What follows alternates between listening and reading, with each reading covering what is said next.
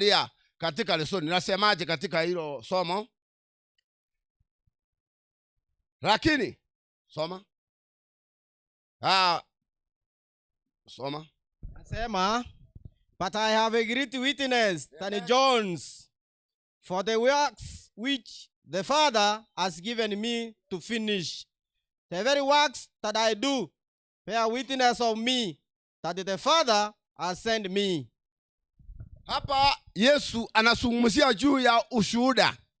Na ushuhuda ule Yesu aliokuwa nao sio kama ule ushuhuda wa Yohana Mbatizaji. Ushuhuda wa Yesu ni ushuhuda uliotoka mbinguni.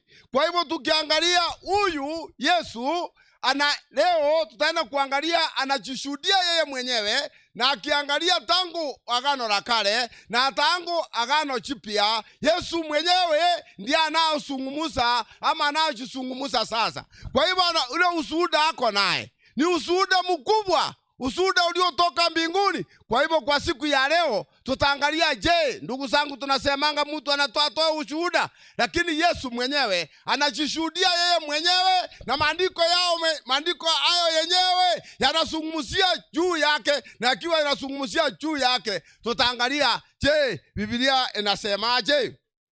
Kwa hivyo tukiangalia katika introduction, kuna mambo makuu inayozungumzia pale. Naye katika macho nisomee nikiwa tunaenda katika hii introduction.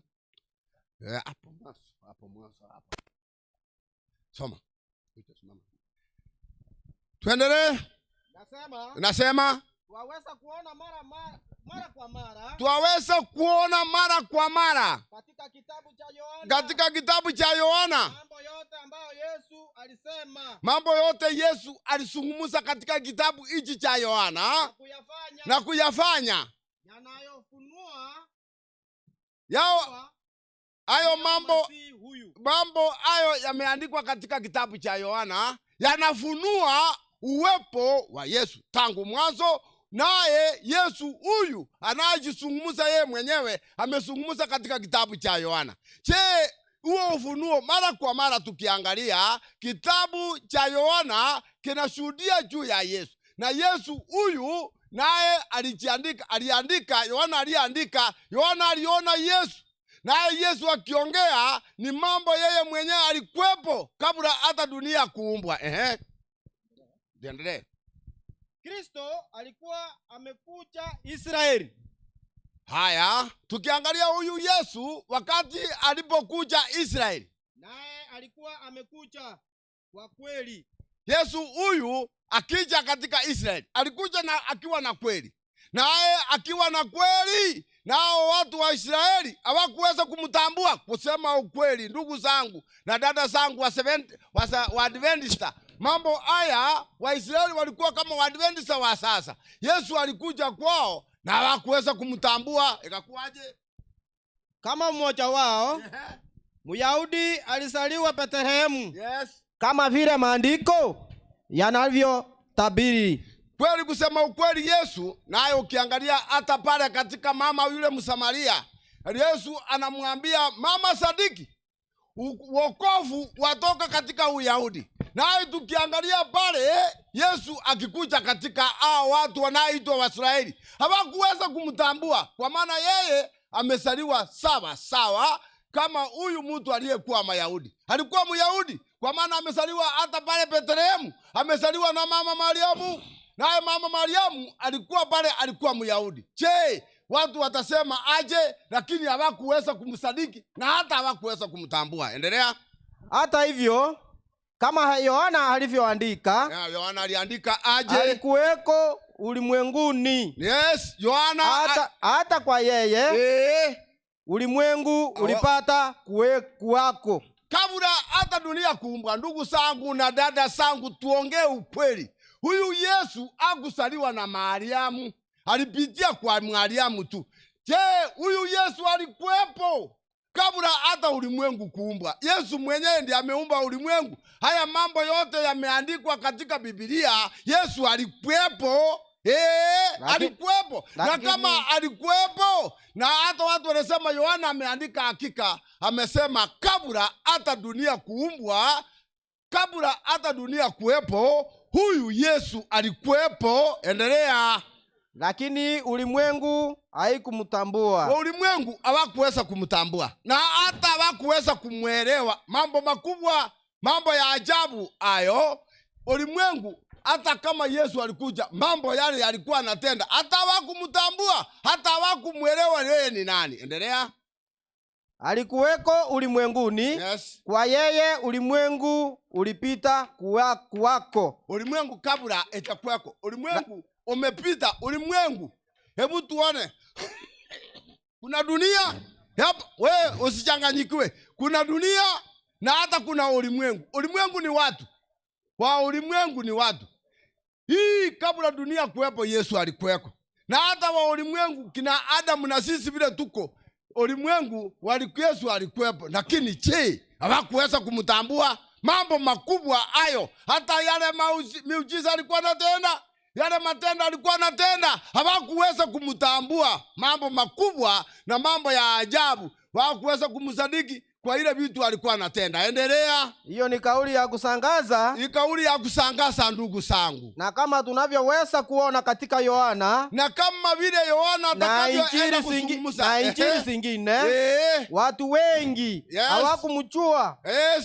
Japo walipaswa kumjua, hasa kwa sababu ya mambo yote ambayo Yesu alifanya na kusema. Ndugu zangu, makubwa hayo, hata kama stima naye imeenda kidogo kwa udomo, hiyo mambo haya yaweza kuwafikia.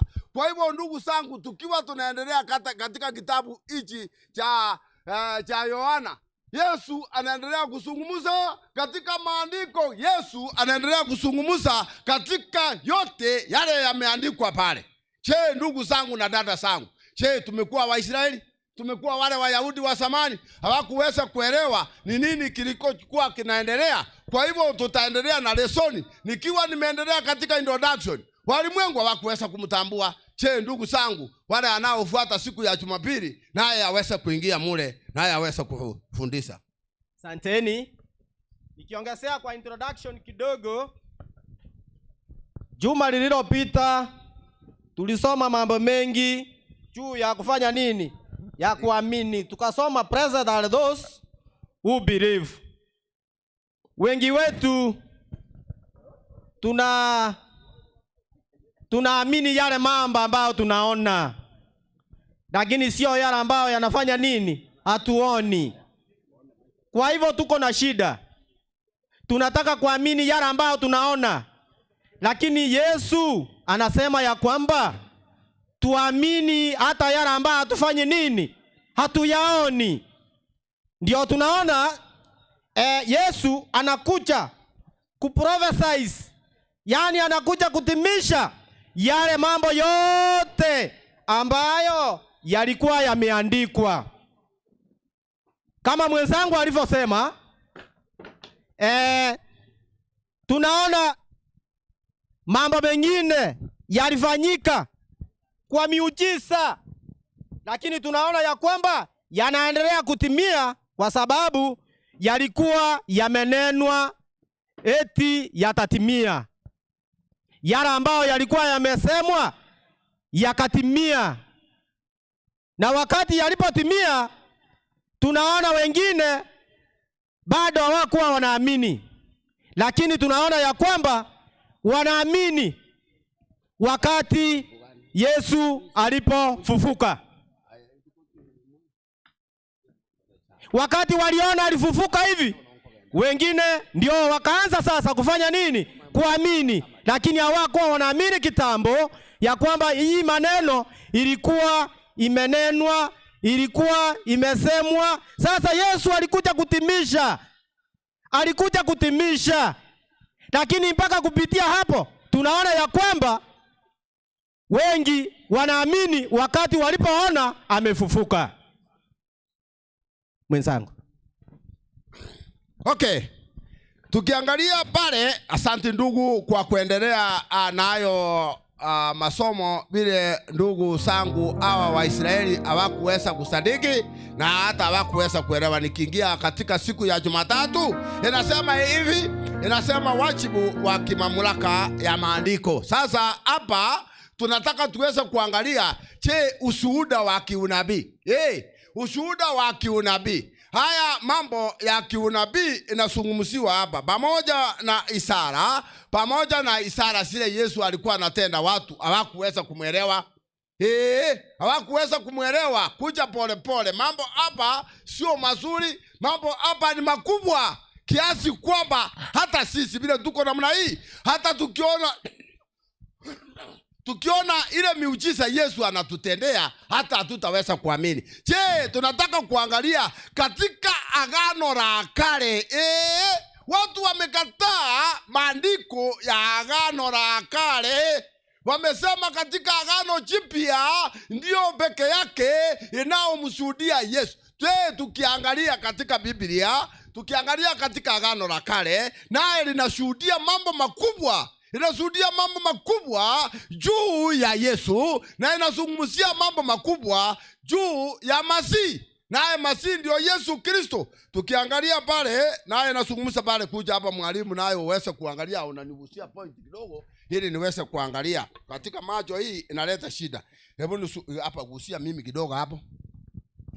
Gusa hapa Agano la Kale. Hapa. Gusa haraka.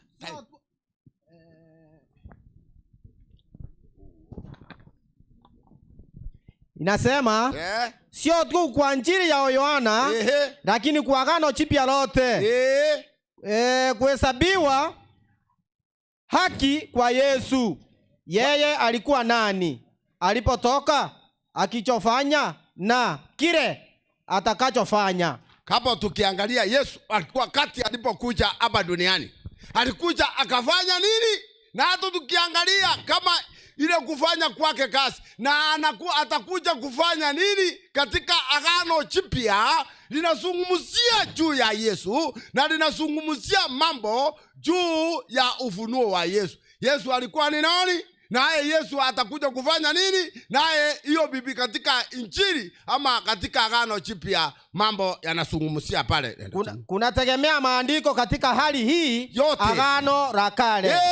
Katika Agano la Kale. Agano la Kale yanazungumzia ama maandiko yanamshuhudia Yesu. Na yakiwa yanamshuhudia Yesu, tukiangalia tunaona hakika maandiko ndio iko na mamlaka. Maandiko ndio iko na mamlaka ya kukuweza kukuonyesha juu ya huyu Yesu alikuwa nani. Endelea. Katika Injili zote mara kwa mara Yesu anarejea kwenye mamlaka ya maandiko kama ushuhuda mkuu kwake. Kwa mfano, mara nyingi Yesu anatumia matukio kutoka katika Agano la Kale ili kusaidia kurejea kwa kile anachokifanya. Huyo Yesu anazungumzia. Tukiangalia kuja pole pole, naye mitambo angalia pale connect iweze kuwa sawa. Tukiangalia ndugu zangu na dada zangu, hii Agano la Kale linazungumzia juu ya Yesu tangu Genesis na hadi katika kitabu cha mwisho kitabu cha mwisho cha Ufunuo. Kwa hivyo tukiangalia pale hii Agano la Kale na Agano Jipya. Agano la Kale ni la kupigia mpira juu ya Agano Jipya, na Agano Jipya pale linazungumzia Yesu Injili mzima. Agano la Kale linazungumzia juu ya Yesu mzima. Hakuna kitabu kinayekosa kumzungumzia Yesu. Kwa hivyo tukiangalia pale, tukienda kumaliza siku hii ya leo ili tuweze kuangalia somo kidogo chini.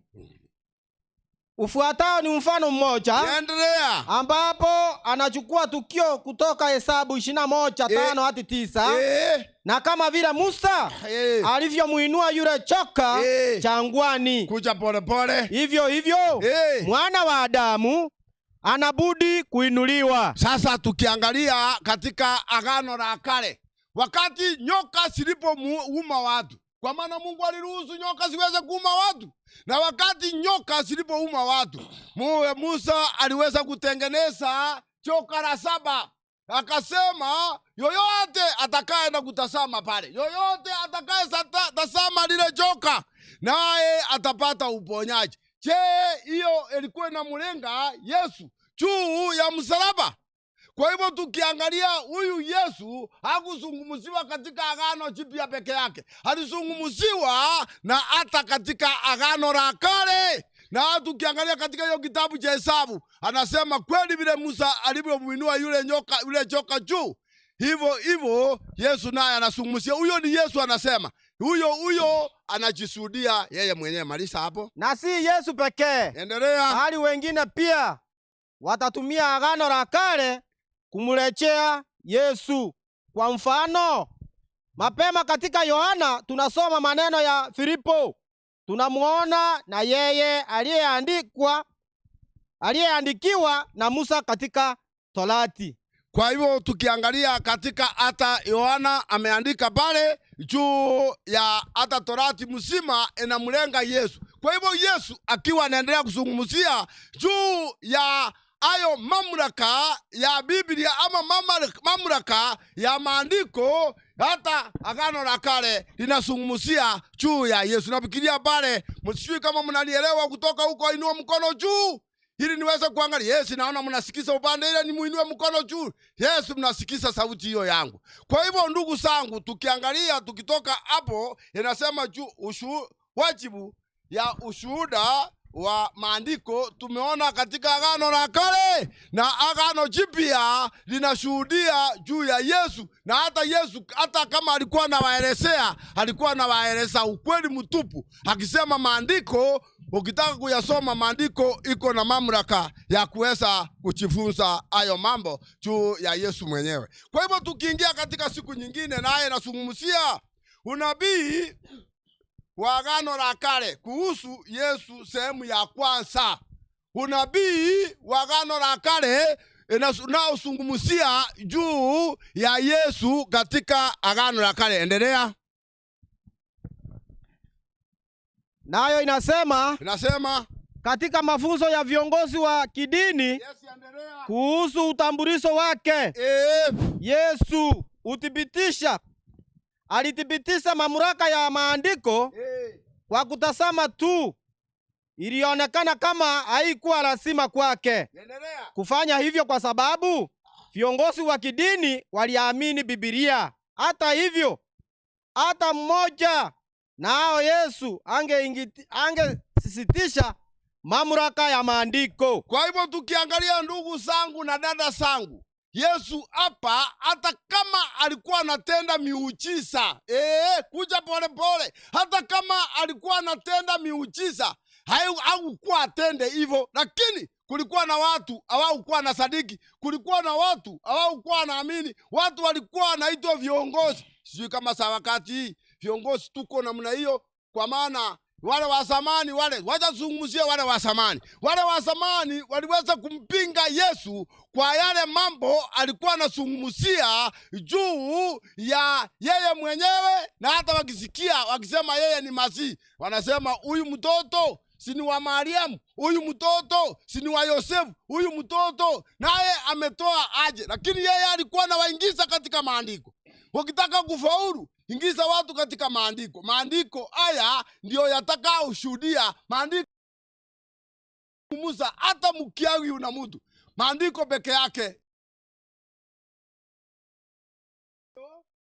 ili kuwaonyesha yeye alikuwa nani, hata kama mioyo yao ilikuwa migumu kiasi gani, na hata kama walijaribu sana kupigana na usadikizo huo.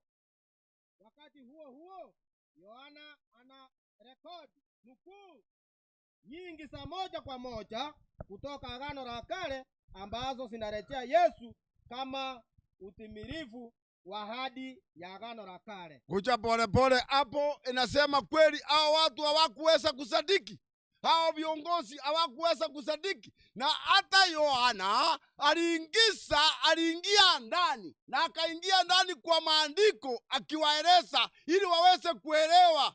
Naye bwana, mambo hayo wakati hiyo ilikuwa ngumu. Wacha tuweze kusema sijui kwa sababu walikuwa naona yale miujiza Yesu alikuwa anatenda, hata hawakusadiki, hata hawakutaka kuelewa, kwa maana walikuwa na kitu kilikuwa kinaitwa kiburi.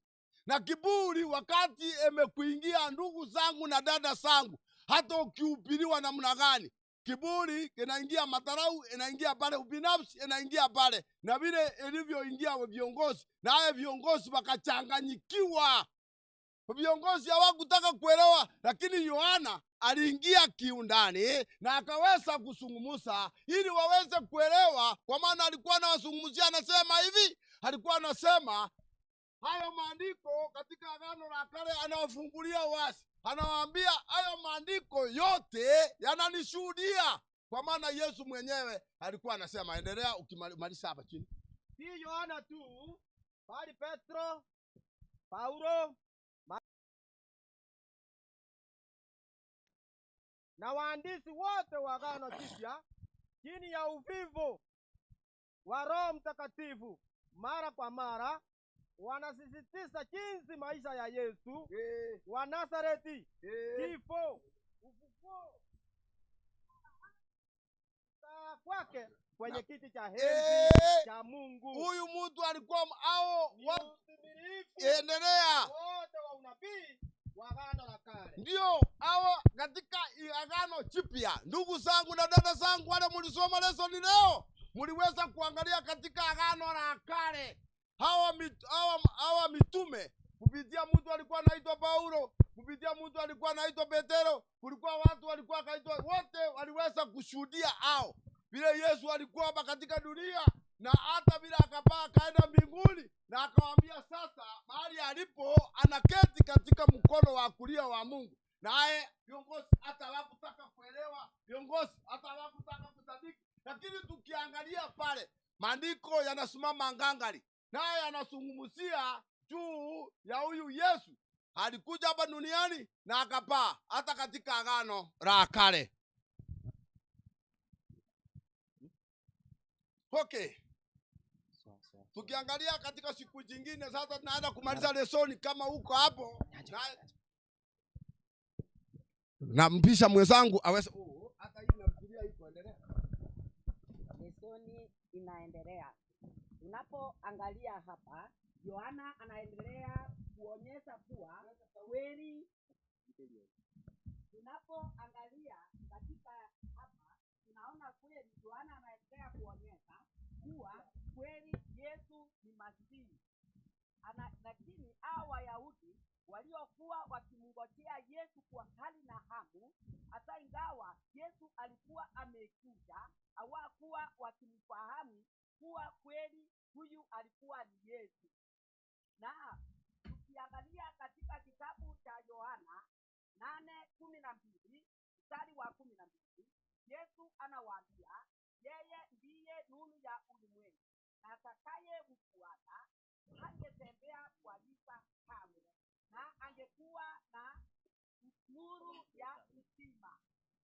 Wanaendelea kupinga kuwa Yesu ndiyo Mesaya, lakini Yesu anaendelea kuwaelezea kweli yeye ni Mesaya, na wanaendelea kumuuliza na kumwambia kuwa Yesu anatoa ushahidi usiokuwa wa kweli juu yake kuwa yeye ni Mesaya.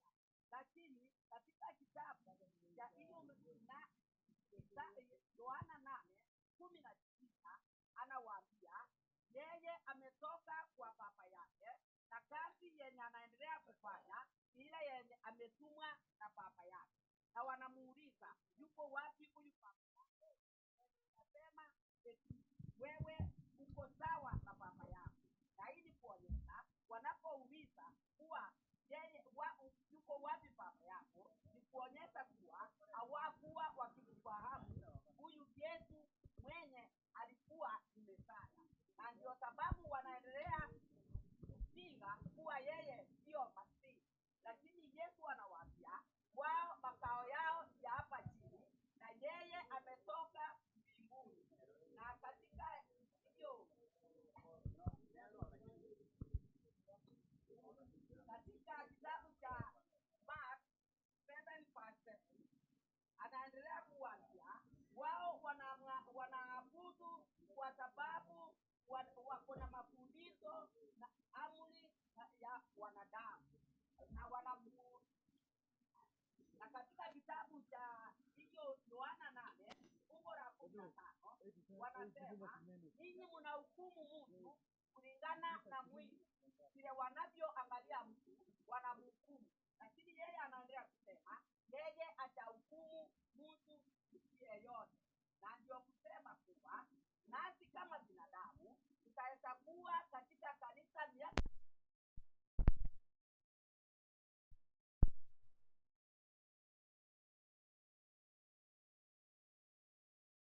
lakini tunaendelea kumngojea vile Waisraeli walikuwa wakimngojea, na alipoingia walikuwa wakisema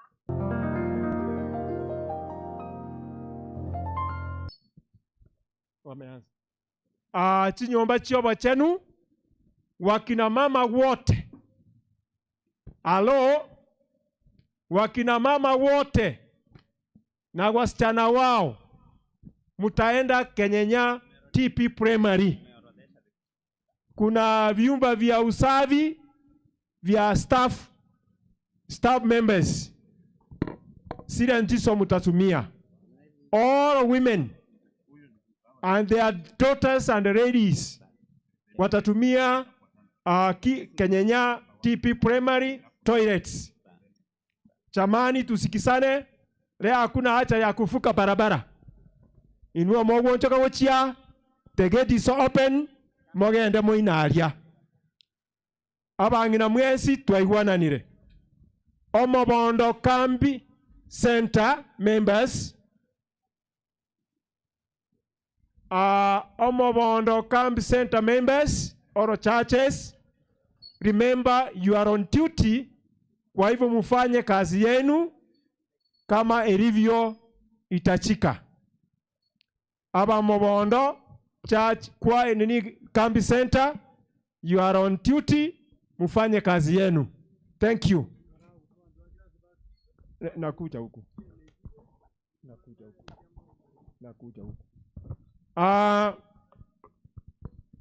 Sitting arrangement mukaa vile imefangwa. The arrangement is chikwaya okoboko kwa ne woko limoina oro kwaya asimole moina monganya koruabu mobere this side on my right hand side.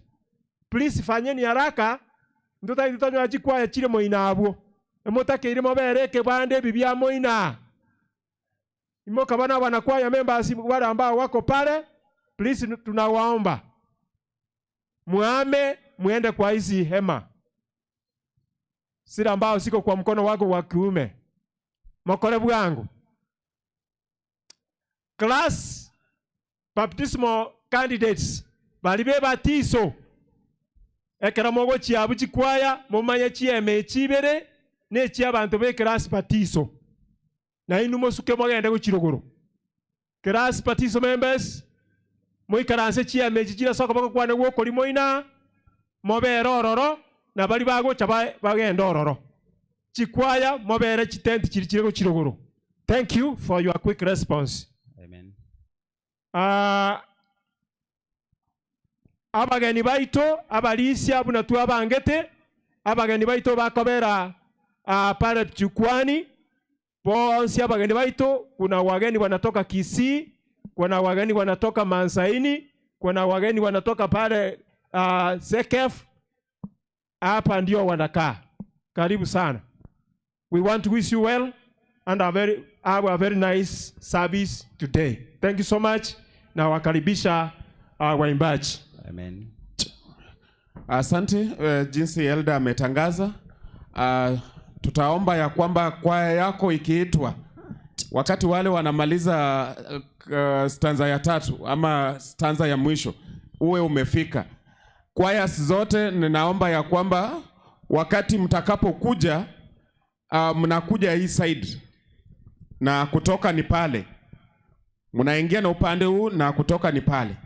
Asante. Wakati tutapea Elda aombe ndio tuanze.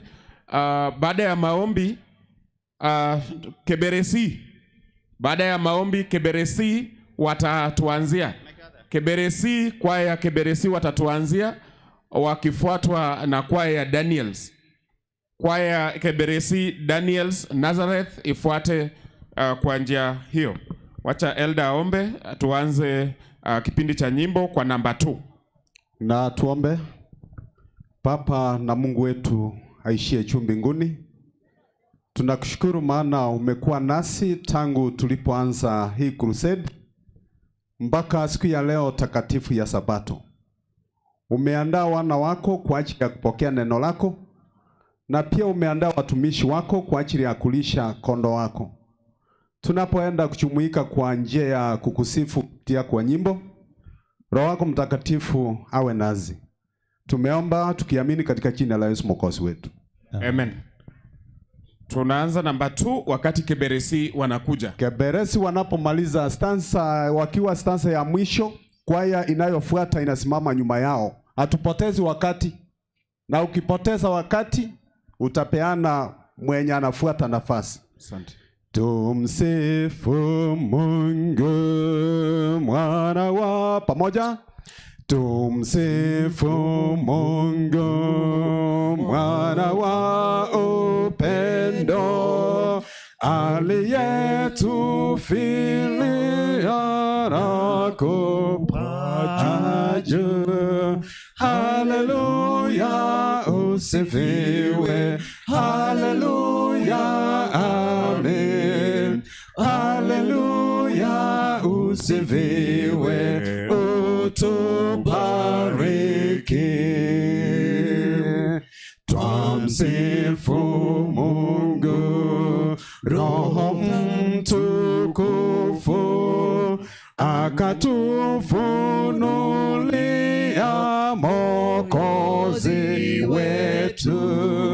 Haleluya, usifiwe. Haleluya, amen. Haleluya, usifiwe. Daniel's memorial on stage. Daniel's memorial. Twamsifu Mungu aliyetufia, ametukomboa na kutuongoza. Haleluya, usifiwe. Haleluya, amen. Haleluya, usifiwe. Utubariki. Twamsifu Mungu wa neema yote, aliyetwaa dhambi akazifuta. Haleluya, usifiwe. Haleluya, amen. Haleluya, usifiwe. Utubariki. Tuambie tena, tujaze na pendo, moyoni uwashe moto wa Roho. Haleluya, usifiwe. Haleluya, amen. Haleluya, usifiwe. Utubariki. Asante. Daniel watafuatwa na Nazareth. Deacons and deaconesses, mwaombwa mkutane hapa nyuma ya hii nini hema pale chini ya mti. Deacons and deaconesses, mkutane chini ya mti pale.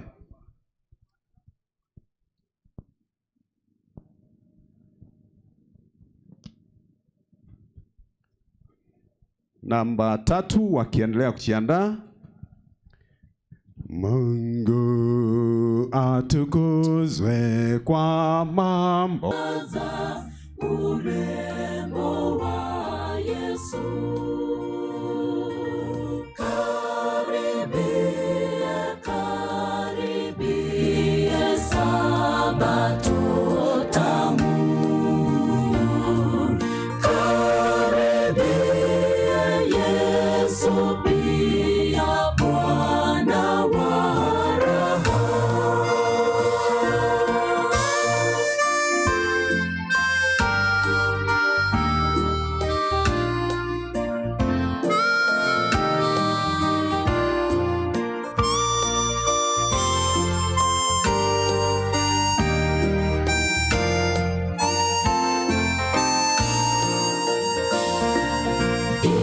itakase kweli, ukamsifu leo yeye aliyesema mimi ndiye njia, nasi tukimfuata mkombozi hapa,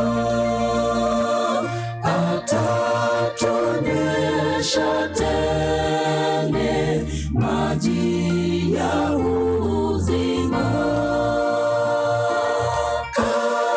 Karibia, karibia Sabato tamu. Karibia Yesu pia Bwana wa raha.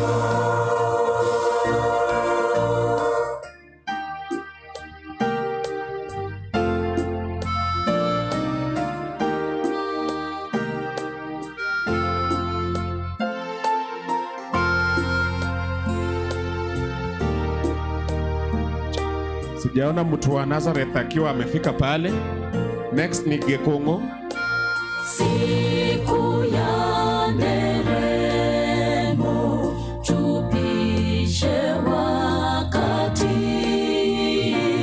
tukimwimbia Yesu rafiki mpendwa, mponya wetu leo, umwema ajabu, ukae kwetu Bwana moyoni daima.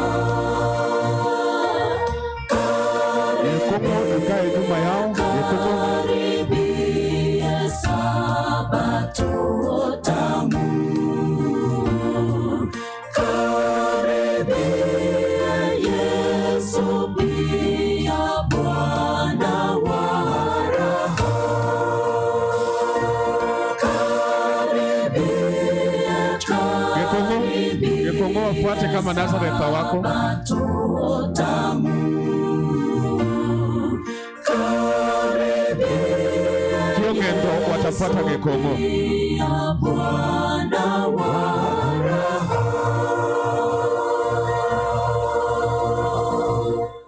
Amen. Au ni Daniels wamemaliza. Get Gekongo. instructions clearly. Get instructions clearly. Song number 19, nyimbo za Kristo 19. Ukiona wale wanamaliza stanza ya mwisho karibia, inafaa uwe umefika. Msalaba wa Yesu. Number 19. Msalabani pa Mwokozi. Pamoja? Yeah.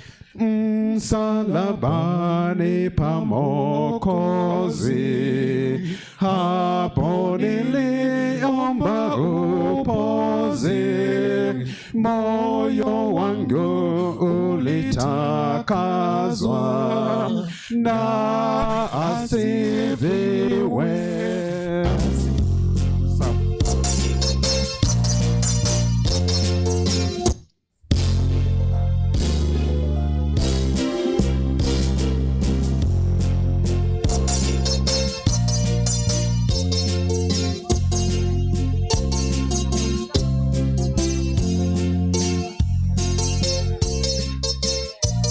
Waimbaji, wakati umemaliza wimbo wenu, mnatokea hii sehemu, maana you are captured live.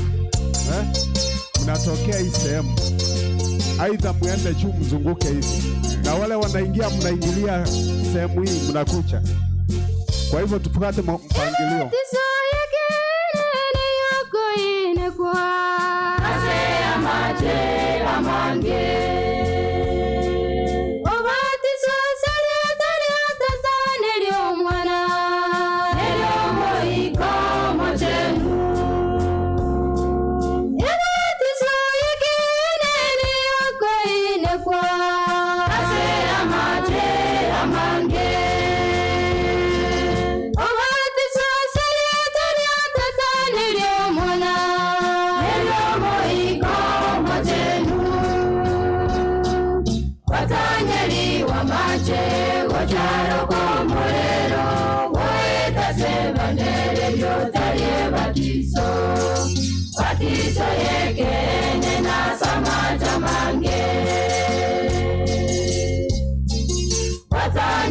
wa mate gocharo komorero goeta sebandere yotaye batizo batizo yekene na samaja mange.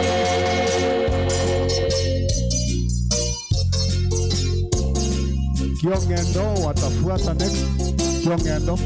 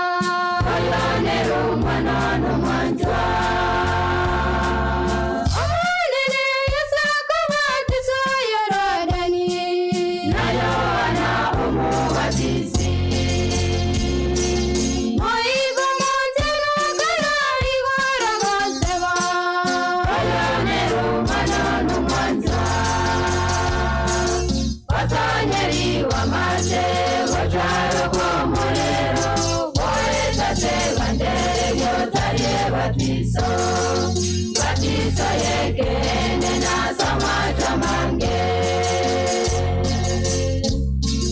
kwazanyeli wa mate gocharo komorero goeta sebandere yotaye batizo batizo yekene na samaja mange.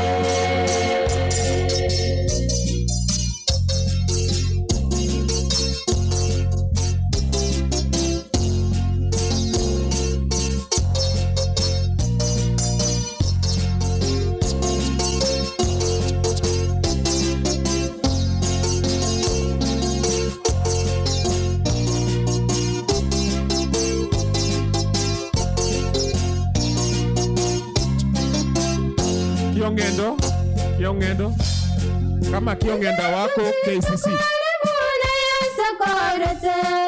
Tobatizwa samaja mange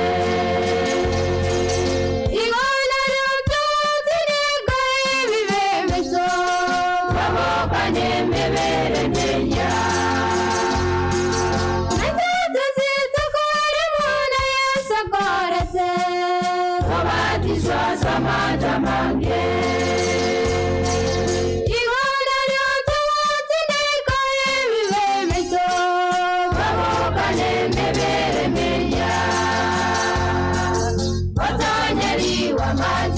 gocharo komorero goeta sebandere yotaye batizo batizo yekene na samaja mange watanyeli wa mate gocharo komorero goeta sebandere yotaye batizo batizo yekene na samaja mange.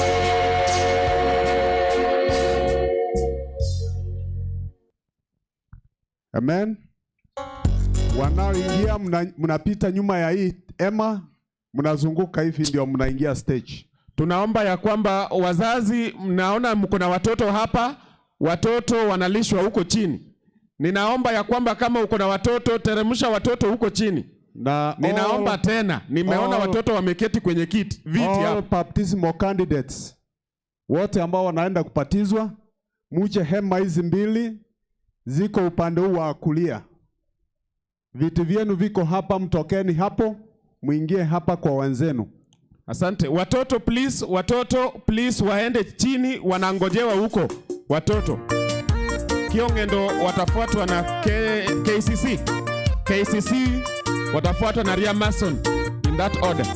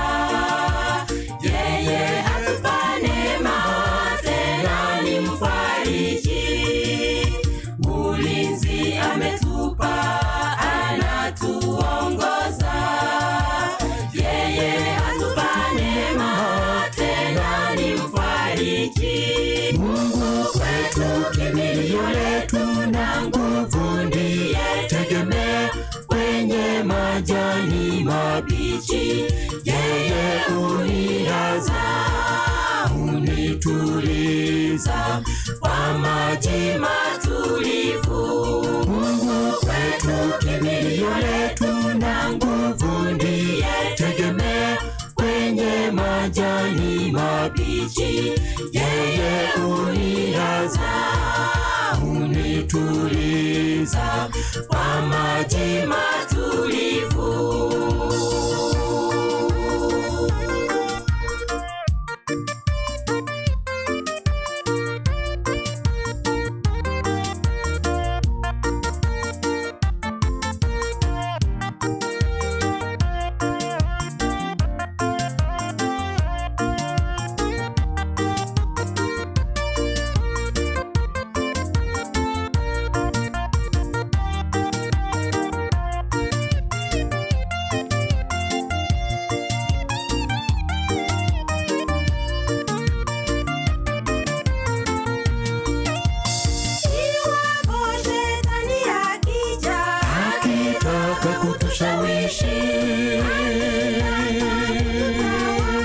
Yesu atutawale, tunena nami Bwana, nena kwa upole. Nitapiga vita vizuri hadi nimshinde shetani, nena nami Bwana, nena kwa upole. Nitapiga vita vizuri hadi nimshinde shetani. Mungu wetu, kimbilio letu na nguvu, ndiye tegemeo kwenye majani mabichi, yeye unilaza, unituliza kwa maji matulivu. Mungu wetu, kimbilio letu na nguvu, ndiye tegemeo kwenye majani mabichi, yeye unilaza, unituliza kwa maji matulivu.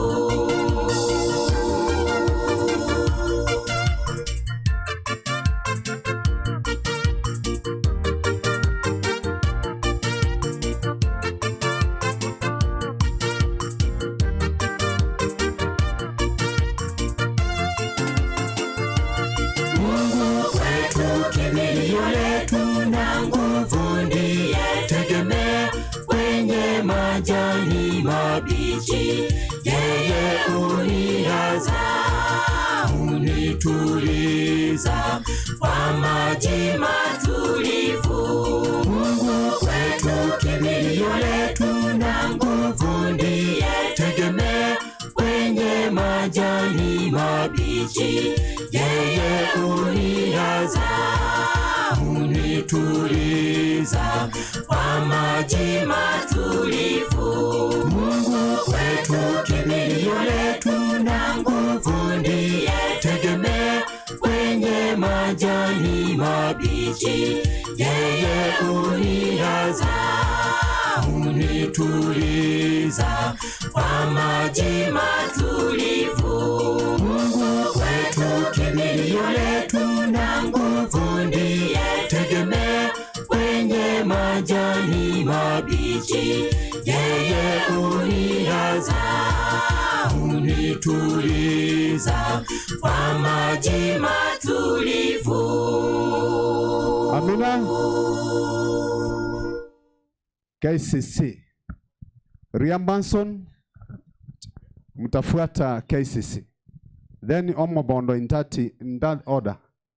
Nyimbo za Kristo 69. Cha kutumaini sina. Tumbea kwa pamoja.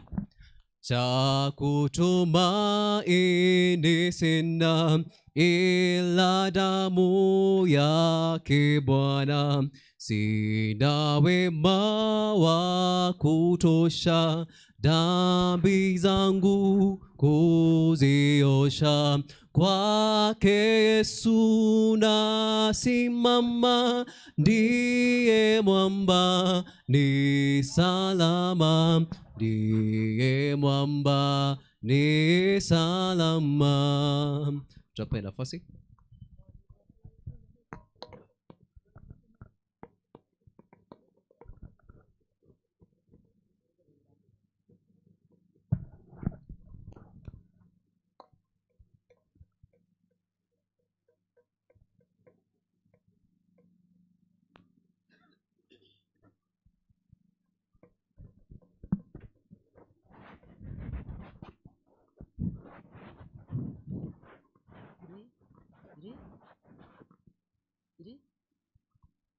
Yohana Mbatizaji katika Uyahudi, kazi yake Yohana ni kutangaza neno.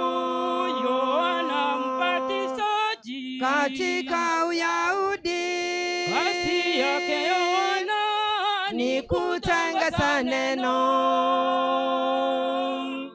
Kazi yake mtu yule akiwa nyikani akisema, Mfalume wa mbingu karibu, tengeneza njia yake Bwana, asema yaonyesha mapito yake Bwana, asema tubuni dhambi, tubuni sasa, Mfalume wa mbinguni sasa karibu, tengeneza njia yake Bwana, asema yaonyesha mapito yake Bwana, asema tubuni dhambi, tubuni sasa, Mfalume wa mbinguni sasa karibu. Watu wote tubuni dhambi zenu leo, siku yake Mwokozi yakaribia kweli. Watu wote tubuni dhambi zenu leo, siku yake Mwokozi yakaribia kweli. Kusiuki mtu yule akiwa nyikani akisema, Mfalume wa mbingu karibu, tengeneza njia yake Bwana, asema yaonyesha mapito yake Bwana, asema tubuni dhambi, tubuni sasa, Mfalume wa mbinguni sasa karibu, tengeneza njia yake Bwana, asema yaonyesha mapito yake Bwana, asema tubuni dhambi, tubuni sasa, Mfalume wa mbinguni sasa karibu. Yohana Mbatizaji kuwabatiza watu kwenye mto Yordani. Yohana Mbatizaji kuwabatiza watu kwenye mto Yordani. Kazi yake mtu yule akiwa nyikani akisema, Mfalume wa mbingu karibu, tengeneza njia yake Bwana, asema yaonyesha mapito yake Bwana, asema tubuni dhambi, tubuni sasa, Mfalume wa mbinguni sasa karibu, tengeneza njia yake Bwana, asema yaonyesha mapito yake Bwana, asema tubuni dhambi, tubuni sasa, Mfalume wa mbinguni sasa karibu. Amen. Mnawaambia aje? Wazidi kubarikiwa. Riamason wanaingia jukwani. Aki, tunaomba ya kwamba ukiitwa unajikokota utakosa kama nafasi. Hauko tayari utuambie. Second stanza 69. Number 69, second stanza. Njia yangu, tupe kwa pamoja 3. Njia yangu iwe ndefu, Yehunipa wokovu, mawimbi yakinipiga, nguvu zake ndiyo nanga, kwake Yesu nasimama, ndiye mwamba ni salama. Omobondo next. Omobondo watafuatwa na Kenyanya Men. Tuna recognize presence of Exodus, wamefika tayari. Exodus washafika.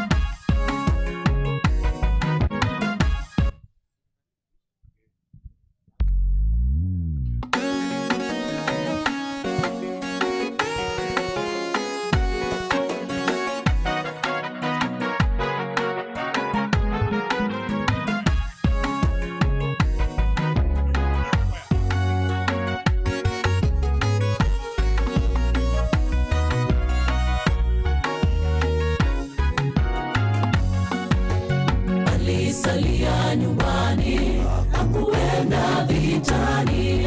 Daudi akiwa anatembea akamuona bibi yake Uria akioga, kisha akamtamani, akatuma watumishi wake wamlete kwake, akawa naye akatenda dhambi mbele za Mungu. Alisalia nyumbani, hakuenda vitani. Daudi akiwa anatembea akamuona bibi yake Uria akioga, kisha akamtamani, akatuma watumishi wake wamlete kwake, akawa naye akatenda dhambi mbele za Mungu. Wajibika katika kazi yako, tena usitende mwenzako mabaya. Matendo yako ya leo yatakuokoa kesho, ama yakuumize. Wewe tenda mema kwa wenzio, tenda mema hata kwa maadui wako. Wewe tenda mema ndugu, utavuna yaliyo mema. Wajibika katika kazi yako, tena usitende mwenzako mabaya. Matendo yako ya leo yatakuokoa kesho, ama yakuumize. Wewe tenda mema kwa wenzio, tenda mema hata kwa maadui wako. Wewe tenda mema ndugu, utavuna yaliyo mema.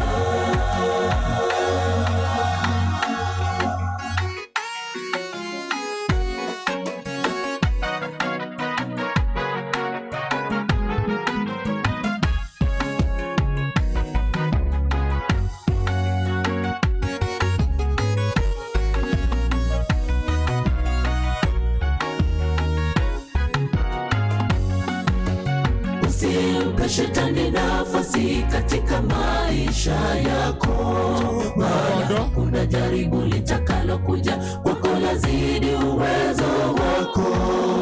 Mungu ni mwaminifu, atafungua mlango utoke kwa majaribu yako. Mungu ni mwaminifu, atafungua mlango utoke kwa majaribu yako.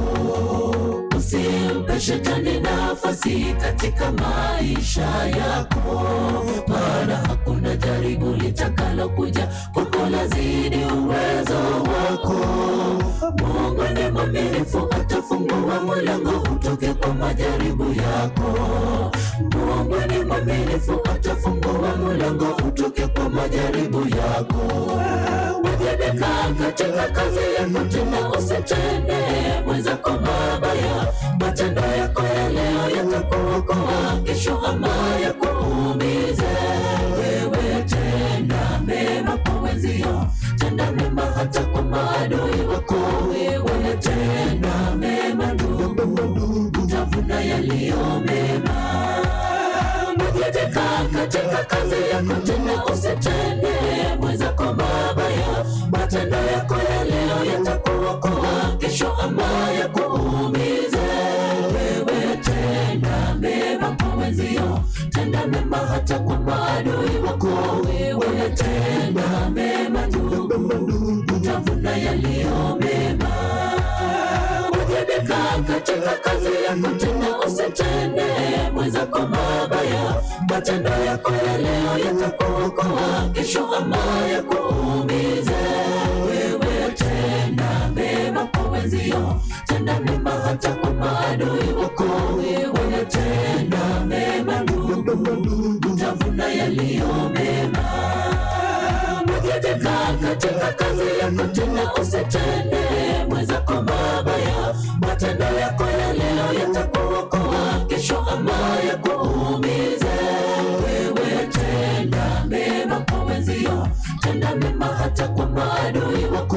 Wewe tenda mema ndugu, utavuna yaliyo mema.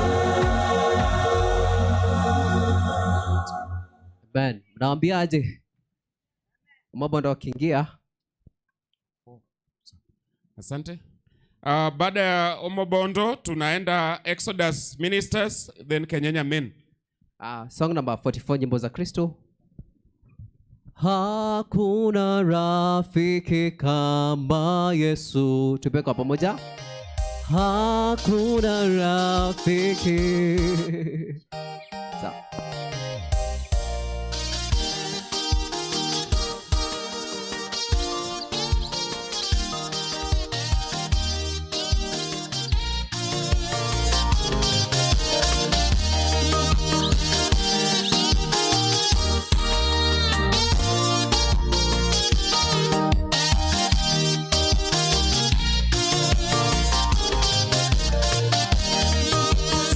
tembea peke yangu, pana dhoruba nyingi njiani, na ingawa njia sioni, Bwana Yesu ongoza mbele. Siwezi tembea peke yangu, pana dhoruba nyingi njiani, na ingawa njia sioni, Bwana Yesu ongoza mbele.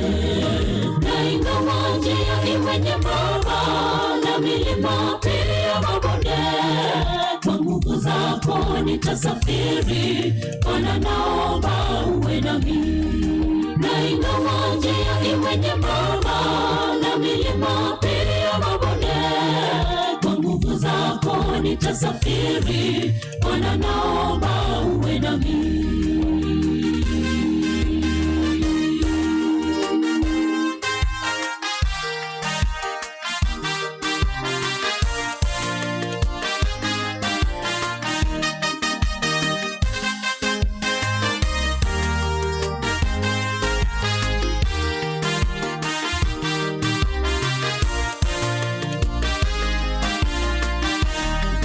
Nitembee nawe Bwana Yesu alivyotembea Enoki, mkono wangu Bwana ushike na unene nami kwa pole.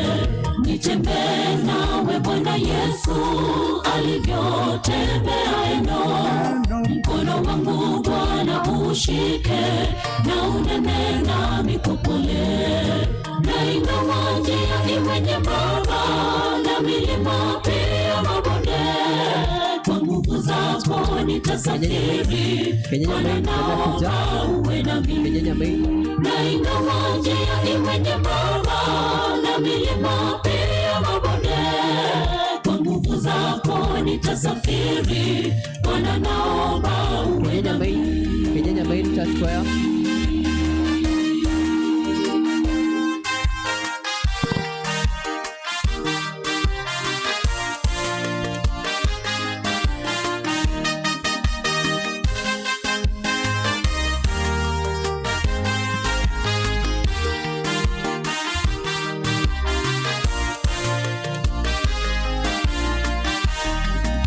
Ninatazamia kukuona mwisho wa safari yangu, hata huko mjini Sayuni, Yesu nitatembea nawe.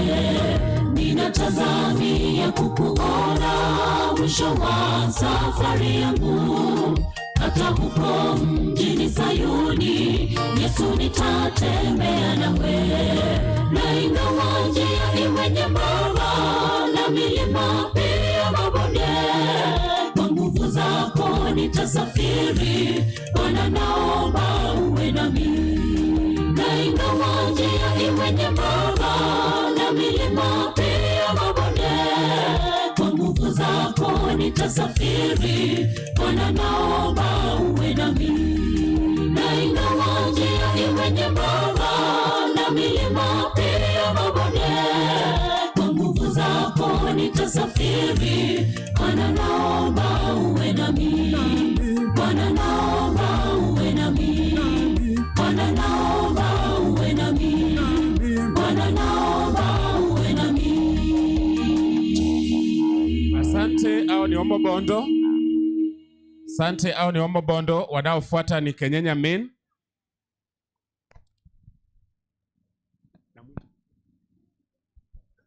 Wakiingia nyimbo za Kristo 45.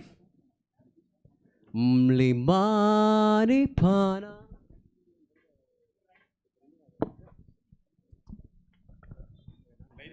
Dereva wa Sekaf nasikia. Kama unaendesha gari ya Sekaf kuja hapa nyuma unahitajika. Mlimani pana mwanga. Mlimani pana mwanga. Trigo. Mlimani pana mwanga, mwanga wa jua zuri, shambani na baharini, jua tu kufuliko, mwanga ulio mkubwa, mwanga uyoni mwangu kwa kiwa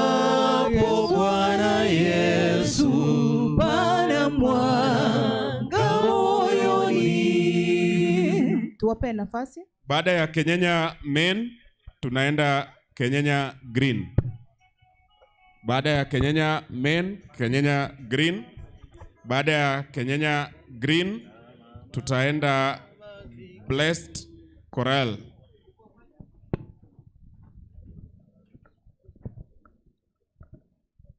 Matangazo ni kwamba Kenyenya main ikiimba tutasimama kwa muda kidogo, kwaya zisimame kuimba. Nafasi ikipatikana tena tunaweza kuita. Kwa hivyo tunawashukuru sana kwa wale wameimba, hata wale hawajaimba. Mungu awabariki. Kiwezekana mtaimba tu, msijari, msikufe moyo. Asante. Kwaya basi ingia.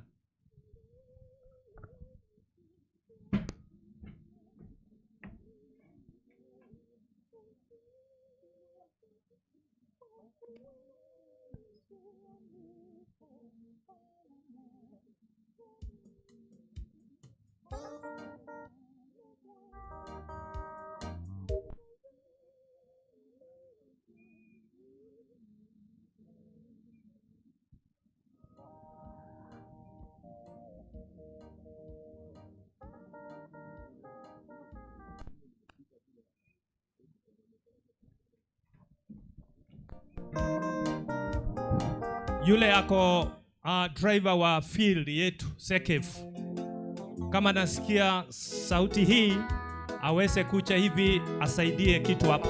Please come quickly.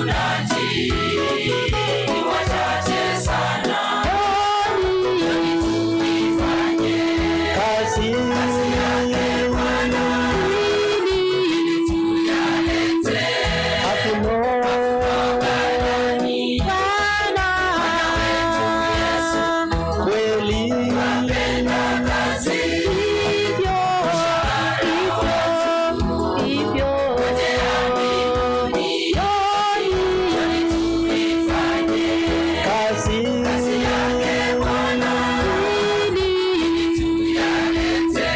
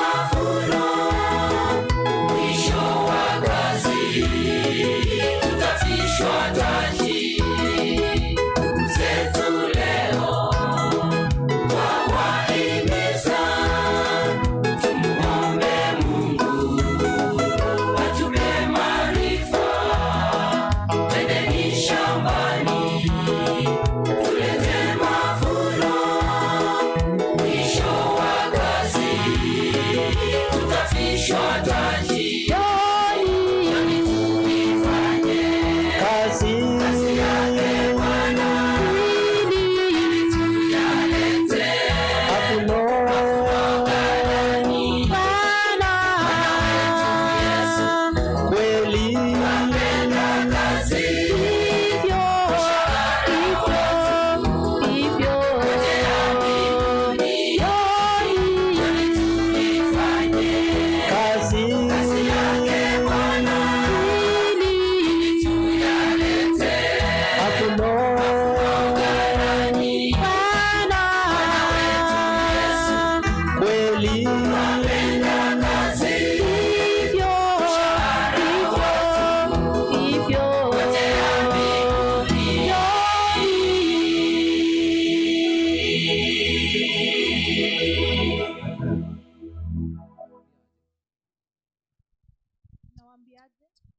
Mnawaambiaje? Nambari 45. Kama mavazi. Karibu wimbo. Kama mavazi kikoni nafuu huzuni, nguo nzuri za kufaa umeni. Karibu.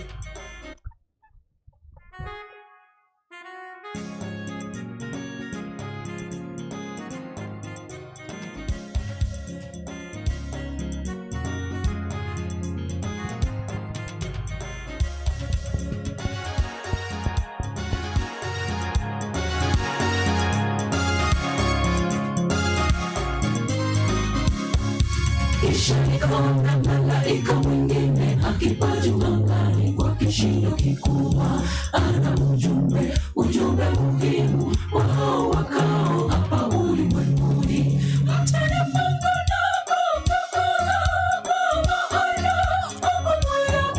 Hukumu yake sasa imewadia. Kisha nikaona malaika mwingine akipaa juu angani kwa kishindo kikubwa, ana ujumbe muhimu kwa hao wakao hapa ulimwenguni.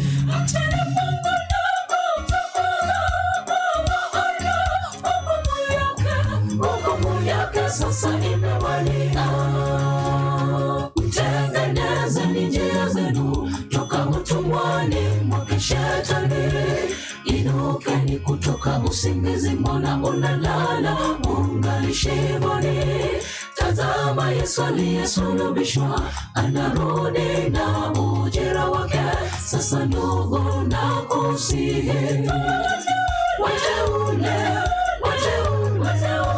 wake Bwana Yesu, mtengenezeni njia zenu toka utumwani mwake Shetani.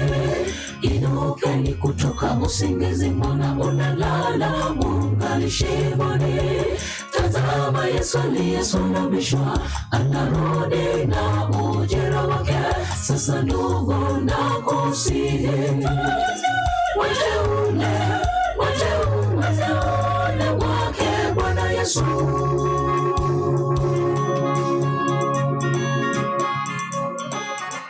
Exodus ministers, mtafuata. Or Revelation.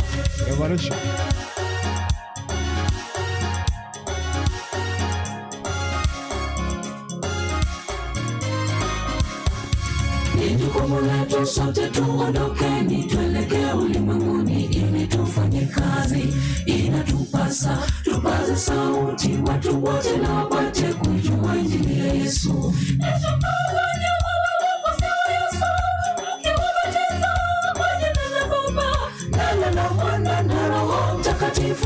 Ni jukumu letu sote tuondokeni, tuelekee ulimwenguni ili tufanye kazi. Inatupasa tupaze sauti, watu wote na wapate kujua injili ya Yesu.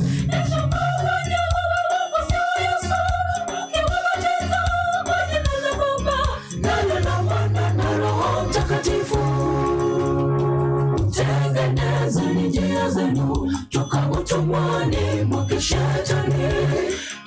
inukeni kutoka usingizi, mbona unalala ungali shimoni? Tazama Yesu aliyesulubishwa anarudi na ujira wake. Sasa ndugu nakusihi, wateule wake Bwana Yesu, mtengenezeni njia zenu toka utumwani mwa Shetani. Inukeni kutoka usingizi, mbona unalala ungali shimoni? Tazama Yesu aliyesulubishwa anarudi na ujira wake. Sasa ndugu nakusihi, wateule wake Bwana Yesu, mtengenezeni njia zenu toka utumwani mwa Shetani. Inukeni kutoka usingizi, mbona unalala ungali shimoni? Tazama Yesu aliyesulubishwa anarudi na ujira wake. Sasa ndugu nakusihi, wateule wake Bwana Yesu, mtengenezeni njia zenu toka utumwani mwa Shetani. Inukeni kutoka usingizi, mbona unalala ungali shimoni? Tazama Yesu aliyesulubishwa anarudi na ujira wake. Sasa ndugu nakusihi, wateule wake Bwana Yesu.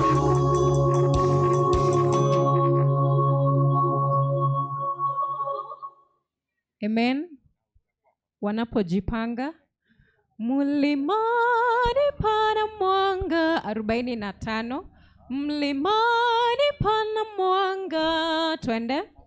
Mlimani pana mwanga, mwanga wa jua zuri, shambani na baharini, jua tukufu liko, mwanga ulio mzuri umo moyoni mwangu, akiwapo Bwana Yesu pana mwanga moyoni, mwangaza ulio mzuri.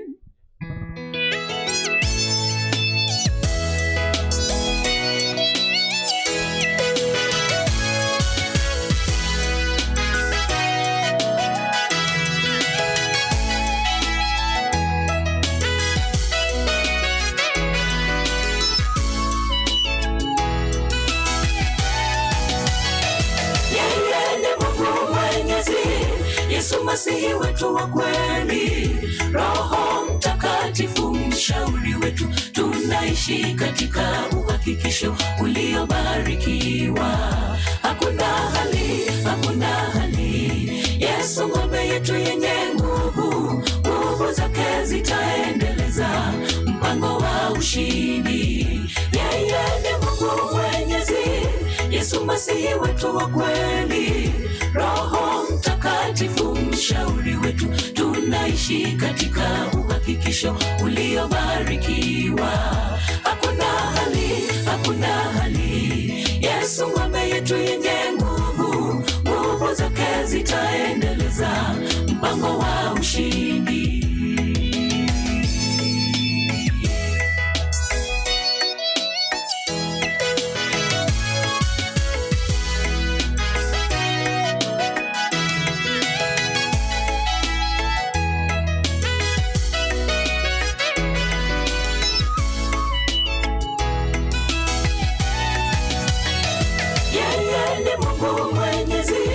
Yesu Masihi wetu wa kweli, Roho Mtakatifu mshauri wetu, tunaishi katika uhakikisho uliobarikiwa.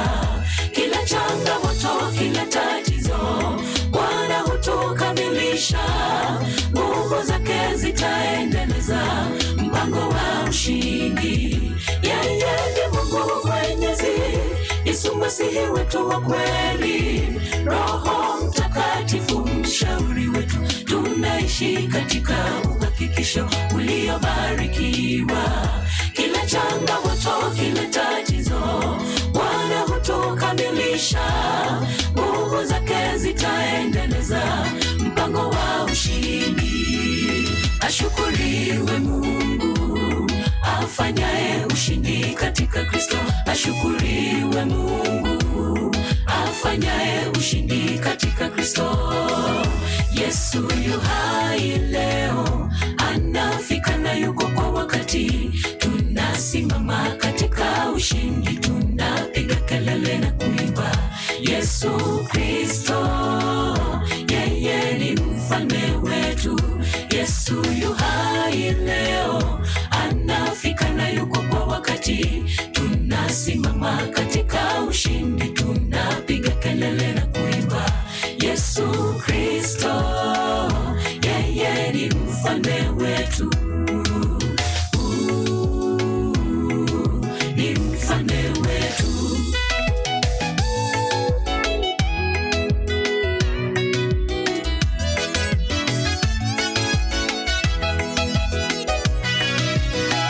Kila siku napokea rehema zako, kila siku napokea neema yako. Unanipa radhi kila siku, kila siku unatengeneza njia we. Kila siku nitakupa ibada, nitakupa na sifa. Wewe Mungu hushindwi, unastahili sifa zangu zote. Yesu yu hai leo, anafika na yuko kwa wakati. Tunasimama katika ushindi, tunapiga kelele na kuimba. Yesu Kristo, yeye ni mfalme wetu. Yesu yu hai leo, anafika na yuko kwa wakati. Tunasimama katika ushindi, tunapiga kelele na kuimba. Yesu Kristo, yeye ni mfalme wetu. Ni mfalme wetu.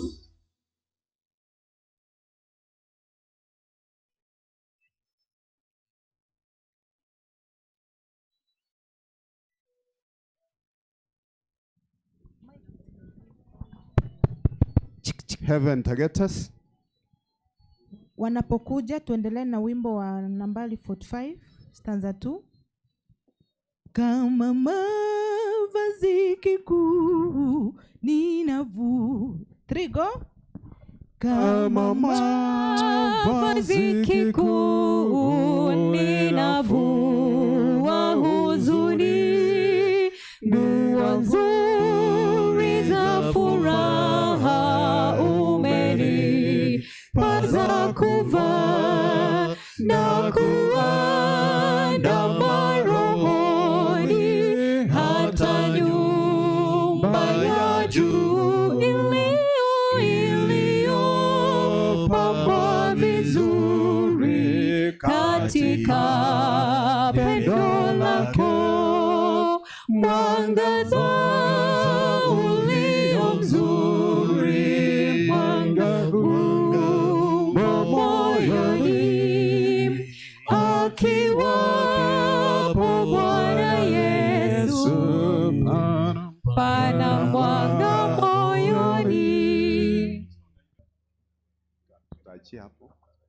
Asante. Tuko na tangazo moja ili tutamatishe kipindi cha nyimbo kwa wakati huu. Tutakuwa na nafasi, kunaona kwaya 3 ambazo hawajapata nafasi, tutapata nafasi. Tunaomba ya kwamba kwa sababu kuna kugongana pale, kina dada wote wataenda upande huu wa primary kwa vyumba vya kujisaidia upande huu, na wanaume wote watateremka huko Kenyenya Men. Wanaume na vijana vya kiume watateremka pale chini, kisha wa kina dada wote wataenda primary kwa sababu tumepewa mwelekeo hivyo. Tunatamatisha, wacha tuombe kwa ajili ya kipindi cha nyimbo kisha tumalize. Tuombe. Mtakatifu na Baba wetu anayetupenda, tuwakumiminia sifa na shukrani kwa sababu ya kipaji cha uhai. Asante kwa sauti njema ambazo umetupa watumishi wako, wamekuimbia, wamekusujudu kwa nyimbo. Baba mtakatifu, kwa vipindi vijavyo twaviweka katika mkono mwako, na iwapo kuna njia nyingine tungekuimbia kushinda hii, tunaomba ya kwamba uzidi kutupa hekima na maarifa ili tujue jinsi tunavyoweza kukuimbia na kukusifu kila kuchao na kutwao. Tuwaomba ufikie pahali ulipo na utujibu kulingana na mapenzi yako, katika jina la Yesu aliye Bwana na mkombozi wetu. Amen. Wacha nimwalike pastor. Asante sana Elda. Sasa umati wa watu umekuja hapa, tunashukuru sana. Kipindi ambacho kitaletwa sasa ni kwamba tunataka kuleta wageni wetu. Nataka kuwajulisha kwamba tumetembelewa na mgeni wetu mkubwa kutoka kwa Union, Pastor Makori ako pamoja nasi kutoka Union, yeye ndio president wetu.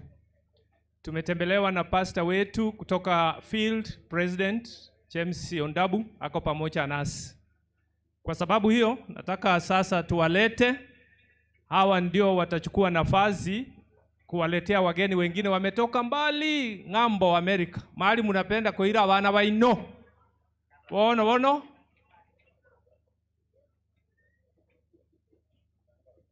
Wale walikuwa wanaimba hapa wameenda na mic yetu. Please leta hiyo mic hapa. Itatumika ukikaa nayo sasa. Ngakirende kwa. Nchubono leta coach. Leta.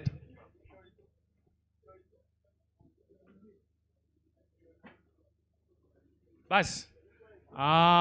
Bono abana banyasaye. Inchege ntomanyete munanegeri gukorwa obwana pakaiga neri ngaki enyombe gotaru nabageni enyombe yinengia. Igo muna twatareirwe nabageni nabe kworo kinga igo bona abantu barega Kenya nabayamure. Nyasaye tigabaseseni asengincho yo gotarerugo. Bono tigamolente munyakero goito Pastor James Ondabu atolentere omogeni oito omolandi Makori korwe Union erinda atolentera abageni bande. Mbuya mono Pastor, karibu. Sabato njema. Sabato njema. Happy Sabbath. And a happy day.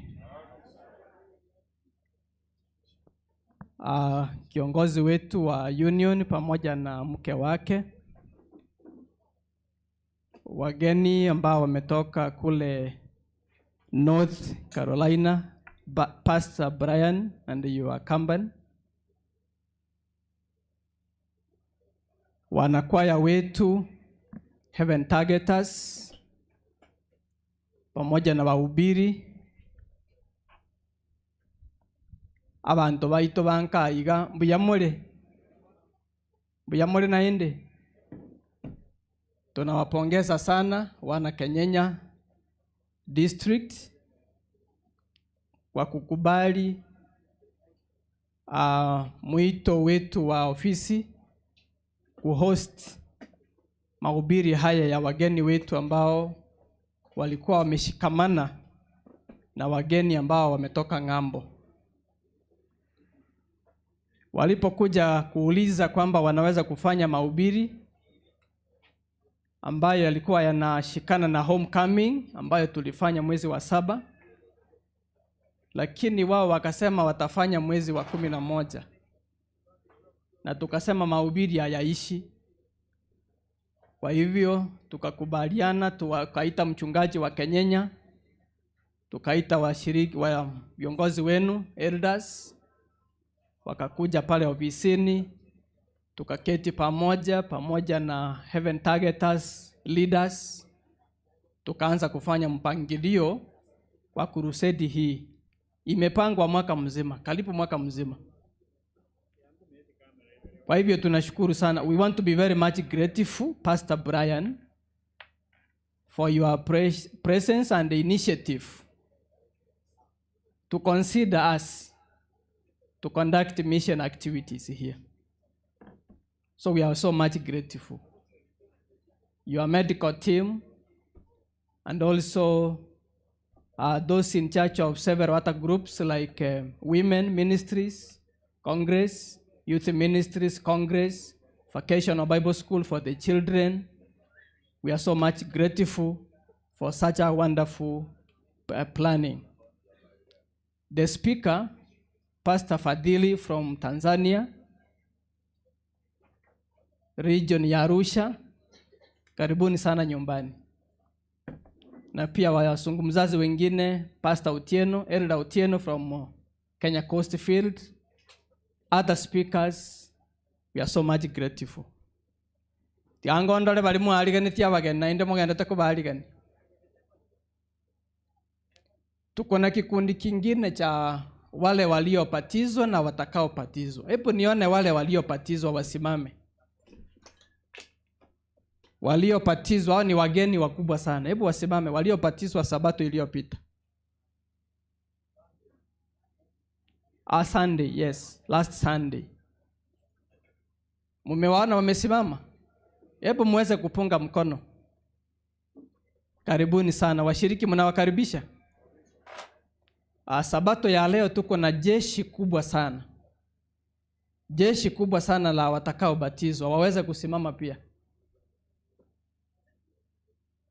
Watakaobatizwa leo waweze kusimama, ambao wamejitolea. Tumetaarifiwa kwamba wanazidi 180. Kwa hivyo ni wengi, wanakaribia 200. Kwa hivyo ni crusade ambayo itaisha. Hebu tuweze kuwasalimu. Hebu mikono ya kuwakaribisha. Basi ningependa niweze kukoma hapo ili uweze ni kutambua wageni ambao tuko pamoja na wao. Mama Union, Mama Alice na Nyaboke muweze kuja hivyo. Lamek kuja na pasta. Okay.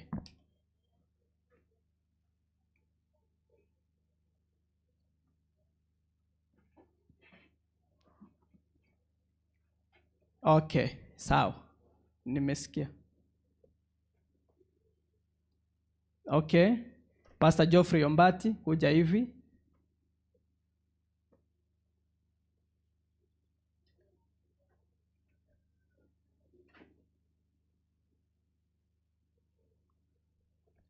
Kikundi cha wageni ambao wametoka North Carolina wataletwa na mwenyekiti wetu wa Union na pia kuwakaribisha rasmi.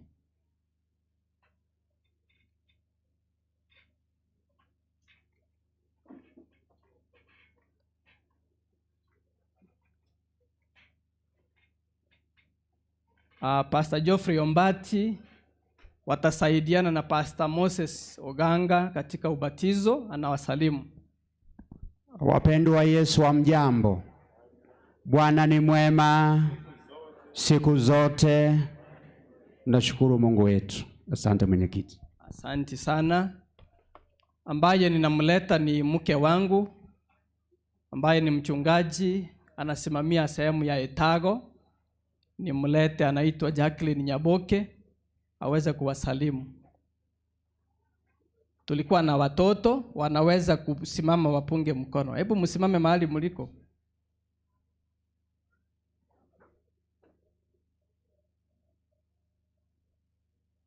Wako ama tulifika wakarudi. Cha wakati mwingine msipochungana. Okay, where are you?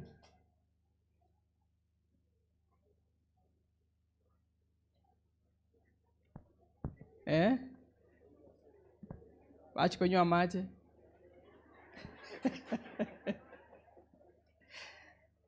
Aya bana bali baimoke. Oyo na bange muri nonye ni no banyene.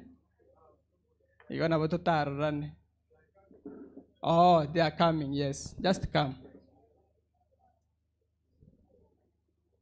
Okay, wanapokuja hivi wakitasimama wapungie mkono, mama wasalimie. Kiongozi wetu wa union, mama wetu mpendwa, Madam Alice, wageni wetu ambao wamekuja kama wanenaji katika crusade hii kubwa, wageni wetu wote kwa njia yoyote ile, na wasalimu katika jina la Yesu. Hamjambo? Hamjambo tena. Nasema karibuni katika mahubiri haya ili tuweze kubarikiwa tunapopokea neno la Mungu. Asanteni. Kwa majina ni Jacqueline Nyaboke Oigo. Na hawa ndio watoto wetu ambao wamefika. Kwa sababu ya muda, okay, simama tu hivi ni wataje kwa sababu ya wageni. Pastor Brian, this is my family because yesterday you were not able to see. Just come. Jacqueline Nyaboke. Yes. And these are the children. Also, you were not able to see them yesterday. They were not there. Mkuje hivi msalimie wageni kwenda huko. This good. Baba Roche. Sawa. Aya. Huyu anaitwa Chafet, nyosha mkono. Huyu ni Obed, nyosha mkono. Huyu ni Edwin, nyosha mkono. Huyu ni Samuel, nyosha mkono. Huyu ni Caleb, nyosha mkono. Thank you so much. Nimlete mama Union, mama Alice aweze kutusalimu, kiongozi wetu wa Union katika Shevades. All pastors, ministerial spouses.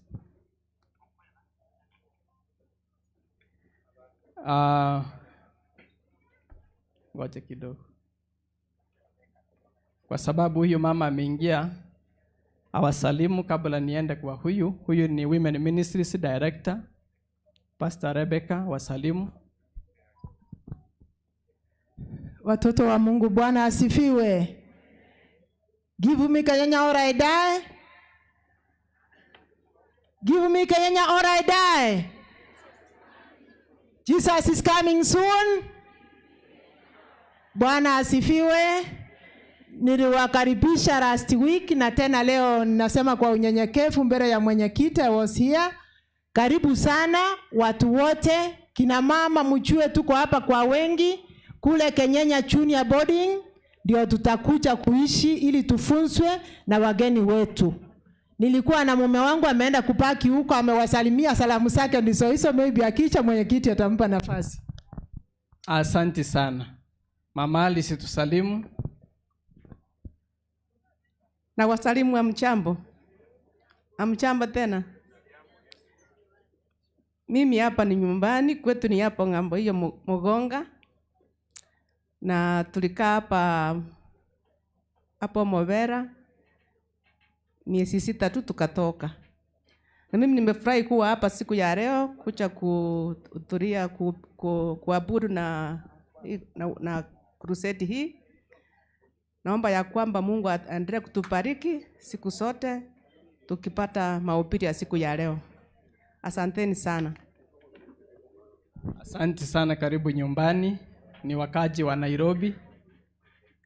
So nimlete kiongozi wetu wa Union, Pastor Samuel Daktari Makori, aweze kutusalimu na pia formally aweze kukaribisha wageni wa nje ya nchi yetu wajisikie nyumbani, akiwemo Pastor Brian and his team.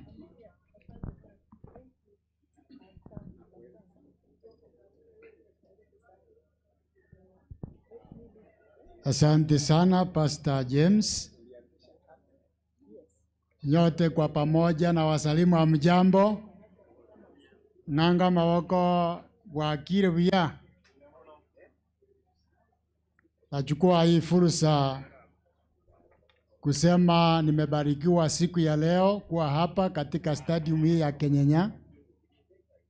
Maana miaka mingi sana hapa ndio tulikuwa tunacheza mpira. Maana nilikuwa mwalimu hapa Nyabinyinyi, na walimu wote tulikuwa tunakuja hapa kwa mambo ya sports, na kwetu ni hapa karibu. Kwa hivyo nikirudi nyumbani, maana mada ya mkutano wa leo ni inaitwa rudi nyumbani, homecoming, kurudi nyumbani mahali ambapo ulizaliwa. Hata Yesu katika Luka 4 inasema alirudi nyumbani mahali alilelewa, na akachukua Biblia akaanza kusoma. Homecoming is just biblical, because every time, even Jesus Christ found time to come back home. And I'm saying, I have also come back home. I grew up just a few kilometers from here. I was a teacher a few kilometers from here. And this is the place we used to hold sports. So in the spirit of homecoming, katika hiyo hali ya rudi nyumbani na kinawa kwa nilingambu ya mure. Kwa hivyo langu na jukumu langu ni kukaribisha wageni sehemu hizo tatu, wageni ambao wametoka nchi ya ughaibuni, nchi ya ng'ambo, Marekani, North Carolina to be particular. Na wengi wetu tunajua North Carolina, na ndugu yetu ambaye anatoka hapa kwetu a few kilometers Mogenda Gaiga otarete irabageni igomo iwete mbia korete usta korete bia inaitwa homecoming. Brother, you can come with your team and we see them. Abana barandi baachire atarete ire binto mbache batogwenia siturwarete naando kurandi nko baroro elinde nabunta gete bache gaiga bariko bakwani bonsi, lakini tubarorenga abuna kwa bagani baito tugukwania togokere elinde tobabo. I would wish that all visitors please come this way. Come this way. Just be seen, no problem. No problem. If you are able to, if not, then you can even stand here.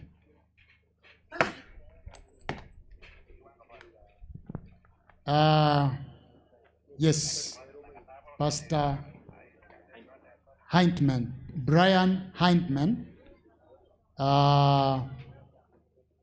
is the pastor of this team, and we are very grateful that we are welcoming you here in Kenya and this place, part of Africa.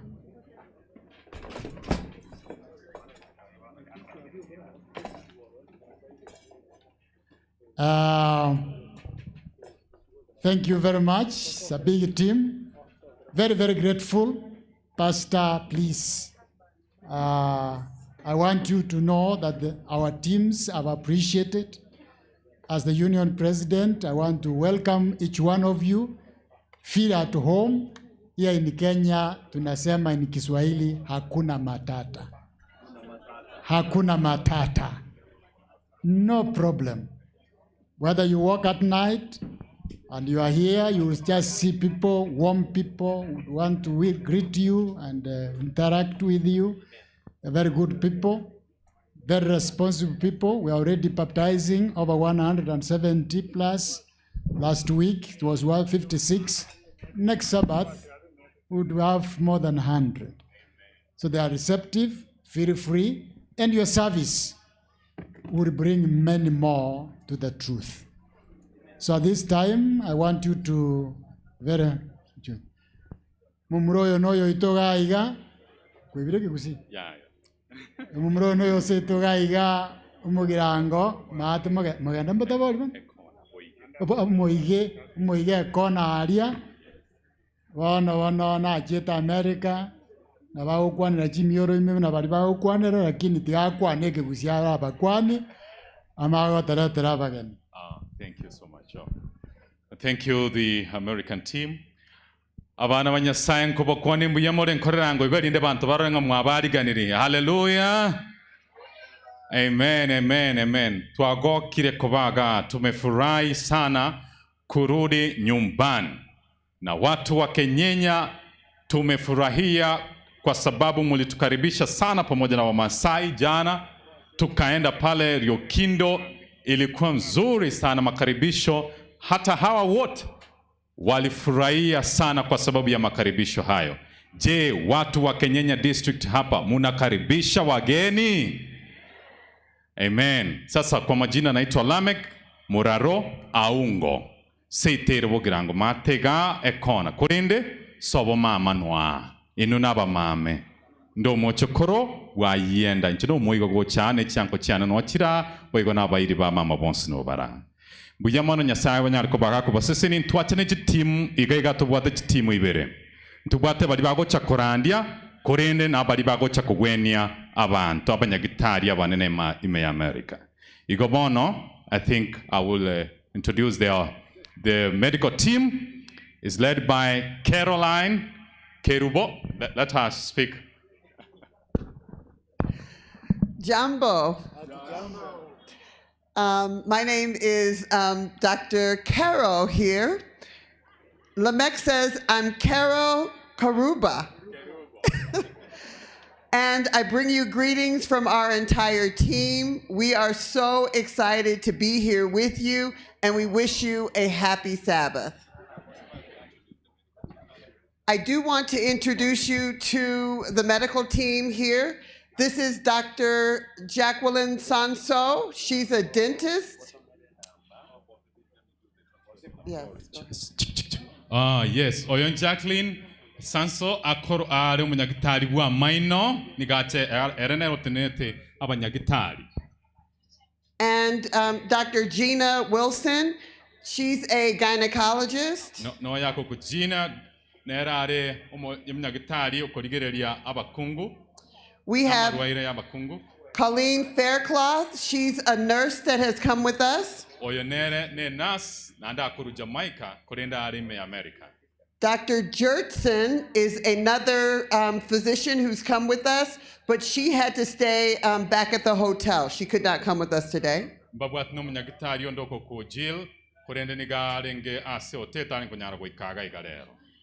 also a gynecologist and I do primary care, and we're so happy to be here to serve you, the community, and be the hands and feet of Jesus. Thank you for having us.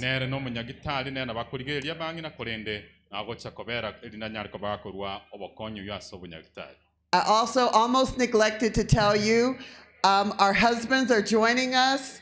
My husband there, Shad Smith. And Dr. Wilson's husband, Brian Woods. And Dr. Jackie's husband could not join us. He is Roger Ryan. And Lamek will introduce the rest of the team. Again, we thank you for having us. Thank you. I think Pastor will do, the preaching team. Pastor will. Bona abuna wa banyagitari mwaigwa abanyagitari bakurwaria amangana yoro iboro rwabangina barenga erieta riria kunga gynecologist mbabiri igo bono igwa rituko riria mogocha gocha Ryokindo gabwo ng'ankio bana bari babwate amarwaire akubwatekana noro iboro kamuranje mogende murigerigirigwe tari besa moko borigwa nayo okoriye pigipigi gosekende gegoikio erindoro rwe bairane gocha. So thank you very much, Pastor, please. Good morning and happy Sabbath. Morning. Mukigwetio tabirenga bwakire ne sabatengia. Greetings from the United States. Twabakwani kurwa America. Akimawata yaba.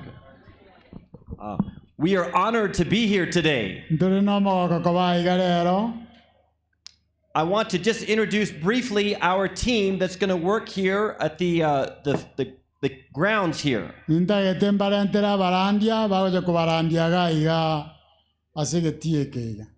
Over here, I have Samuel Job. He's a young man that's going to be doing a lot of work for us. Samuel Job. Samuel Job. And then I have his father, Elder Brian Job. He's an elder in my church.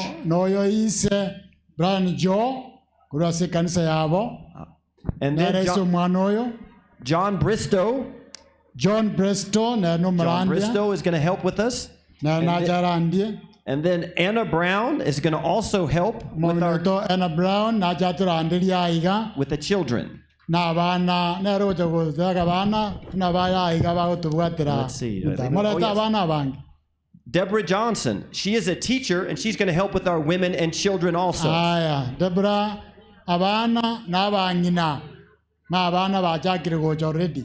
And Brendan Halterman. Brendan Halterman, a young man, he's going to also be helping us. Yes, Brendan Halterman is a young man. He's going to Yes. Thank you so much, Elder McCory. We are honored to be here. Thank you very much. You are welcome. You are part of this fraternity. And we shall work together. God will bless us together. May God bless you. You may be seated. Yes. Abageni bakabere n'abageni baruete koruchinse meche itogaiga bande kurua katika nchi yetu tukufu ya Tanzania. Ndio wageni wengine wamekuja kutoka hapa Kenya katika mwambao wa pwani. Abageni bali batukwanira ngare Nyasaye. Bali ebukwaga tabanga mosike bali bakwanira ngare Nyasaye mono. Abayibera niko minasate kibiyatana kabe mubasike mubarengereri mono. Abagaka baito buna mwaka muronya bali tayire ebukwaga teba bali bakwani na inuli tukulinga lenye saa. Ndio nataka niwalete wachungaji, tafadhali wale ambao mmekuwa na vipindi tafadhali mjeni hapa. Wale wasungumizaji na hata choirs mtasimama, choirs ambayo zimealikwa na kutoa huduma katika sehemu hii ni wageni maalum sana, na tumeshukuru sana hasa kutoka nchi yetu tukufu ya Tanzania na mwingine kutoka mwambao wa pwani, na mmebariki watu wa Mungu na ni wageni ambayo tunataka mjiintroduce, msalimie watu ndio tumalize hapo. Jina na kipindi basi.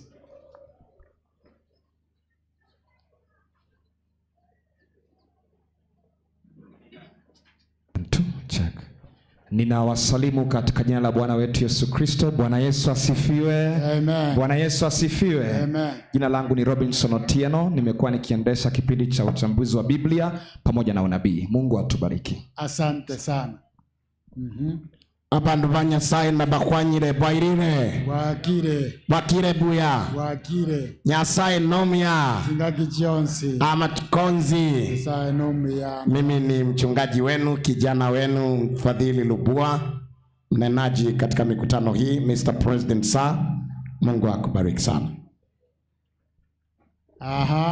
Na injino Rina Donald na bwatense mo kidogo ase wiki ntangani ase kipindi kiobani ase injogo na word just na ndase wiki ya kabiri ningonya sabasa. Mungu awabariki sana. Asante sana. Agatera togotera nga ntoete njira abagaka baitu baetete ntobwate abarandi baitu barandirie batachire elinde bono mbatimogete mwakoito Yes, wageni wote. Dr. Misati yuko. Mgeni wengine Dr. Misati na wale ambao walikuwa wanasaidia katika hapo wako pamoja nasi. Asanteni sana, Mungu awabariki. Matayo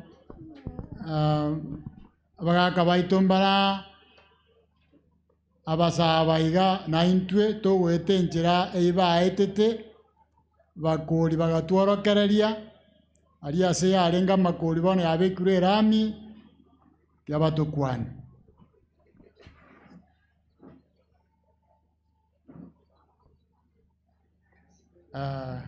Matayo karatukwania mwaka moronya maote kwani magana. Na wasalimu kwa jina la Bwana. Hamjambo nyote, mbarikiwa sana wana wa Mungu. Pastor Matthew Nyoteyo kurunga ngumbwa. Wasafiri wa mbinguni na wa mkuu nyote, hamjambo? Hatujambo. Mimi ni mchungaji mstaafu Pastor Moronya. Tumeyapitia mengi. Hawa tumewakuza wakionekana hivi. They are our sons in the faith. Kwa hivyo nashukuru. This is where I retired after leaving the office. Mungu awabariki. Asante mwaka Harrison Moronya abakwaniri. Abageni bo moelio tegete koreta n'abageni bagochikubatiswa. Ntwe twatebete nga abageni bakubatiswa nabwo abageni abanene kubwo abageni bonsi baraiga ekiagera mumanye nga intwe n'abanyechi baigoro bune gitabu gegateba nga obobiare bwaito igoro bokare igo bono nturi bageni baigoro lakini bali bana kire bori ko babanyechi baigoro nabwo abageni baito abanene bonsi. Di bagango babori baimoke igontegete mwensi moimoke for their honor, for those who are going to be baptized in honor of our guests of honor. Baria baoji kubatiswa inumoi karanse igo ana masikani tu abaire twins na igoro yego chenga biamana sana moi karanse. Mmebarikiwa, mtaelekezwa na Mungu atawabariki. Bono chikwaya cheito andonse asimulite nenango chikwaya choirs mwagaterira mwensi chikwaya. Oh yes, asante sana, umekaribishwa kwa huduma ya Mungu. Korango kobokoiga mnabagusiba atebete asa mangana yenjiri yekorukwanga enjogu njameterenga emenge oike arongeri chikwaya arongeri oborandia arongeri okorwaliwa keregento gocha korosio monto agweno mwa igoro yego takemete menge motebwa gotera motebwa korwaliwa motebwa korandia motebwa gotarerwa ogosemia mpaka bono mundu yate kogenda onyasaye akomoitaba ndio byarabeire ebingi. Asanteni sana kwaya, asanteni sana wahubiri na asanteni kila mtu kwa huduma yenu. Mungu awabariki, tuendelee kusikia tunavyoelekezwa. Asanteni sana.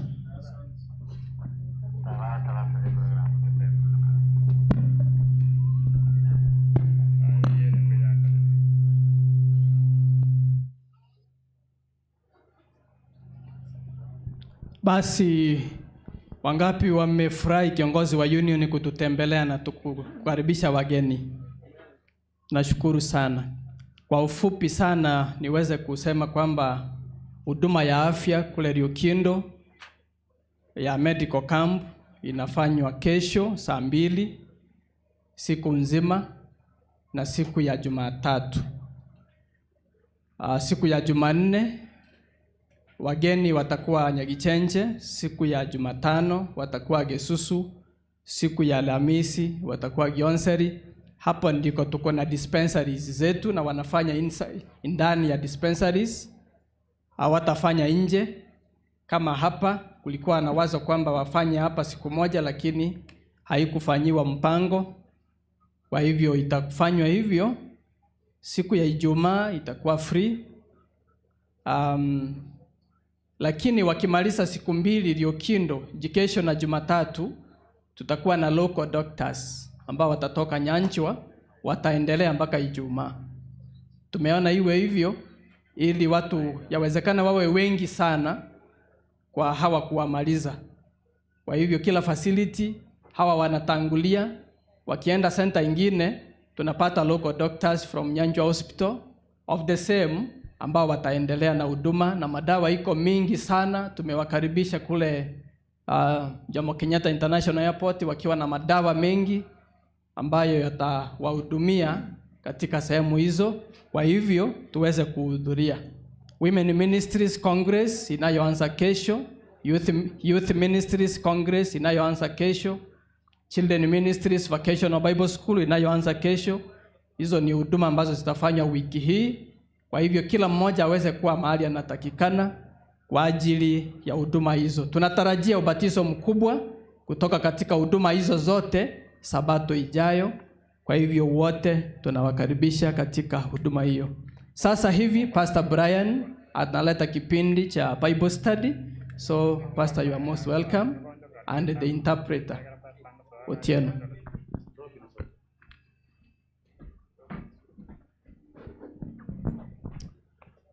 Good morning again. Habari asubuhi tena. Welcome. Thank you for coming today. Karibuni, asanteni sana kwa kuja leo. Give me Kenya or I die. Jesus is coming soon. Give me Kenya or I die. Amen. Amen. I am so glad that you are here. Ninafuraha sana kwamba mko hapa. God wants to talk to you today. Mungu anataka azungumze nanyi siku ya leo. He has a message for you in his word. Ana ujumbe kwa sababu yenu kutoka kwenye neno lake. No matter what you're facing, haijalishi unapitia nini, he has answers and hope for you today. Ana majibu na tumaini kwa sababu yako siku ya leo. God loves you. Mungu anakupenda. I love you. Ninakupenda pia. I want you to know today that God loves you very much. Nataka ujue leo kwamba Mungu anakupenda sana.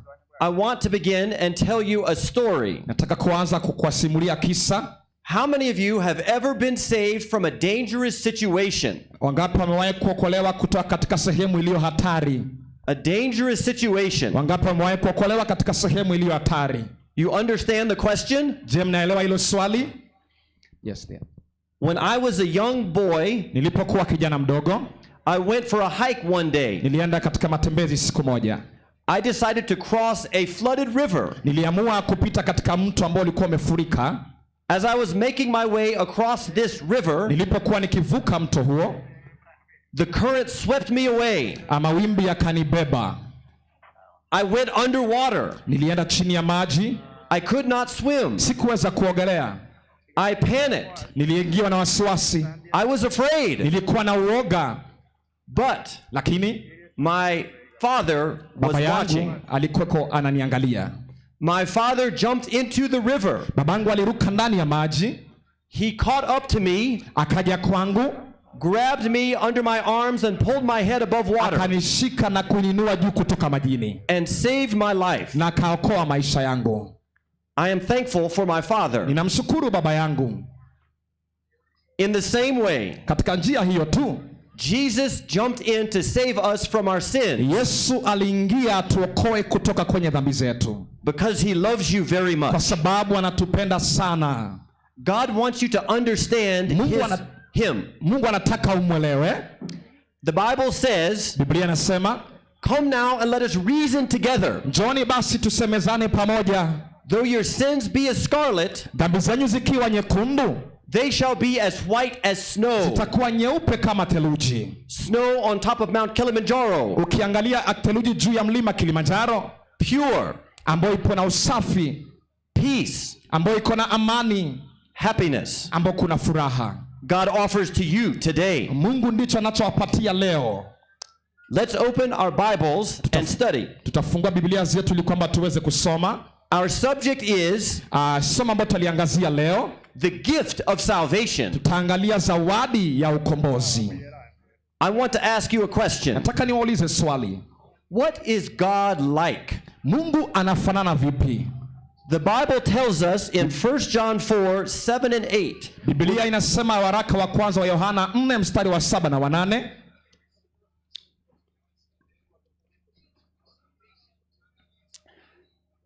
He that loveth not, yeye asiyependa, does not know God. Hamjui Mungu. For God is love. Kwa sababu Mungu ni upendo. In this was manifested the love of God toward us. Na katika hili upendo wa Mungu ulidhihirishwa kwetu. Because God sent his only begotten son. Kwa sababu Mungu alimtuma mwanawe pekee into the world. Ulimwenguni. That we might live. Ili kwamba tuwe na uzima. Through him. Kupitia kwake. God wants you to have life today. Mungu anataka uwe na uzima leo. God's character is love. Tabia ya Mungu ni upendo. He cares about your situation. Anajali kuhusu hali yako. He cares about your fears. Anajali kuhusu wasiwasi wako. He cares about your problems. Anajali kuhusu matatizo yako. He cares about everything in your life. Anajali kuhusu kila jambo maishani mwako. We can trust him. Tunaweza kumwamini. My next question is, swali langu la pili ni hili. Where did you come from? Ulitoka wapi? Where is your existence from? Kuwepo wako hapo unatokea wapi aswa? The Bible tells us. Biblia inasema kwamba in the first book, katika kitabu cha kwanza cha Biblia, Genesis chapter 1, kitabu cha Mwanzo sura ya kwanza, God says, Mungu anasema, let us make man in our image. Tumfanye mtu kwa mfano wetu. After our likeness. Kwa sura yetu. And let them have dominion. Na wakatawale. Over the fish of the sea. Samaki wa baharini.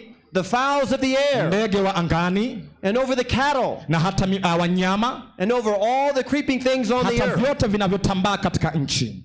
The Bible says God created man in his own image. Biblia inasema kwamba Mungu alimuumba mwanadamu kwa mfano wake mwenyewe. In the likeness of God created he male and female. Kwa sura yake mwenyewe alimuumba mwanamume na mwanamke. What a privilege we have. Tuna nafasi ya kipekee sana. We are created in the image of God. Tumeumbwa katika mfano wa Mungu. Each person is special. Kila mtu ni wa pekee. God has a purpose and a plan for your life. Mungu ako na mpangilio na sababu kwa sababu ya maisha yako. We owe our existence to God. Chimbuko letu linatokana kwa Mungu haswa. When God created this world, Mungu alipoumba ulimwengu huu, he created it good and perfect. Aliumba katika hali iliyopo nzuri na kamilifu. No sin. Hakukuwa na dhambi. No pain. Hakukuwa na machungu. No suffering. Hakukuwa na mateso. No death. Hakukuwa na vifo. But something happened. Lakini kuna kitu kilitokea. Let's find what the Bible says. Tusikie kitu Biblia kinachosema. In Genesis 3 verse 8. Mwanzo 3 mstari wake ni wa 8. The Bible says, Biblia inasema Mwanzo 3 mstari wa 8. Adam and Eve were told not to eat from one tree. Adamu na Hawa waliambiwa wasile kutoka katika mti mmoja. In this beautiful garden that God created for them. Katika shamba hili zuri ambalo Bwana aliwaumbia. But they disobeyed God. Lakini hawalikosa kumtii Mungu. And as a result of disobeying, na kwa sababu ya hiyo, they were subject to death. Wakavutia kwamba lazima wafe. Let's find what happens as a natural result of sin. Tupata ni kipi ambacho kilitokea kama matokeo ya dhambi aswa. Romans chapter 6 verse 23. Warumi 6 mstari wa 23. God does not punish sinners arbitrarily. Mungu huwa si tabia yake kuadhibu wenye dhambi. Sin pays its own wage. Lakini dhambi inajilipa yenyewe. Romans 6:23. Warumi 6:23. For the wages of sin, mshahara wa dhambi, is death. Ni mauti. But the gift of God, lakini karama ya Mungu, is eternal life. Ni uzima wa milele. Through Jesus Christ our Lord. Kupitia Yesu Kristo Bwana wetu. God has a gift for you today. Mungu akona karama, akona kipawa kwa ajili yako siku ya leo. He wants you to know there is a gift that will give you salvation. Anataka ujue kuna zawadi itakayokupatia ukombozi. Let's find what the results of sin are for each one of us. Tuangalie matokeo ya dhambi ni yepi haswa kwa kila mmoja wetu. Romans 3 verse 23. Warumi 3 mstari wa 23. The Bible says, Biblia inasema, for all have sinned, maana wote wametenda dhambi, and come short, na wamepungukiwa, of the glory, na utukufu, of God. Wa Mungu. How many have sinned? Wangapi wamefanya dhambi? All. Wote. Including the pastor. Hata mchungaji. Everyone here. Kila mmoja hapa. We need the gift of salvation God offers. Tunahitaji zawadi ya ukombozi ambayo Mungu anaipeana. Do you like to receive gifts? Je, unapenda kupokea zawadi? Please raise your hand. Do you like to receive gifts? Kama unapenda kupokea zawadi, nyosha mkono wako. How much money do you pay for a gift? Unalipa hela ngapi ili kwamba upokee zawadi? Nothing. Hakuna.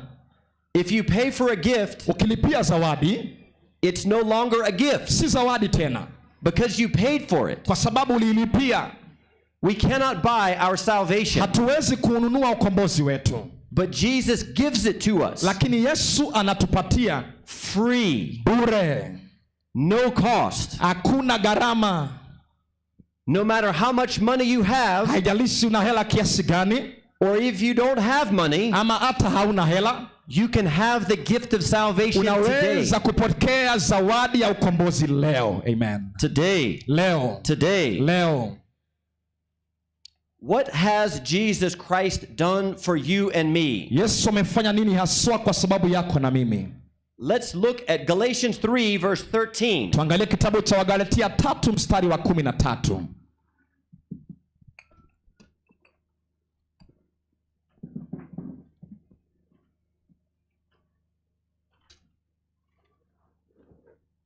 The Bible says, Biblia inasema, Christ hath redeemed us. Yesu ametukomboa. That means he bought you. Ina maana alikununua from the curse of the law. Kutoka katika laana ya sheria. Being made a curse for us. Manake amefanyika kuwa laana kwa ajili yetu. For it is written, maana imeandikwa, cursed is everyone alaaniwe mtu yoyote that hangeth on a tree. Aliangikwa mtini. Jesus hung on a tree. Yesu aliangikwa mtini so that he could pay the price. Ili kwamba alipe gharama for your sins. Kwa sababu ya dhambi zako. And for my sin. Kwa sababu ya dhambi zangu pia. The same gift of salvation. Zawadi hii ya ukombozi. That saves you. Ambayo inakukomboa. Saves me. Inanikomboa mimi pia. Amen. Amen. Well, I have another question. Kuna swali lingine tena. What does Jesus make possible for us? Ni kipi ambacho Yesu anakiwezesha kwa sababu yetu? Let's look at 2 Corinthians 5:21. Tuangalie Wakorintho wa pili 5 mstari wa 21. The Bible says, Biblia inasema, for he, manake kwa yeye, that is Jesus Christ, ambaye ni Yesu Kristo, hath made him, amemfanya yeye, to be sin for us, ili awe dhambi kwa sababu yetu, who knew no sin, ambaye hakuifahamu dhambi. Jesus never sinned, Yesu hakuwahi kutenda dhambi, that we might, ili sisi, be made the righteousness, tufanyike haki, of God, ya Mungu, in him. Ndani yake. Jesus offers you his perfect life. Yesu anakupatia maisha yake makamilifu. In exchange, he takes all your sins. Na anachukua dhambi zako kwa njia ya kubadilisha. If you believe him. Ukimwamini. If you trust him. Ukimwamini. If you love him. Ukimpenda. The Bible says in 1 John 4:19. Biblia inasema waraka wa kwanza wa Yohana 4:19. We love him. Tunampenda. Because. Kwa sababu. He first loved us. Alitupenda kwanza. Our love for God. Upendo wetu kwa Mungu. Is always. Ni wakati wote tu. A response to his love for us. Unaitikia upendo wake kwetu. Amen. Amen. So how should we respond? Tutaitika vipi? To God's gift of salvation. Kwa zawadi hii ya ukombozi ambao Mungu anatupatia. Today. Leo. Should we put it off? Je, tunapaswa kuizima? No. Hapana. No. Hapana. Never. Hapana. The Bible always describes salvation. Biblia ikizungumza kuhusu ukombozi. As today. Inazungumza kwa masuala la leo. The very time. Leo tu. We hear the message. Tukisikia ujumbe. The offering. Zawadi inayopeanwa. Of the gift of salvation. Ya zawadi ya ukombozi. Let's read Acts 3:19. Tusome kitabu cha Matendo ya Mitume 3 mstari wa 19. The Bible says, Biblia inasema 3:19 Matendo. Repent, tubuni and be converted, na mkabadilike, that your sins may be blotted out, ili dhambi zenyu zikafutwe, when the times of refreshing shall come, wakati wa kuburudishwa kutakapofika, from the presence of the Lord, kutoka katika uwepo wa Mwenyezi Mungu. And he shall send, na yeye atawaokoa, Jesus Christ. Yesu Kristo. So what is repentance? Basi kutubu ni nini? We are called to repent. Tunaitwa kutubu. Repentance is two things. Toba ni vitu viwili. I am sorry for my sins. Ninahuzunikia dhambi zangu. I'm sorry Jesus had to pay the price. Ninahuzunikia kwamba Yesu lazima ilimbidi alipe gharama with his life, na kutumia maisha yake for my sins, kwa sababu ya dhambi zangu. Number 2. Jambo la pili, by his grace, kwa neema yake, his divine power, ana nguvu yake aliyo nayo kiungu, I want to turn away from sin. Nataka nigeuke na kuziacha dhambi zangu, and do that no more. Nisifanye tena dhambi hiyo. Repent, tubu, and be converted, ili kwamba mkabadilishwe, is a message for every one of us today. Ni ujumbe wa kila mmoja wetu siku hii ya leo. That is the call today, to repent and be converted. Huo ndio ujumbe na mwito leo wa kuja kubadilishwa ili kwamba kwa njia ya toba. What incredible promise has God given you? Tuna ahadi ya kipekee ambayo Mungu ametupatia. Let's read 1 John 1 verse 9. Waraka wa kwanza wa Yohana 1 mstari wake wa 9. The Bible says, Biblia inasema, if we confess our sins. Tukiziungama dhambi zetu. To confess means to be honest. Tukiziungama inamaanisha sisi ni waaminifu na wa kweli.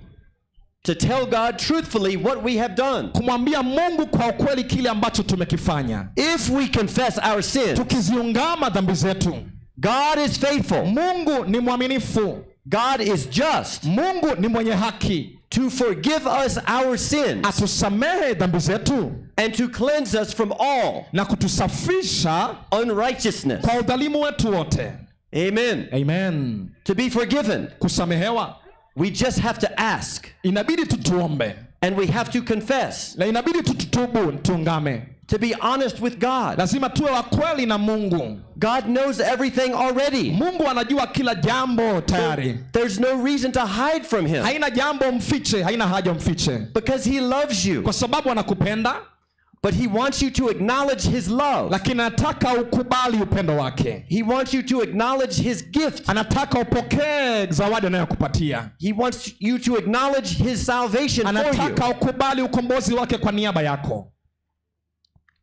So how do we receive this incredible gift of salvation? Tunapokea vipi zawadi hii ya kipekee ya ukombozi? The Bible tells us in Ephesians 2:8. Waefeso 2 mstari wa 8 Biblia inasema, Ephesians 2 verse 8. Waefeso 2 mstari wa 8.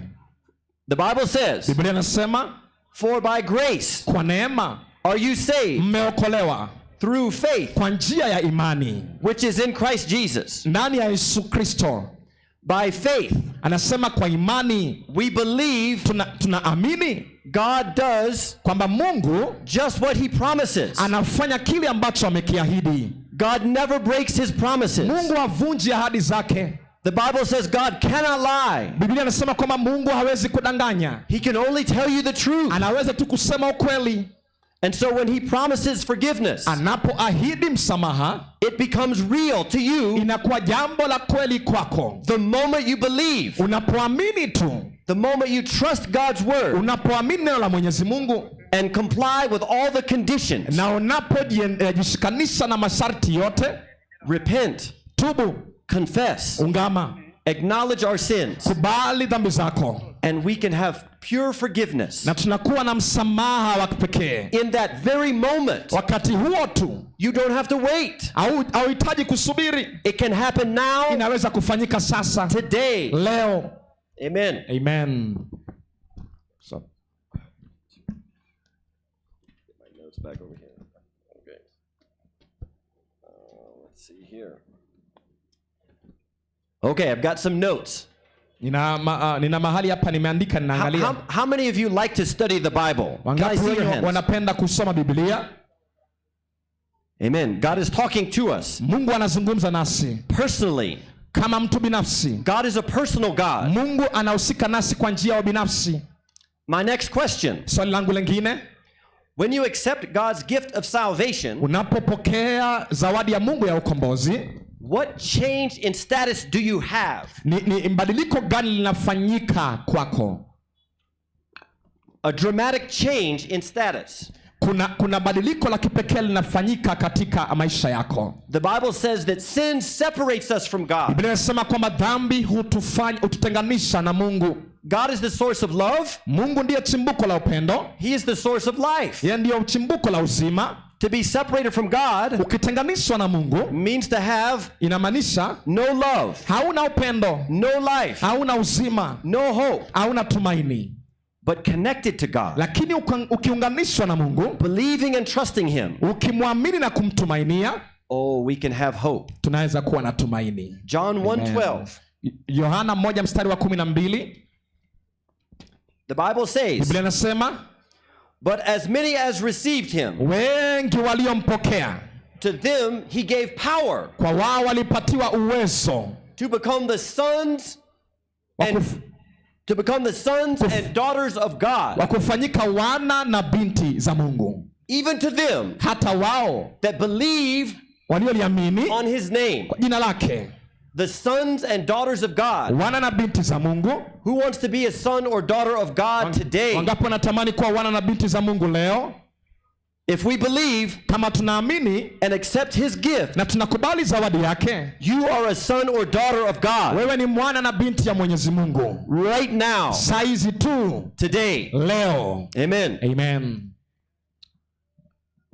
I flip my nose back over. Okay. Well, can you have the assurance of salvation? Je, unaweza kuwa na uhakikisho wa ukombozi? There's nothing more important than your salvation. Hakuna kitu muhimu kushinda ukombozi wako. God wants you to have confidence in him. Mungu anataka uwe na ujasiri kwake. He wants you to have assurance in his word. Anataka uliamini neno lake. Let's read 1 John 5. Waraka wa kwanza wa Yohana 5 verses 11 through 13. Mstari wa 11 hadi 13. Waraka wa kwanza wa Yohana 5 mstari wa 11 hadi mstari wa 13. The Bible says, Biblia inasema,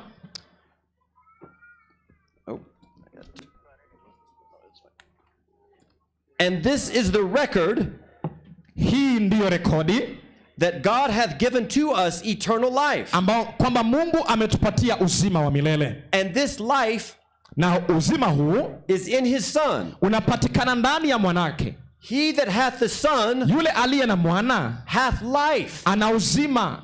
He that hath not the son, yule asiye na mwana, does not have life. Hana uzima. These things have I written. Mambo haya nimewaandikia. John is writing this. Yohana anaandika haya. Unto you that believe on the name, kwa nyinyi mnaoliamini jina lake, of the Son of God, jina la mwana wa Mungu, that you may know that you have eternal life. Mjue kwamba mna uzima wa milele. What did God's word say? Mungu amesema ni kwenye neno lake? That you may know, ili kwamba mjue, you may be certain, muwe na uhakika, that you have eternal life, kwamba mna uzima wa milele. And that believing in his name, na wale wanaoliamini jina lake, the Son of God is your Savior. Mwana wa Mungu ni mkombozi wao. Amen. Amen. Amen. Amen. Amen. Why does God give such an expensive gift to kwa nini us? Mungu anatupatia zawadi yenye gharama kiasi hiki kwetu? Why does God care for you and me so much? Kwa nini Mungu anajali sana kutuhusu? You are created in his image. Uliumba kwa mfano wake. You are created to be in a relationship with him. Uliumbwa ili kwamba uwe na uhusiano na yeye. You are created to live close to God. Uliumbwa ili kwamba uishi karibu na Mungu. Let's read John 3:16. Tusome Yohana 3 mstari wa 16. To find out why God gives salvation to us. Ili tupate ni kwa nini Mungu anatupatia ukombozi. And it is an expensive gift for God. Na ni zawadi yenye gharama sana kwa Mungu. Because it cost his life. Kwa sababu iligharimu maisha yake. To die and pay the price. Ili kwamba afe na kuilipa gharama. For all the sins of all humanity. Kwa sababu ya dhambi za wanadamu wote. But he offers it today as a free gift. Lakini leo anaipeana kama zawadi bure. John 3:16. Yohana 3:16. For God so loved the world. Kwa maana jinsi hii Mungu aliupenda ulimwengu. For God so loved Kenyenya. Kwa maana jinsi hii Mungu aliupenda Kenyenya. For God so loved you. Kwa maana jinsi hii Mungu alikupenda. If you have ears to hear today, kama una masikio kusikiliza leo, God loves you. Mungu anakupenda. That he gave mpaka alimpeana mwanawe, his only begotten son. Mwanawe pekee. That whoever, ili kila mtu, believes in him, amwaminie, should not perish, asipotee, should not die, asiweze kufariki, but should have eternal life, bali awe na uzima wa milele, through Jesus Christ our Lord. Kupitia Yesu Kristo Bwana wetu. Amen. Amen. Amen. May the Lord bless each of you. Mungu ambariki kila mmoja wetu as we accept that gift of salvation. Tunapopokea zawadi hii ya ukombozi today. Leo. God bless you. Mungu awabariki. God bless you.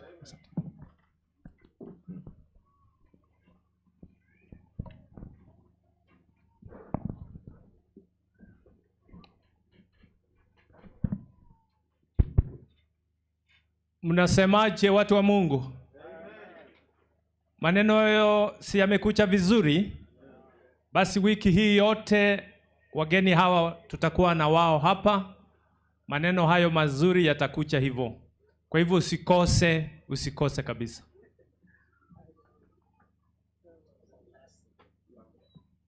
Basi tuweze kuomba tumalize kipindi. Mfalme Mungu wetu, asante kwa neema na fadhili zako. Neno hili limekuja kwetu kwa njia ya mwafaka sana. Tusaidie kulitafakari, liweze kuishi maishani mwetu, tukiandaliwa kwa sababu ya kurudi kwako mara ya pili. Wengi wamekuja hapa leo mfalme. Wakitoka hapa wasitoke vile walikuja, waweze watoka hapa wakiwa maisha yamebadilika. Tunashukuru Mungu kwa sababu unaenda kutenda hilo. Kwa neema ni katika jina la Yesu tumeomba na kuamini. Amen.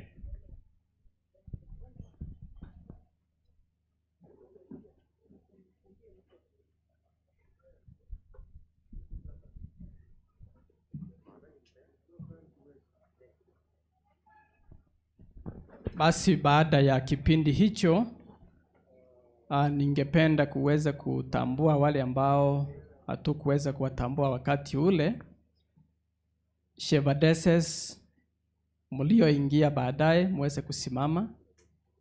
Nikiona Mrs. Geseke. Pastors wetu pia ambao wamejoin mkutano waweze kusimama, wasonge mbele hivi. All our pastors in the meeting. Office workers nao ukiwa hapo songeni hivi so that iwe rahisi kwangu. Mkuje tu hivi, nyinyi sio wengi. Wahudumu wanapoingia mbele na pia chorister unapojiandaa na kwaya ambayo itakuja. Huyo ni Mrs. Pastor Geseke kutoka South Kenya Conference, awasalimu. Happy Sabbath. Happy day. God is good. And all the time. Praise God. Hallelujah. Praise God. Hallelujah. Praise God. Amen. Asante sana Pastor kwa nafasi, na mimi nimeona ni vizuri nijumuike na nyinyi kwa sababu ya injili ambayo imetoka mbali, nisije kusema ya kwamba sikusikia ujumbe huu. Si ni kweli? May God bless you in Jesus name.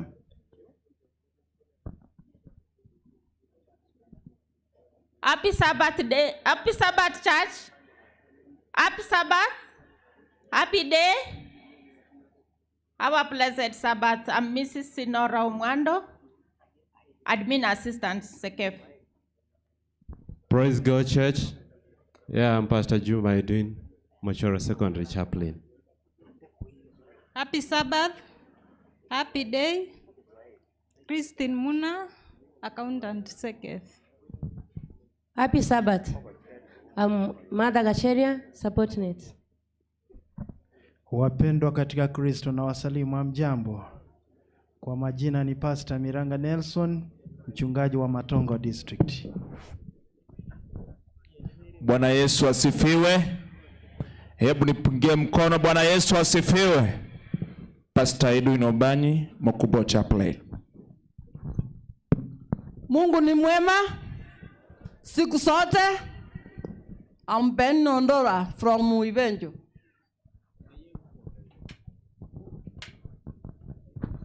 Basi tunashukuru na tunawakaribisha wote.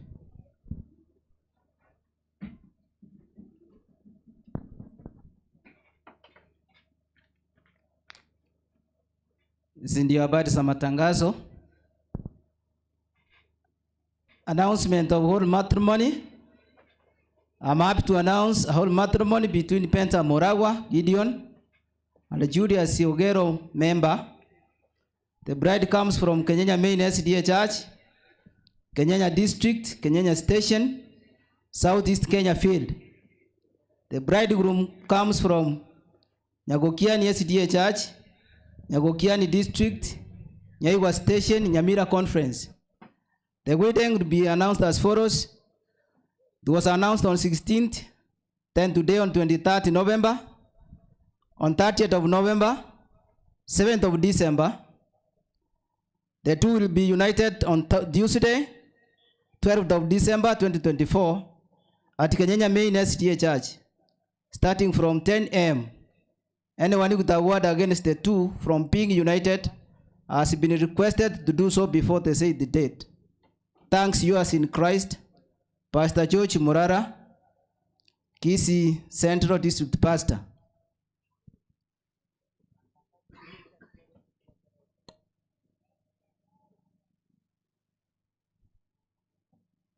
There will be no Akim's trainings at the field on Sunday, Monday, and on Tuesday, 23rd to 25th of November.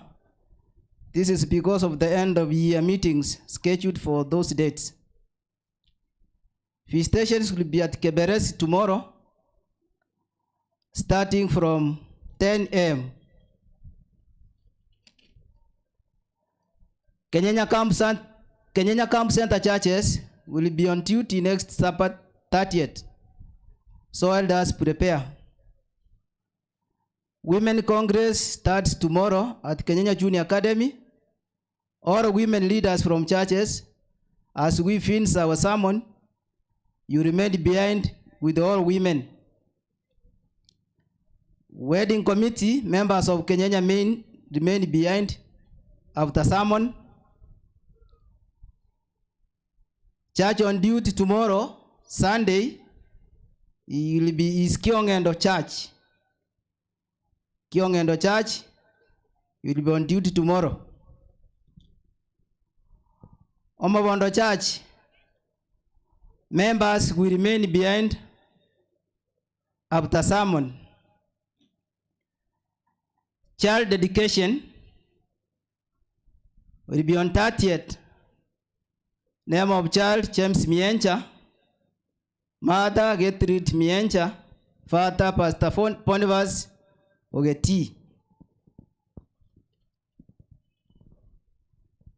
VPS for our children starts tomorrow at Kenyanya Main.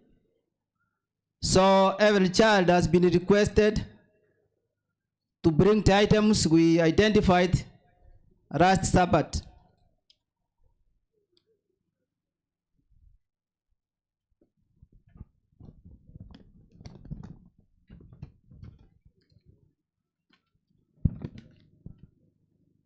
Nyangeti Mixed Boarding Comprehensive School has some vacancies from grade 1 to grade 9. So interview will be on 6th January.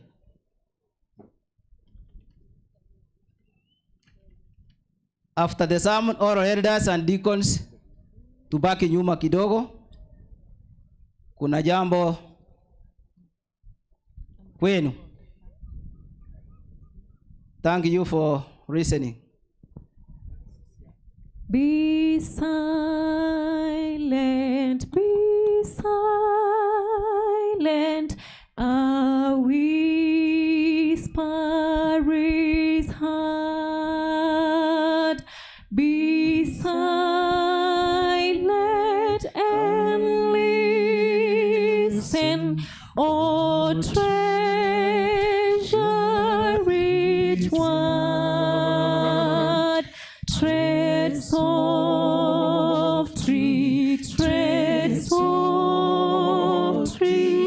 the Master is he. Tread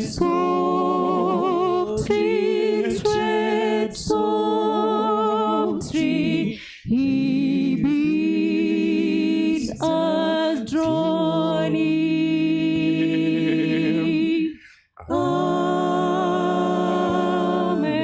Amen. Naomba tusimame.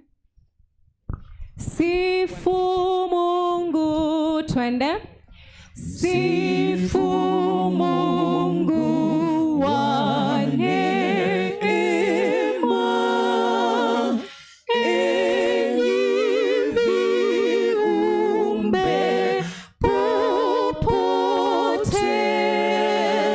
wa juu pia sifuni.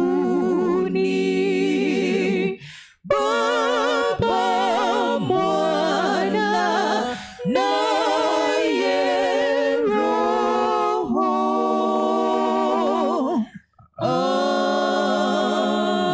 Amen. Basi tuombe. Let us pray. Baba na Mungu wetu, asante sana kwa wema wako. Tunakushukuru kwa maamuzi yako mwenyewe kutukusanya hapa kundi lote hili. Wema wako na rehema zako zikadhihirike katika mkutano huu. Maneno yako yaliyotangulia na ibada hii inayoenda kuwa pamoja nasi. Ninajua wako wengi wamekuja leo na wangetamani kukupokea kama Bwana na Mwokozi wa maisha yao. Hata yule atakayefanya maamuzi dakika hii, hata mwisho wa ibada hii, umkubali awe mwana na binti katika ufalme wako. Uwe nasi, utubariki mwanzo hadi mwisho.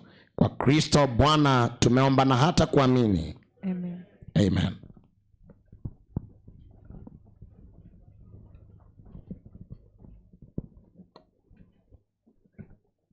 Ni wakati mwingine tunataka kuwakaribisha kwa sababu ya mkutano na huduma ya sasa hivi. Wageni wetu wameletwa na ninaamini kwamba wako salama sasa. Kwa sababu hiyo, the word of wisdom is that tutawaleta wale ambao hawakuletwa. Na wale hawakuletwa, nataka kuona watu kutoka nje ya district yetu ya Kenyenya wakiwa miongoni mwetu waweze kusimama. Kama unajua kwamba wewe umetoka nje ya district ya Kenyenya, unaweza kusimama mahali popote unapokaa.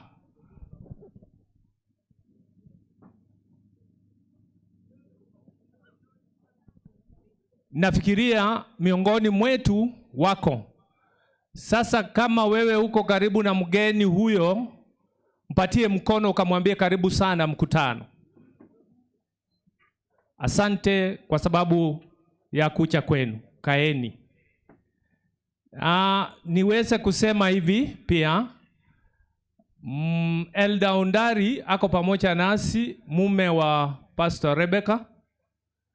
Nilisikia akisema akienda kupaki gari pale. Amekaribishwa. Ako wapi Elder Ondari? Where are you?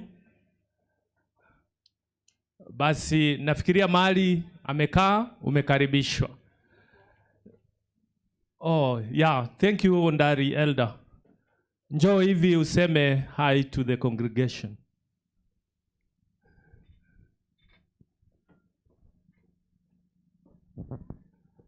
Abanene nabake nabakwaniri bwakire buya, wakubwa kwa wadogo na wasalima mchambo. Majina ni Moses Ondari, ni hapa niko nyumbani kwa sababu nyumbani ni hapa Kerongoroli. Hii ndio ilikuwa district yangu ya kwanza kabisa. Sasa mimi nafanya na Nyanjo Adventist Mission Hospital ambayo vile mnajua wengine ni level 4, na ningependa kushukuru mwenyekiti wa SEKEF kwa kukubali kufanya kazi pamoja kwa ajili ya sehemu ya matibabu. Hata daktari wamekuja kutoka ng'ambo. We shall be joining them tomorrow. That is hospital, Nyanjo Adventist Mission Hospital. Medical staff will be joining them as they will be going through the campsites. And we want to welcome the American staff because when they arrived at the airport, I think some luggages got lost, but they have worked out, they have gotten the luggage, soon it will be here. So welcome, we shall be accompanying you from tomorrow and throughout the week, and may God bless you. And thank you for coming to Africa to serve us in the sites of preaching and also in the site of treating and giving medical service to our society. Thank you so much, God bless you. Asante Elda. Pia ninataka kukaribisha kama kuna mtu yoyote kutoka county chief, assistant chief wako hapa, kama kuna yeyote chief, assistant chief mali, chief ndio ule wetu pale tunamjua. Pungia chief mkono. Thank you chief, na kwa kweli Mungu ametubariki kwamba ni candidate for baptism today. Wangapi wanasema Mungu abariki chief? Amen. Thank you chief for that. Pia nataka kukaribisha watu wetu wa security. Station yetu ilitupea askari ambayo wako pamoja nasi. I want to say thank you for being with us. Na ninajua ameniambia hivi, kwa hivyo tumemkaribisha sana. Kwa sababu hiyo, pastor anataka kuwakaribisha kwa district hii. Mungu awabariki wakati tutakapokuwa hapa siku ya leo. Tuweze kupata kitu ambacho kitaweza kubadilisha maisha yetu, hata tusonge karibu na Yesu, kwa sababu maisha tunayoyaishi, siku tunazoishi kwayo ni kwamba Yesu yu karibu sana kurudi. Damu yangu ndani inaniambia kwamba Yesu anarudi hivi karibuni, na Roho anaendelea kusema namna hiyo. Kwa hivyo nataka kukusii ambayo ndasikia sauti hii na mahubiri yametolewa hapa wiki yote na wiki ambayo inaingia, tuweze kusonga karibu na Yesu. Yesu wetu muumba wa vyote yu karibu kurudi. Kwa hivyo mpango uweze kuendelea vile ulipopangwa. Sawa.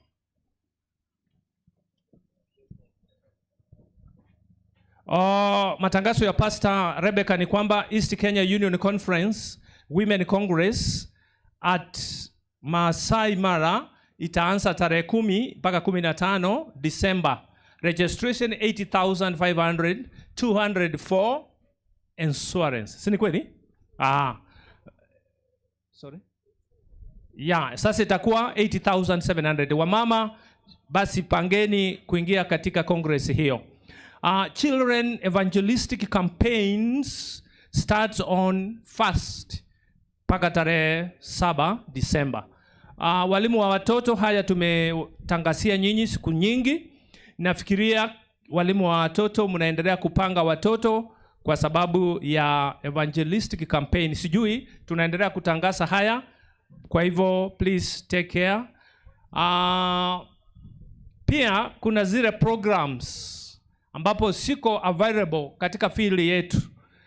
Tukimaliza crusade hii, nataka tukutane na walimu wa watoto ili tupange kwamba tupate zile program ambazo zimetolewa kwa new curriculum tuweze kupata kwa kila kanisa. Kila kanisa nataka treasurer wangu aweze kupanga 900 shillings, si ni kweli? Ni 900 shillings ili tuweze kupata program hizi, tuweze kufundishia watoto wetu. Kwa hivyo ikiwa uko tayari, even tomorrow you can go and pick your copies from the office.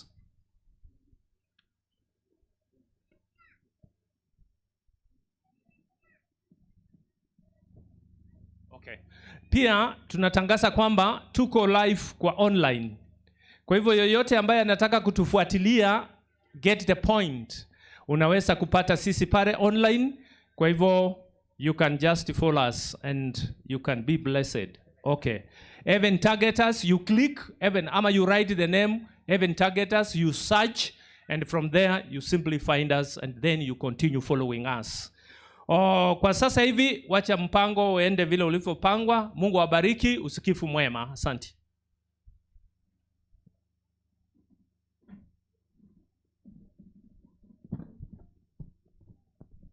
Happy Sabbath.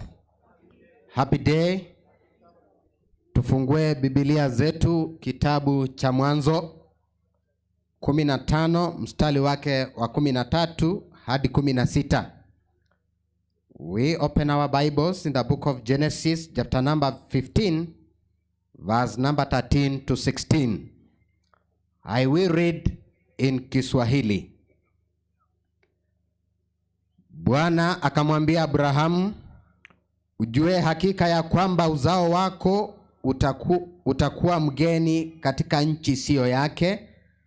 Watawatumikia watu wale, nao watateswa muda wa miaka 400. Hata na taifa lile watakao watumikia nitawahukumu, baadaye watatoka na mali mengi.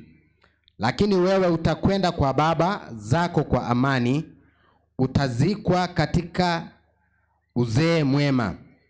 Na kizazi cha 4 kitarudi hapa, maana haujatimia uhovu wa Waamori bado.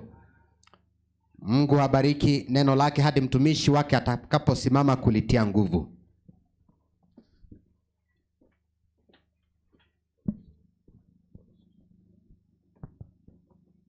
Kwa unyenyekevu sote tusimame kwa wimbo nambari 161. Piga panda ya makelele. Number 161. I request all the congregation to stand as we praise the Lord with that song number. Piga panda ya makelele. Twende. Piga panda ya makelele. Yesu yu aja tena. Ipaze sauti, imba sana. Yesu yu aja tena. Anakuja, anakuja, anakuja. Yesu yu aja tena. Itowe mwangwi sana vilima. Yesu yu aja tena. Yu aja kwa utukufu mwingi. Yesu yu aja tena. Anakuja, anakuja, anakuja. Yesu yu aja tena. Itangazwe mahali popote kwamba Yesu yu aja tena. Mwokozi aliyetufilia, Yesu yu aja tena. Anakuja, anakuja, anakuja. Yesu yu aja tena. Kuona machafuko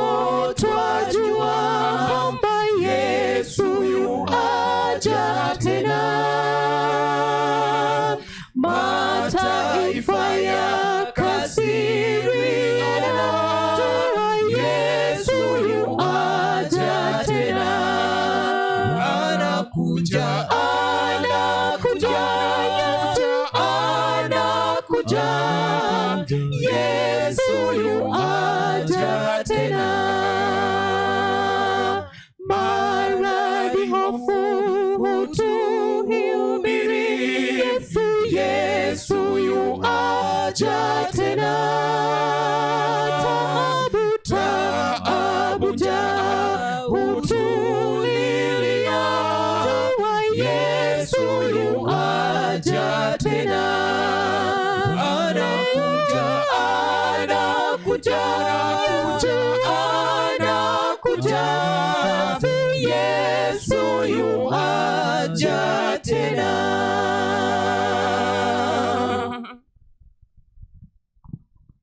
Kwa njia ya unyenyekevu tunataka tuweke mawazo yetu kwa ajili ya maombi. Sote naomba wale tumeketi tusimame kwa unyenyekevu. It's a time that we are going to worship God through prayer. I request the whole congregation, we bow our heads as we glorify God through our prayers. Tuombe pamoja. Our gracious Father in heaven, before the throne of mercy, we come unto thee this holy Sabbath morning. We praise you, we honor you, we glorify you, Lord, because you remain to be our Father. We want to thank you because you are the owner of the Sabbath. You gave to us this Sabbath as a gift. And we praise you for your presence among us today. Father, we want to thank you because of this wonderful 2 weeks that you put aside, because of this wonderful great evangelistic campaign on this ground of Kenyanya Stadium. Father, we are humbled because you are a wonderful Father. We want to thank you for the messages that have come to us before. And we want to praise you, Lord, because of the messages that are going to be given today. The messages that have been given since morning. We want to praise you because all these messages, all these songs, every announcement and everything is preparing us for your soon return, Almighty Father. So this morning I bring this congregation before your presence, Lord, that you take charge of every hindrance that the enemy will want to bring in the congregation. We pray against every evil plan. We pray against the enemy. Father, may he run away because you are in control. Thank you because of our President, Dr. Samuel Makori, who sacrificed his life from Nairobi with his dear wife to come and open this meeting with us. We praise you, we honor you.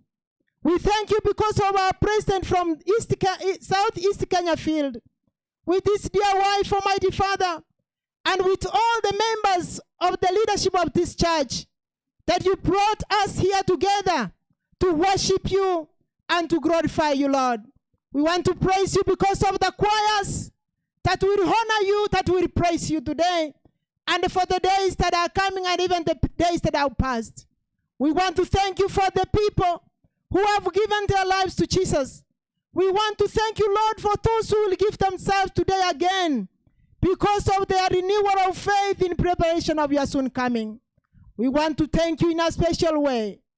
Very humbled, Almighty Father, because of our young brother Lamek with his team from Green Springs Church, Almighty Father, Green Path Church from North Carolina. Father, they have left their work, they have left their families because of the salvation of your people. Father, how we pray that as they will be with us here, they will feel your presence. Remove every plan of the evil one, so that, Lord, as they worship you with us, as they serve humanity in this territory, as they speak to your people, your name may be raised and you may be glorified. In a special way, mighty Father, I want to pray and I want to thank you because of Dr. Fadhiri. He is here with us, calling us into the gates of heaven. Father, once again, touch him today. Touch the man of prophecy. Touch the man of the youth and everything that will take place in this congregation. Bless us today. And Father, in a mighty way, we welcome you now. We humble ourselves. Take control of our minds. Take control of everything on this ground from now till the end. And we say, it is good we have been with our Father. Bless us together now till you come again. In Jesus' name we pray. Amen.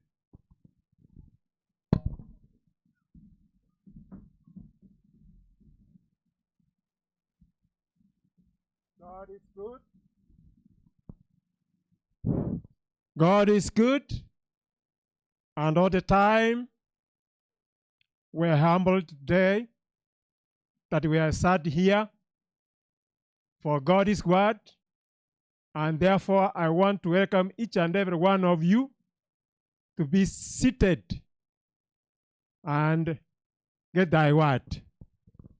This afternoon, I want to call on the deacons and the deaconesses or ushers to stand in large numbers.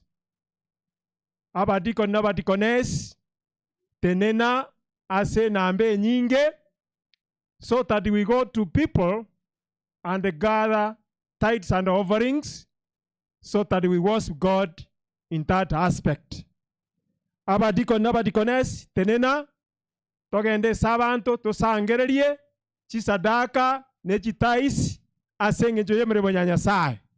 Where are you? Where are you? Ngagete mobwate binto biria chaka go sangereria morete gocha. Ekero bagendete go sangereria when they are correcting or gathering the offerings.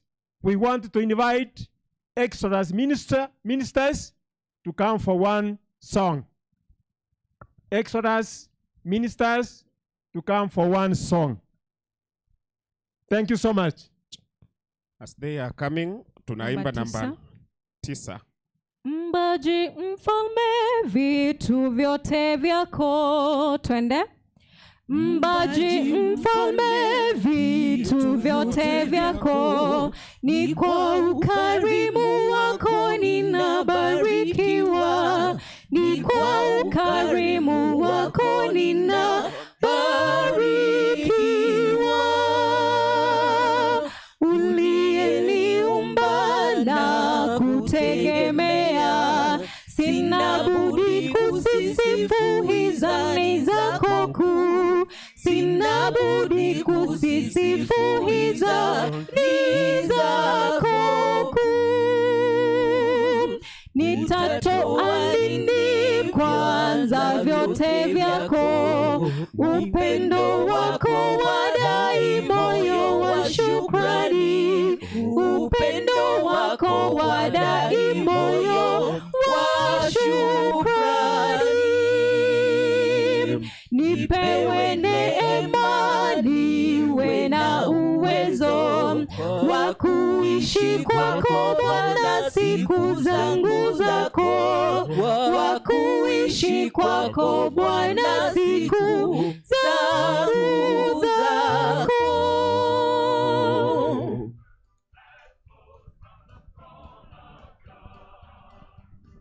Twapanda mapema na mchana kutwa, mbegu za fadhili hata jioni.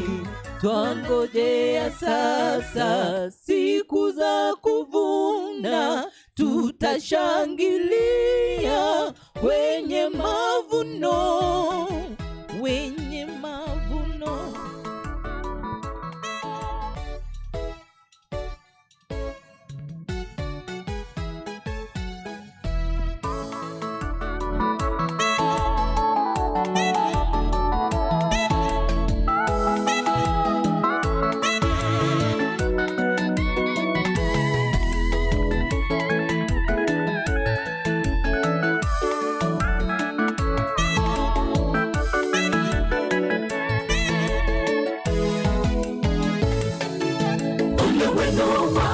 Na Mafarisayo wanafiki, mnajidanganya bure, mnalipa zaka za mnana, lakini mmeacha mambo makuu ya sheria.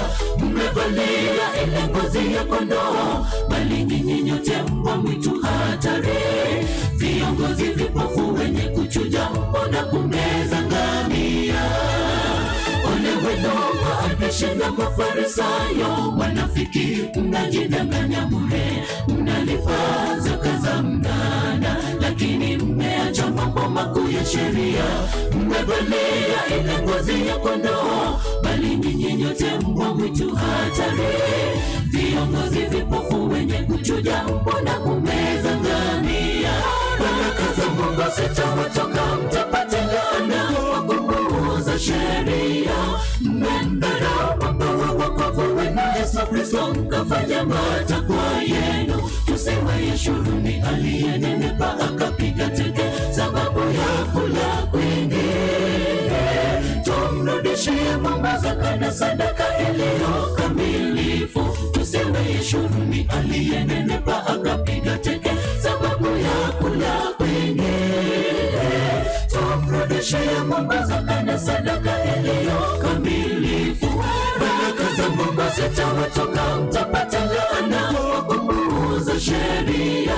Mmemdharau Baba wa wokovu wenu Yesu Kristo, mkafanya matakwa yenu. Tusiwaishuruni aliyenenepa akapiga teke sababu ya kula kwingi. Tumrudishie Mungu zaka na sadaka iliyo kamilifu. Tusiwaishuruni aliyenenepa akapiga teke sababu ya kula kwingi.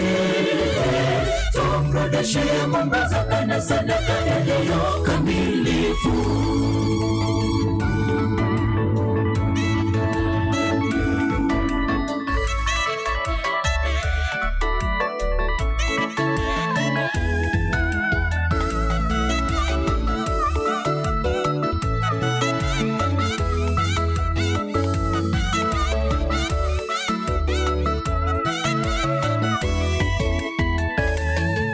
Basi zitahirini nguvu za mioyo yenu, msipate kuwa na shingo ngumu. Bwana wetu Mungu wa miungu na Bwana wa mabwana, tena ndiye Mungu mkuu. Haogofya wala hapendelei nyuso, tena hawezi kubali kuchukua rushwa.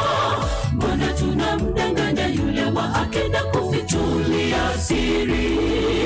Basi zitahirini nguvu za mioyo yenu, msipate kuwa na shingo ngumu. Bwana wetu Mungu wa miungu na Bwana wa mabwana, tena ndiye Mungu mkuu. Haogofya wala hapendelei nyuso, tena hawezi kubali kuchukua rushwa.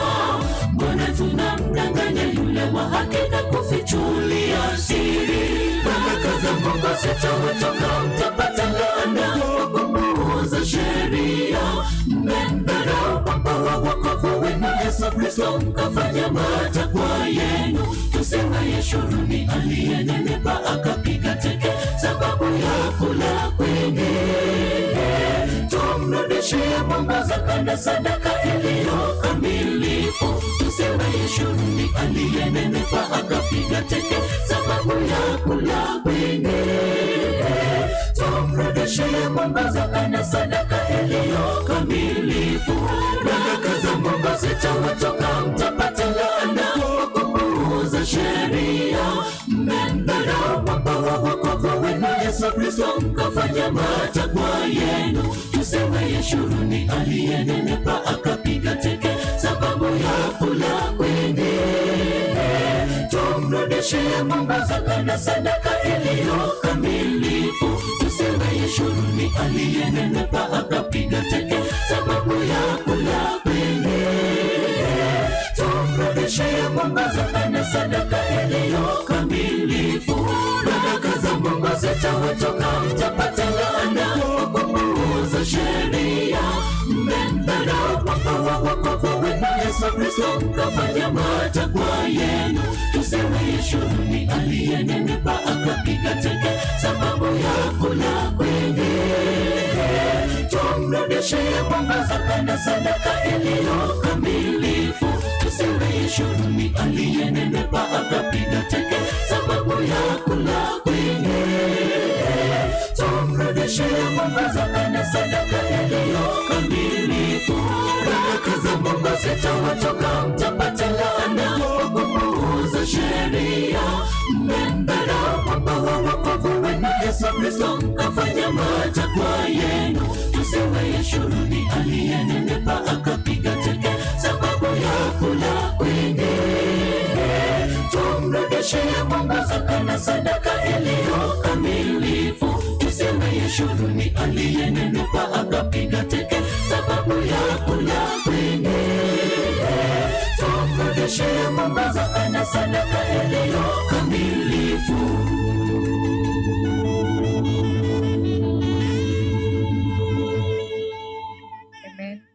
Amen. Naomba tusimame. Mali yako sasa. Vile tunaendelea kutoa, kuna wale wameitisha wanataka kutuma through M-Pesa. Kitu utafanya, utaenda business number ni 247247, then account number itakuwa 528697. Nataka kurepeat, business number 247247, 247247 business number, account number 528697, 528697. Ukitoa hiyo unaweza kuleta hiyo message kwa treasurer ili tuweze kufanya accounting, itaingia kwa kanisa. Asante. Mungu awabariki. Thank you. Mali twende. Mali yako sasa Bwana tumetoa, hatuna yaliyo yetu, yote ni vipaji.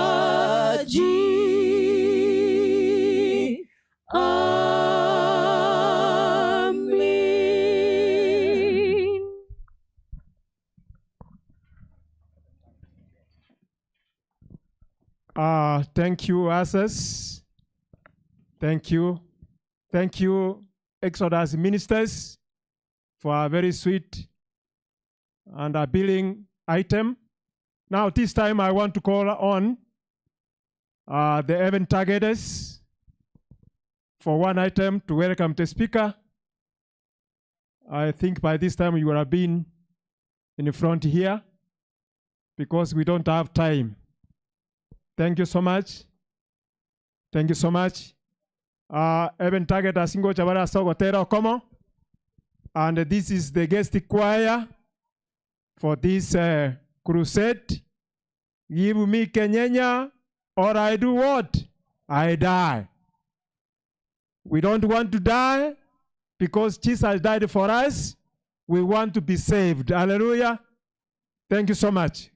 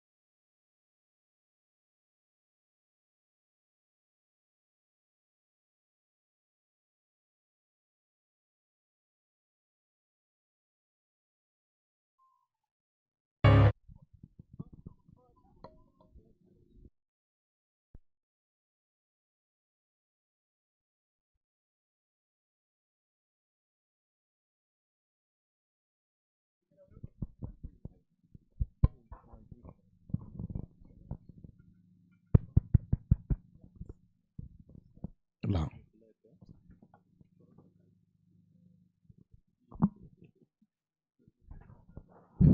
Sasa tumefika wakati wa kusikiza neno la Mungu. Ni kwamba watoto waweze kupata nafasi zao vizuri, wakae patulifu, watulie. Wasasi pia mkae choncho. Pia nataka kutangaza kwamba yesterday tulipata accident kwa ile parapala na mama alifunjika mguu. Kwa hivyo watoto na wote mkae choncho mnapotembea pale barabarani. Pamoja na hayo ni kwamba watu wawe watulifu ili Roho wa Mungu aweze kufanya kazi katika sehemu hii. Ni wangapi pamoja na mimi tunasema Pastor Vadhiri akuje kutuongelesha? Ni wangapi? Mikono. Hallelujah. Pastor, welcome.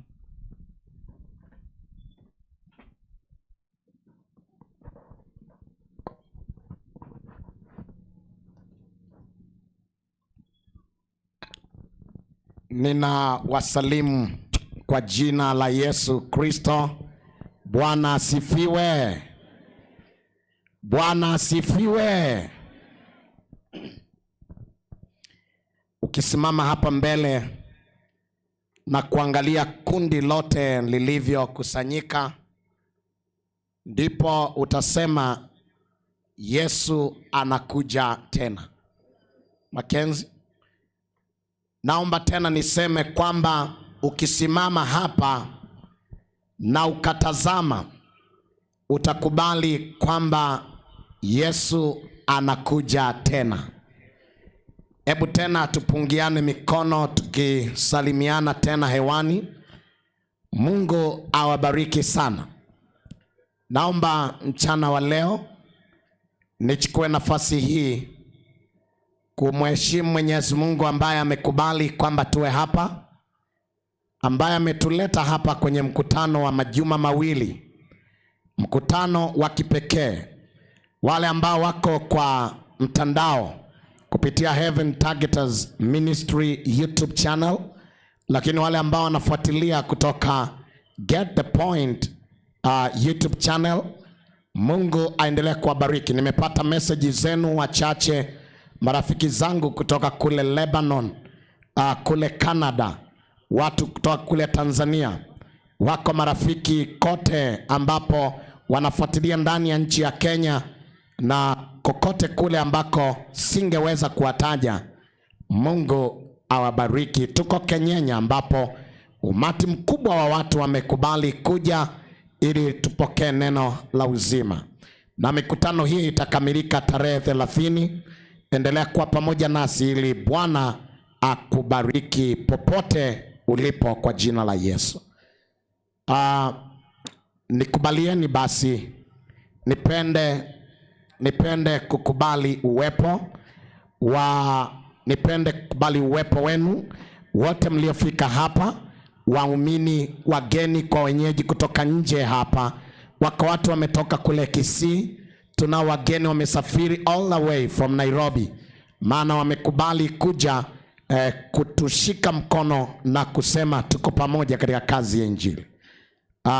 Kabla sijaanza, nipende kipekee kutambua uwepo wa Mr. President, President wetu wa union yetu hii pendwa, ambayo Bwana ametupatia kiongozi wetu mchungaji na Daktari Samuel Makori na mke wake, ambao wamekuja kipekee, maana union hii iko pana sana, lakini na kazi inafanyika kubwa sana, na nafahamu Elda Makori daktari kwamba hata kuna mkutano kule Likoni ambao wewe mwenyewe unapaswa kuwa miongoni mwao, kwa maana ya kwamba ni miongoni mwa mikutano kama hii, ila umeona vyema kuwa nasi daktari na mke wako. Mungu akubariki sana. Na basi uwepo wako ni uwepo wa viongozi wetu, na tunafurahi na tunasema Mungu akubariki kwa moyo huo, na endelea kuwa pamoja nasi katika maombi ili tumalize kwa ushindi kama ulivyosema mwenyewe uko nyumbani. Bwana akubariki.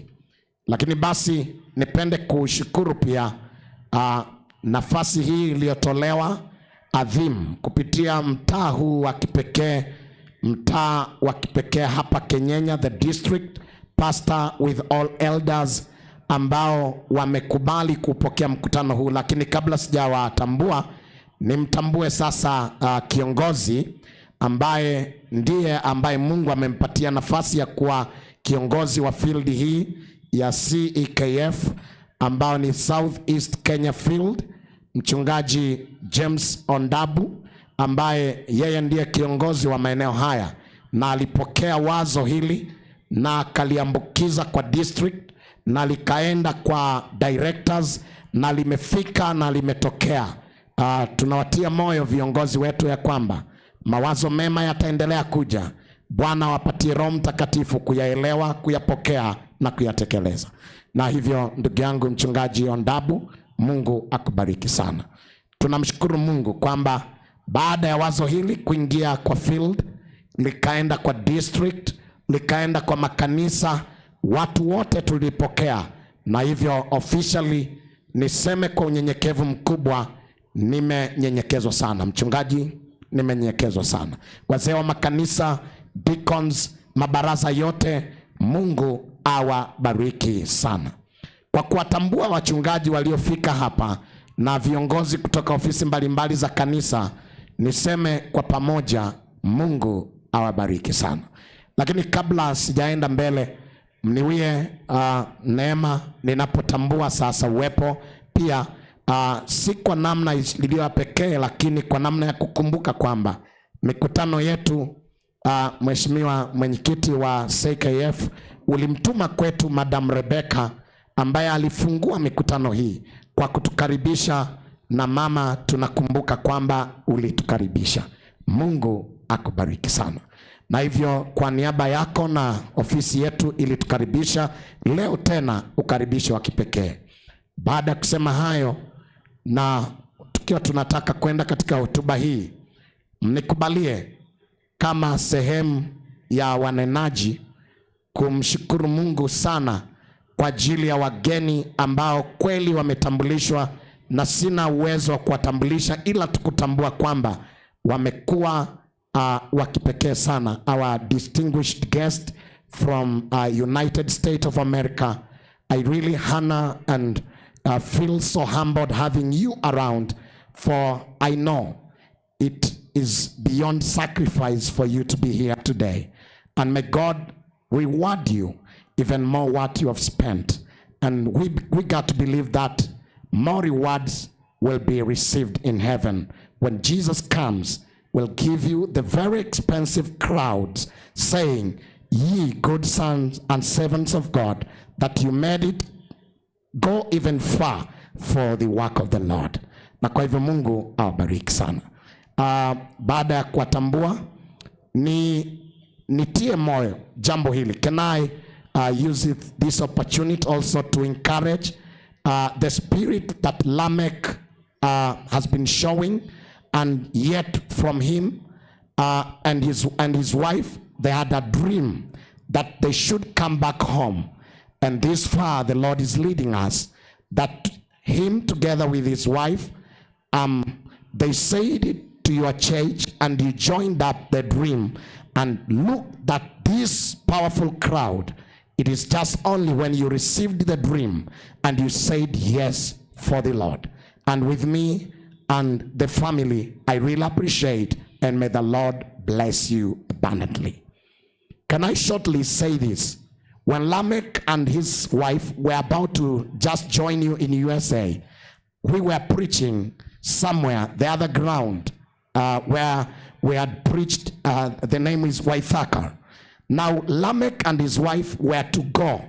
They were to come to United States, all of them at once. But shortly, Lamech said that we have agreed with my wife that I will stay aside, that my wife will go first, that we may remain and preach together. And then after preaching, Lamech will join his wife. And that's what happened. But before they had to go, I prayed with them. And I said that may you promise and give vow unto the Lord that as you'll be going, may you not go and just leave us aside. You go with a dream that we want you to preach the gospel. And yet, we praise God that they have fulfilled their vow before the Lord, that as we got United States of America will go, but yet we are to come back to preach with friends who will choose to join us in this ministry. And we are so humbled to see medical doctors, gynecologists, dentists, even more other friends who have come to join Lamech and his wife. Even the Pastor Brian, I count you as even a beyond a normal pastor who can understand, can take the thoughts of your church members and cherish them. That spirit is beyond. May I praise God for you and your church at large, and may you see it. How have it been? This is to say, God is so great. And please, as I'm about to pray, to preach, you know, I take this time because it is so important for you to understand. Heaven target us, Mr. President, sir.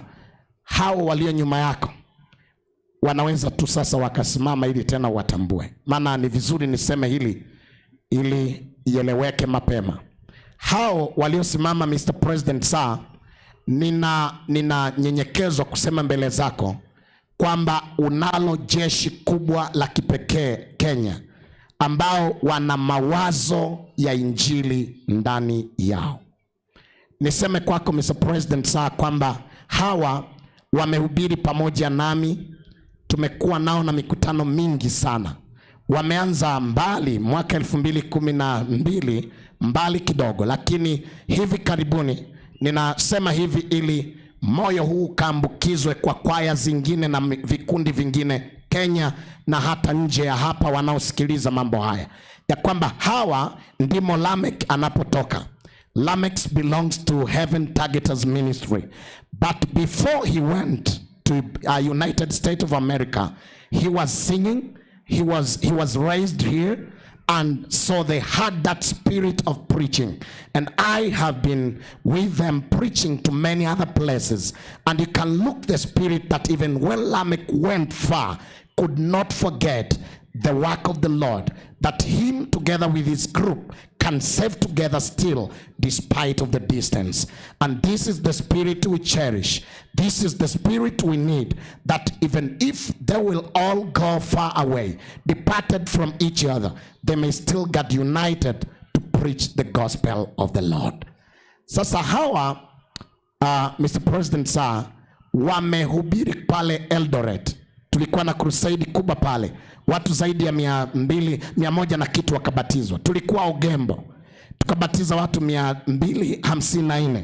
Tumekuwa nao Waithaka, ambapo walibatizwa kwenye kidimbwi la walevi na wavuta bangi, watu wa madawa kulevya. Tukabatiza watu zaidi ya 200 kwenda 300. Tumekuwa nao sehemu nyingi. You can only see, nina sababu za kuwasema kwa sababu hiyo mikutano iliyopita mingine walitoa fedha zao. When you look at them you cannot even understand, lakini nyuma yako yuko mama wa kundi hili. Huyo ndiye muazini mkuu wa chuo kikuu cha Kisii University, ambaye akishakuwa pamoja nao. Hapo tunaye Honorable Mogaka, hapo tuna mawakili wasomi, hapo tuna watu Taylors International and many other people. Tuna watu wako kwa county, tuna watu wako kwenye kazi za maana. They give out their money, alafu wanafika kwa president, na ninawafundisha kufata procedure. You go and ask.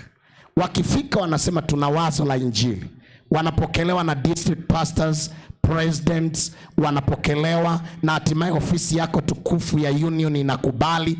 Tazama, kwa vibali vyenu kundi hili limefanya kazi kubwa sana, na wako tayari. They are inspired to preach even more and more and more. Wako na njozi kubwa. How I wish his spirit ingeambukizwa kwa watu wengine, wasiimbe tu na kudansi tu kwa vibweta, ila wabebe njozi ya injili. Jamani, Bwana asifiwe sana. But ninapenda wimbo waliowimba. Sponsors wao mmoja anaitwa Enoch Monda. Mkewe alipokuwa anafariki kule India, aliandika maneno haya, maneno ya kwamba nimefika mwisho wa kazi, maana alikuwa na yeye miongoni mwao. Baada ya kuona kifo kinamkaribia, akaandika maneno haya, akayapeleka kwa Heaven Targeters. Nao wametunga wimbo, wameimba. Ndio wimbo unasema nimefika, ila naona kwamba Mwokozi anakuja tena. Kwa hiyo get seated my friends, and Mr. President sir, ninaomba kwenye maombi yako uombee kundi hili, wape mawazo yako, na kiongozi wetu. Hawa ni miongoni mwa watu wachache wanaotaka kuhubiri ili Yesu arudi. Asante sana. Baada ya kusema hayo, njoo katika somo la leo. Come back with me to the sermon of today. Somo letu la leo lina ujumbe unaosema wito wa kwenda Kanani. The call way back to Canaan. Na hii ni sehemu ya 3. The call way back to Canaan. That is the head of the sermon. Na wimbo nambari 46, stanza 1 and chorus, as we sing for the very powerful short sermon. And I know time is somehow a bit out of us, but we'll preach shortly and call men's souls for baptism today. Miguuni pake Yesu, twende. Miguuni pake Yesu, maneno yake tamu. Kila mmoja aimbe. Pahali palipo heri, niwepo kila siku. Miguuni pake Yesu, nakumbuka upendo na hisani vyake kwangu, vimenivuta moyo. Miguuni pake Yesu, hapa pahali bora pa kuweka dhambi zangu, pahali pa pumziko. Miguuni pake Yesu, hapa nafanya sala. Miguuni pake Yesu, kwake napewa uwezo, faraja na neema. Tusimame tunapoimba stanza ya mwisho. Tusimame wote. Nibariki Mwokozi. Bwana tubariki katika ibada hii. Ni miguuni pako, nitazame kwa pendo, nione uso wako. Nipe Bwana nia yake, ili ionekane. Nimekaa na Mwokozi aliye haki yangu. Tuombe. Baba na Mungu wetu, tunaingia kwenye hotuba ya kipekee. Tumenyenyekezwa sana na uwepo wako ndani yetu, lakini tumenyenyekezwa sana na uwepo wa viongozi wetu, lakini tunanyenyekezwa sana na uwepo wa wageni uliowatoa mbali kabisa, lakini tunanyenyekezwa na mioyo ya kazi ya Mungu ambayo umeipanda kwa washiriki wote wa Kenyenya na mtaa mzima huu. Ni kushukuru kwa ajili ya watu wote. Saa imefika, dakika chache mno, maana tunatamani kukusikia wewe uliye Bwana na Mwokozi wa maisha yetu. Uende nasi kwa dakika hizi, liuze wazo la kwenda Kanani liwe wazo letu. Na ninaomba yeyote aliyekuja kwa crusade hii akiwa amechoka na kulemewa, akiwa na ugonjwa ambao angetamani wewe Yesu mguse, ninaomba pendo lako likamguse saa hii kwa jina la Yesu. Lakini nakuomba, kuna watu wamekuja na huzuni, maana kuna mambo hayaendi kwenye maisha yao. Baba, naomba wajibu sawasawa na mapenzi yako. Ninaomba uendelee kutamalaki pamoja nasi leo, na kuna watu unahitaji wajitoe kwako kwenda Kanani. Bwana, useme nasi hata mwisho, na kila mmoja aseme nimesikia sauti yako. Tubariki, acha mimi nipungue, wewe uongezeke. Kwa jina la Kristo Bwana na mkombozi wa maisha yetu tunaomba na hata kuamini. Amen. Mungu akubariki. wito wa kwenda Kanani. Wito wa kwenda Kanani. Na tunatamani kujibu swali moja ambalo na vipengele viwili. Na hilo swali tukilijibu, tutakuwa tumefika hotuba yetu mwisho wake. Swali hili litajibiwa na maandiko na tutalijibu hatua kwa hatua.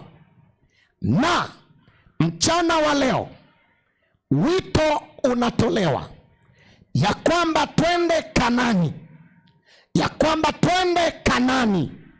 Na Mungu anaona kwamba wanaume na wanawake ambao wapo katika crusade hii, Mungu anaona kwamba wote ambao wanafuatilia online, Mungu anatazama, anaangalia maelfu ya watu ambao wamekuja hapa.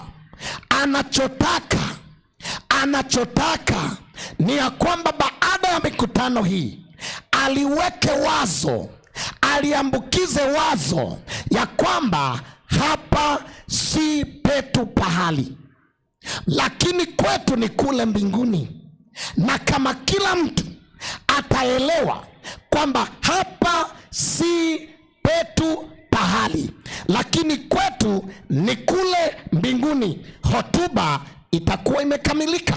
Na ninatamani niwaambie wanaume kwa wanawake tulioko hapa, natamani niongee na kila muumini aliyeko hapa ya kwamba Kanani ya mbinguni ndipo nyumbani kwetu. Narudia tena, na nashangaa leo mmepoa hivi kutano lote hili. Wale ambao wanajua kuitika na kumbariki Mungu wataambukiza kutano. Nasema tena, wito mkubwa unatolewa kwamba tunakwenda Kanani. Wapendwa, tunakwenda Kanani. Hebu mbele jirani yako, tunaenda Kanani ya mbinguni. Mwambie tena, tunaenda Kanani ya mbinguni. Haya, hivi kundi lote hivi tunanong'ona hivi, tunaongea kidogo kidogo. Hebu mwambie tena jirani yako, tunakwenda Kanani ya mbinguni. Hebu nione wenye wazo hilo sasa wapunge mkono. Kumbe mnasaidia hotuba kukamilika. Swali tutakalo lijibu ni hili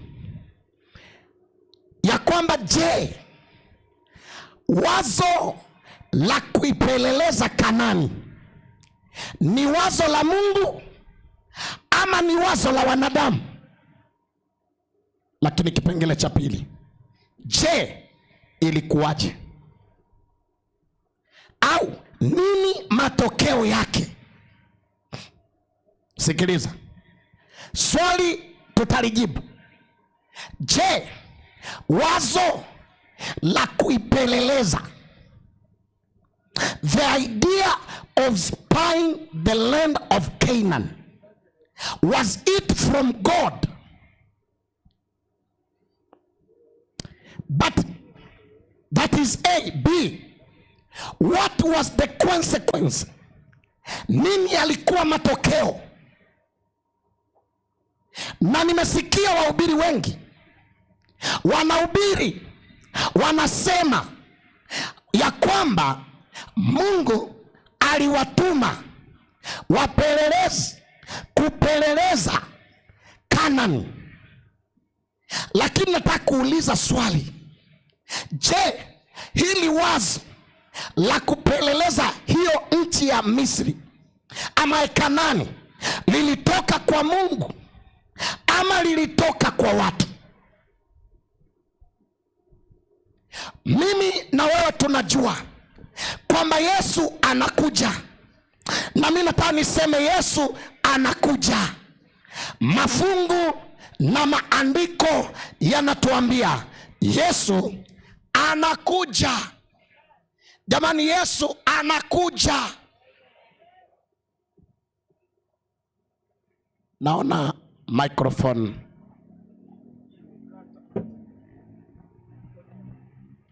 Na kwa hiyo kama Yesu anakuja, na wazo ni kwamba anakuja, Lakini leo wametokea watu ambao wana mawazo ya kutafiti, wanataka wachunguze wazo la ujio wa Kristo litakuwaje, kwamba anakujaje, ahadi yake ikoje na itakuwaje.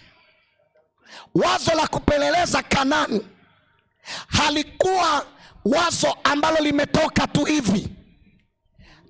Ninataka tulitafsiri wazo hili. Hebu mweke chorus moja hapa, na toil sana.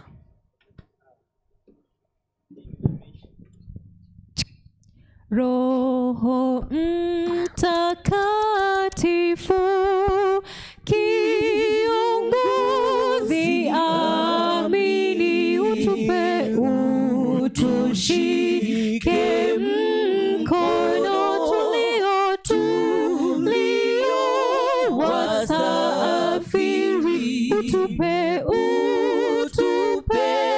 kusikia sauti ya upole, msafiri fuata, naongoza nyumbani.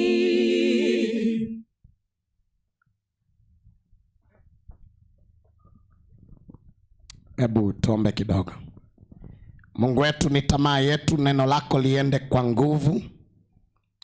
Naomba uondoe kila kizuizi, utupatie utulivu kwa jina la Yesu, amen. Amen. Kwa hiyo nilikuwa nasema watu wengi wamehubiri ya kwamba Mungu aliwatuma Israeli wakapeleleze Kanani. Lakini mimi nakuuliza swali, je, Mungu anawezaje akatuma watu kupeleleza wazo ambalo amelitoa miaka nenda rudi? Na ngoja nikwambie, wazo la kwenda Kanani halijaanza tu, ni wazo la muda mrefu, lilitoka mbali na linarithiwa kizazi hata kizazi. Inakuwaje Mungu atoe wazo kwamba watu wataenda Kanani, alafu hilo wazo aruhusu kwamba lipelelezwe? Hilo ndilo swali nataka tulijibu. Ninaomba msomaji, soma pamoja nami Mwanzo, kitabu cha Mwanzo sura ya 15, Mwanzo 15 mstari wa 13 hadi 16. Biblia takatifu inasema, Bwana akamwambia Abrahamu, ujue hakika ya kwamba uzao wako utakuwa mgeni katika nchi isiyo yake. Bwana akamwambia Abrahamu, hii ni miaka mingi, hajazaliwa bado Isaka, hajazaliwa Esau na Yakobo, hawajazaliwa watoto 12 wa Yakobo. Watafiti wanasema ni vizazi 4 nyuma. Yani ni vizazi 4 nyuma. Hata Biblia itatuambia ya kwamba vizazi 4 vilipita, ndipo wazo hili ambalo Bwana anamwambia Abraham litakuja kutokea. Nifuatilie vizuri ya kwamba huu ulikuwa ni unabii, lakini haukuwa eschatological. Ulikuwa ni unabii ambao lazima ulikuwa utimie, japo kwa muda kitambo. Wanaonielewa wapunge mkono namna hii. Sikiliza, Bwana anamuita Tera. Tera anatoka Uru ya Wakalidayo, anatakiwa aende Kanani, lakini Tera anaamua kupiga kambi Haran. Ukisoma Mwanzo sura ya 11, anaamua kukaa Haran mpaka Tera anafikisha miaka 205. Tera anafia Harani. Kuna watu ambao wamesikia miaka nenda rudi kwamba tunaenda Kanani ya mbinguni, lakini nawajua na wafahamu na nimekutana na watu hao. Baada ya kukaa kwa kanisa, waendelee kuwaza kwenda mbinguni. Watu hao wamekuwa chanzo cha kufanya watu wapige kambi, waachane na mawazo ya mbinguni, wawaze mambo ya dunia. Tena wengine wameamua waiache imani, badala ya kuendelea kupiga mwendo kwenda Kanani, wameamua watafia Haran. Tera akafia Haran, maana alichagua kukaa Haran, akapiga kambi Haran. Tera aliambiwa, na tena Biblia inatuambia vizuri, alitoka yeye Tera, akatoka na Sara, akatoka na Ibrahim, akatoka na Lutu, wakatoka Uru ya Wakalidayo, wakaambiwa waende Kanani. Canaan was the destiny, ilikuwa ndio wazo la Mungu, lakini akaamua akafika Haran, akapendezwa na biashara, akapendezwa na hali ya Haran. Tera akakaa huko hadi akafa. Biblia inasema alikufa na miaka 205. Nifuatilie kidogo. Baada ya Tera kufa, Ibrahimu amekuwa mkubwa, ambaye alikuwa anaitwa Abraham. Ndipo anapewa wazo, anaambiwa akiwa Harani, anaambiwa Abraham, toka Haran, usikubali kuendelea kubaki Haran. Anaambiwa, mwanangu Abraham, toka, nenda mpaka ile nchi ambayo nimewapia baba zako, maana huko nitakubariki. Akatoka, wapendwa, akakubali kusikia sauti ya Mungu, akaamua kuheshimu sauti ya Mungu. Tera akatoka Haran. Mtu mmoja si atasema amina? Nasema Tera akatoka Harani. Wapendwa, Tera akatoka Harani. Ninataka nikuambie, Bwana amekuja, anasema na Kenyenya, anasema na watu wote, anasema na watu wako barabarani, anasema na bodaboda, anasema na wako market, anasema na wote tuliokuja hapa, anasema na watu mtandaoni. Anasema hapa Kenyenya panaweza kuwa kama Tera, panaweza kuwa kama Haran, na watu wa Kenyenya wanaweza kuwa kama Tera. Tusikubali mwisho wetu ukawa ni makaburi ya Kenyenya. Tusije tukakubali tukapoteza maisha yetu Kenyenya, maana hapa si petu pahali, kwetu ni kule Kanani ya mbinguni. Na neno moja la faraja, mji wetu unakuja. Jamaa, nasema tena, unakuja. Usikubali kufa, usikubali kupoteza, usikubali kupoteza. Tutatoka Kenyenya, tutatoka Kenya, tutatoka Tanzania, tutatoka Afrika, tutatoka Marekani, tutatoka dunia nzima. Hii dunia ni kama Haran, imejaa vivutio, imejaa biashara, imejaa muziki, imejaa starehe. Lakini nataka niwaambie wanadamu, tusiweke mawazo yetu yasiwe Haran, mawazo yetu yasiwe pale tulipo, mawazo yasiwe pale Canada. Umepata visa, umetoka Kenya umeenda Canada, usimsahau Mungu kule ulipo. Umeenda Lebanon, umetoka maisha ya chini, Mungu amekupa maisha ya juu. Usipige kambi kwenye mali zako, usiweke kituo kwenye cheo, usiweke kituo kwenye umaarufu. Hapo bado ni Haran. Mji wetu unakuja, na tutaimba pamoja, moyo wetu ukisema, na kaza mwendo mbinguni, kila siku napanda juu, naomba nikisafiri, Bwana uniongoze juu. Jamani, haleluya wapendwa, haleluya. Mwambie jirani yako usibaki Haran. Mwambie tena usibaki Haran. Jamani, haleluya. Mwambie tena jirani yako usibaki Haran. Haya, mwambie tena hivi, toka Haran twende Kanani. Hebu mwambie tena, toka Haran twende Kanani. Jamani, Bwana asifiwe. Bwana asifiwe.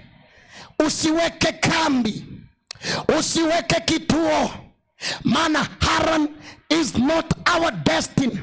Haran is not our destiny. Our destiny is in Canaan, and moreover it is in Canaan of heaven.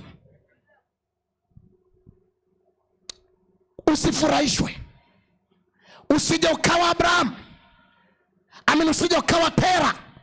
Kubali wito wa Abraham na uchukue wito wa Abraham na useme, mwanamke ninayaacha ya Haran. Haran kumejaa mipango ya kando. Haran kumejaa nguo za starehe. Haran kumejaa club za pombe aina mbalimbali. Haran kumejaa ushenzi wa kila namna. Ila Bwana anasema hata kwenye mikutano hii, Haran is not our destiny. Our destiny is in Canaan, and much more enough, it is not like Canaan that our ancestors used to be. We shall all gather in Canaan of heaven. Ndugu zangu, Abrahamu akachukua wito, akatoka Haran, yeye na mkewe, akaenda na Lutu, wakatembea. Ikafika mahali Lutu naye akasahau kwamba walikuwa wanaenda Kanani. Anaambiwa chagua bonde, ulikuwa ni mtego. Lutu anashangazwa, anachagua bonde la Soar, anachagua Sodom badala achague Kanani. Anavutwa na uzuri mwingine, anaacha bonde la Kanani. Dunia inavuta, mazuri ya dunia yanavuta. Unaweza ukaambiwa chagua cheo au Mungu, chagua kazi au Mungu, chagua maisha haya au Mungu. Lutu akaangukia mtego, akaenda Sodoma. Kana kwamba haitoshi, lakini Abraham ambaye alikuwa anaenda Kanani, sasa amefika hapa mahali panaitwa Hebron. Anapewa tamko, na hili ndilo ambalo natupeleka huko kwenye sermon ya leo. Anapewa tamko, anaambiwa nakupa unabii, nakupa maneno yangu kwamba lazima wote na kizazi chako mtakuwa Kanani, lakini kabla mjafika Kanani nitawachukua wote na kizazi chako chote isipokuwa wewe. Wataenda Misri, watateswa Misri, watakaa miaka 400, watateswa huko. Na mimi naomba niwaulize, hatuyaoni mateso ya Kanani? Mateso ya Misri? Misri ndio dunia ya leo. Harani ni vituo vidogo vidogo tumeweka. Dunia imekuwa kama Misri sasa. Maovu ya Misri yamerudi kwetu sasa. Lakini leo mateso yanayofanana na yale ya Misri yameendelea kushamiri duniani. Wanaompenda Kristo wanaendelea kuingia katika mateso tudogo, mateso kidogo. Hii ni mwangwi na hii ni sauti kwamba hapa si petu pahali. Wapendwa, hapa si petu pahali. Barabara kadiri zinavyojengwa, ajali zinaongezeka. Magorofa yanavyojengwa yanazidi kutetemeshwa na kuanguka. Mr. President, ndio tumezika watu wengi kutoka kwenye gorofa kubwa pale katika soko kubwa, miongoni mwa masoko makubwa matatu East and Central Africa. Pale Kariakoo watu walikuwa na biashara zao, walikuwa wamekaa wanauza. Imekuwa kilio. Unajua hata juzi, siku ya 4 baada ya poromoko hilo, ndio kijana mmoja anatolewa, amechoka. Hii inaniambia dunia imekuwa kama Misri. Shetani anatutesa, shetani anatutesa, ila watakatifu wa Bwana, watakatifu wa Bwana wa Kenyenya, wale wote mnaonifuatilia, Abraham tunasoma habari zake, anaambiwa kizazi chako kitateswa. Wale wana wa Israeli wakateswa, lakini akaambiwa watateswa kwa miaka 400, na baada ya miaka 400 watatoka kwenye mateso. Si useme amina? Jamani, watatoka kwenye mateso. Bwana asifiwe. Jamani, watatoka kwenye mateso. Bwana asifiwe. Nami nataka nikwambie, siku moja, na wala sio mbali, nasema tena na wala sio mbali, Yesu anakuja. Nasema tena, Yesu anakuja. Wapendwa, Yesu anakuja. Kama alivyokuwa mwaminifu kuwatoa Israeli kwenye mateso ya Misri ili awapeleke Kanani, Bwana yule yule ni mwaminifu. Anatutoa katika dunia, anataka twende Kanani ya mbinguni. Mateso yao yalitabiriwa kuwa ya miaka 400, ila mimi na wewe, mateso yetu yanaonekana sio kwa miaka halisi, ila kwa dalili zake kwamba mwisho umekaribia. Jamani, Bwana asifiwe. Bwana wanaonifuatilia wapunga mkono hivi kidogo. Can you wave please? Na tunaenda hapa katika wazo la wito wa kwenda Kanani. Mtu wa kwanza kutoa wito, wewe utasoma vizuri hapo kwenye hiyo Genesis 15:13-16, kwamba watakaa miaka 400, ila baada ya hapo watatolewa na kupelekwa nchi ya Wamoabu, yani Kanani. Lakini baada ya muda kuondoka, Abrahamu amekufa, Sara amekufa, Esau na Yakobo amezaliwa. Yakobo amezaa watoto. Mtoto wa mwisho Yusufu amezaliwa. Yusufu amekuwa mtu mzima, ameenda amepelekwa Misri na ndugu zake, ameuzwa huko, amekuwa waziri mkuu, anawaleta ndugu zake Misri, wanakaa hapo, wanazaliana, wanakuwa mataifa kubwa. Wazo linarudi tena. Yusufu akikaribia kufa, analeta wazo, anasema ya kwamba kwa ndugu zake, hata kama ninakufa, ila msiogope, maana Yesu Mungu wetu atakuja kuwachukua hapa. Labda unielewe. Soma Mwanzo 50:24-25. Genesis chapter 50 verse 24 and 25.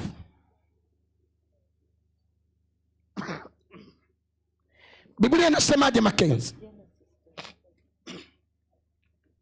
Mwanzo 50:24-25.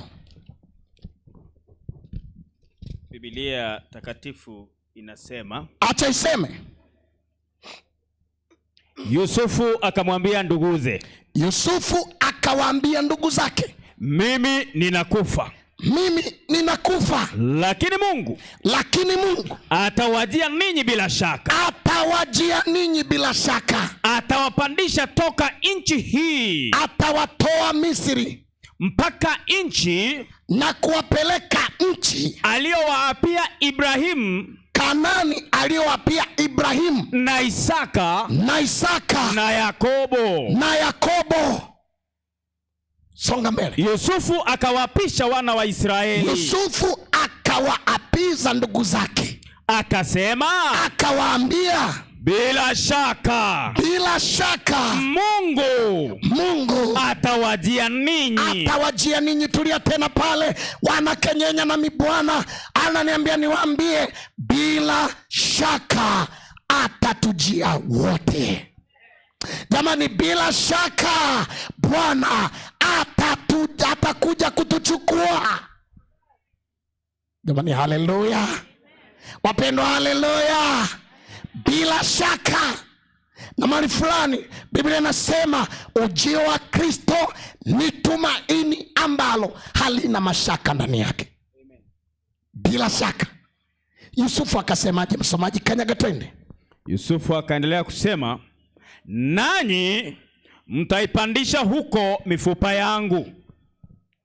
Yusufu akawaambia, kwa sababu ninajua kwamba Bwana wetu atakuja, atatutoa hapa Misri na atatimiza agano aliyomwahidi Abraham, akamwahidi Isaka, akamwahidi Yakobo. Akatangaza akasema, kwa kuwa nina uhakika ninaenda kufa, ila msije mkaacha mifupa yangu, mkusanye mifupa yangu, and you gonna carry my bones, na mtaenda nazo Canaan. Jamani, Bwana asifiwe. Mchana wa leo nahitimisha na wewe kwamba hao wameteswa, wamekaa miaka 400, Bwana amewakumbuka. Utasoma Exodus 1 chapter 1 na 2. Wewe mwenyewe wameteswa mpaka wanateswa, wakateswa tena, lakini sura ya 2 na ya 3 Mungu akawakumbuka.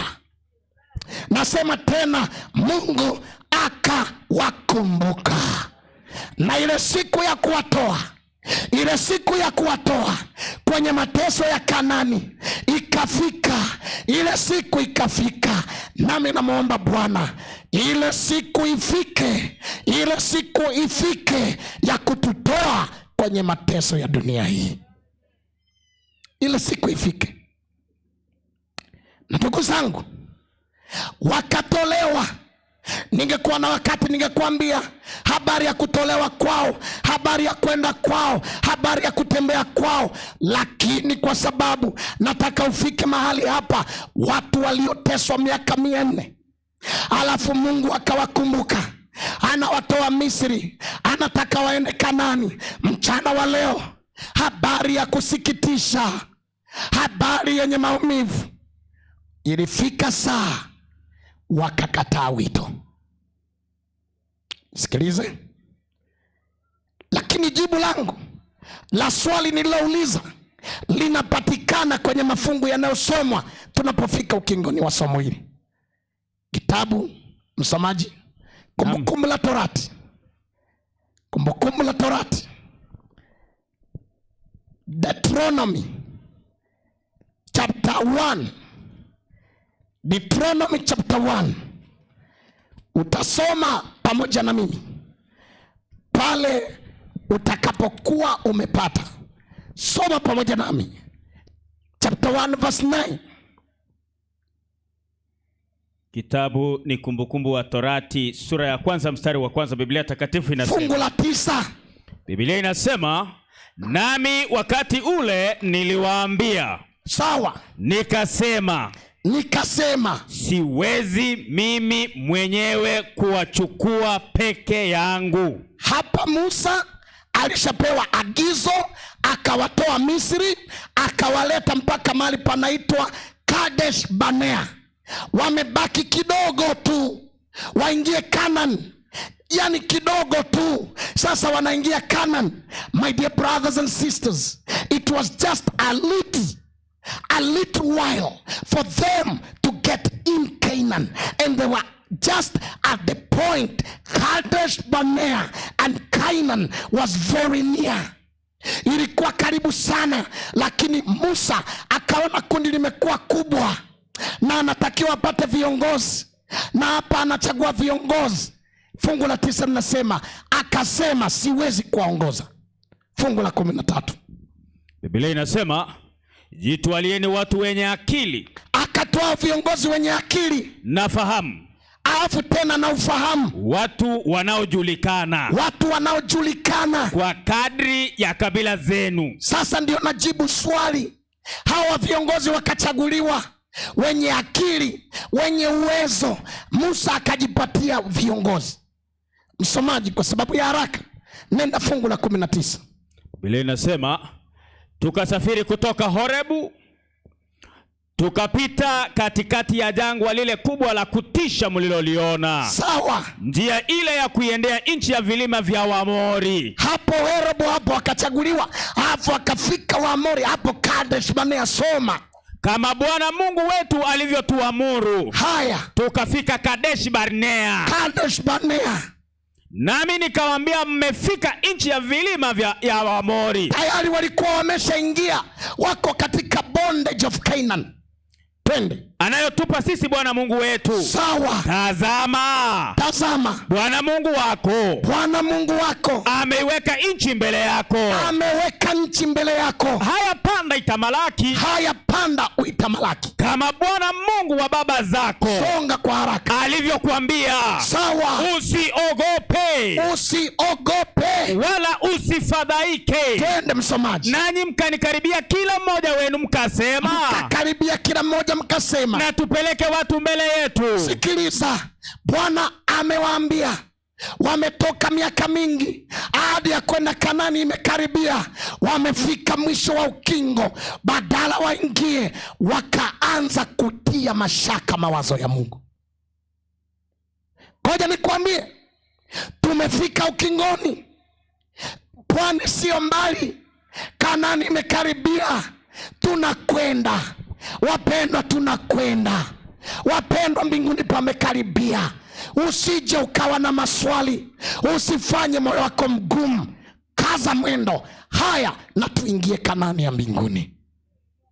Badala waingie, wakaweka maswali, na ninajibu sasa hoja. Nani alianzisha wazo la kupeleleza Kanani? Msomaji, kanyaga twende. Biblia inaendelea kwa kusema, Biblia inasema, na tupeleke watu mbele yetu. Haya.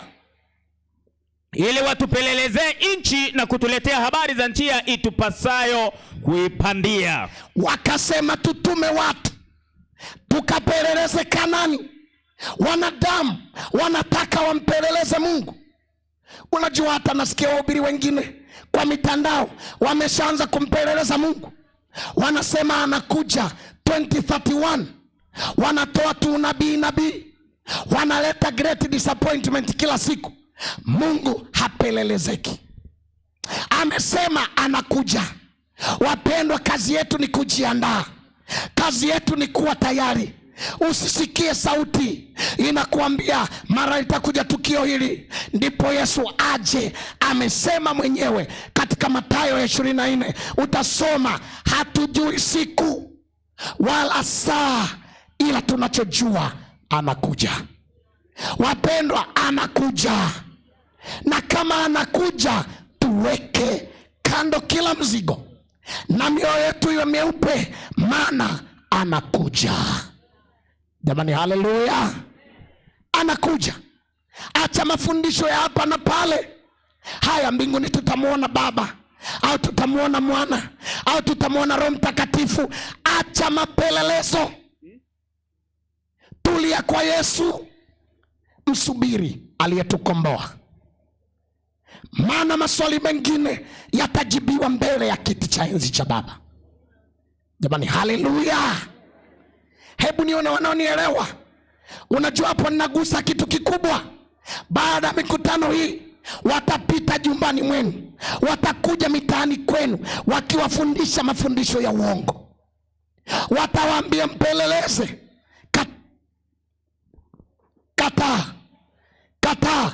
Wewe baki na wazo kwamba anakuja, anikute nikiwa hai au nimekufa, ila moyo wangu tulia kwa Bwana, kiini cha raha yangu. Tumekwisha kupatana, mimi wake, yeye ni wangu.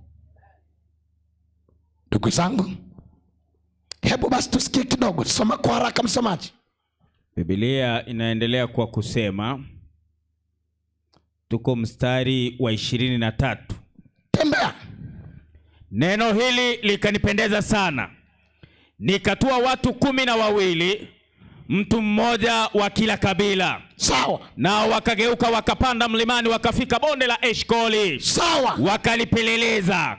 Wakatua baadhi ya matunda ya nchi ile mikononi mwao, wakatuletea huku chini. wakatuletea habari tena wakasema, nchi hii anayotupa Bwana Mungu wetu ni nchi njema.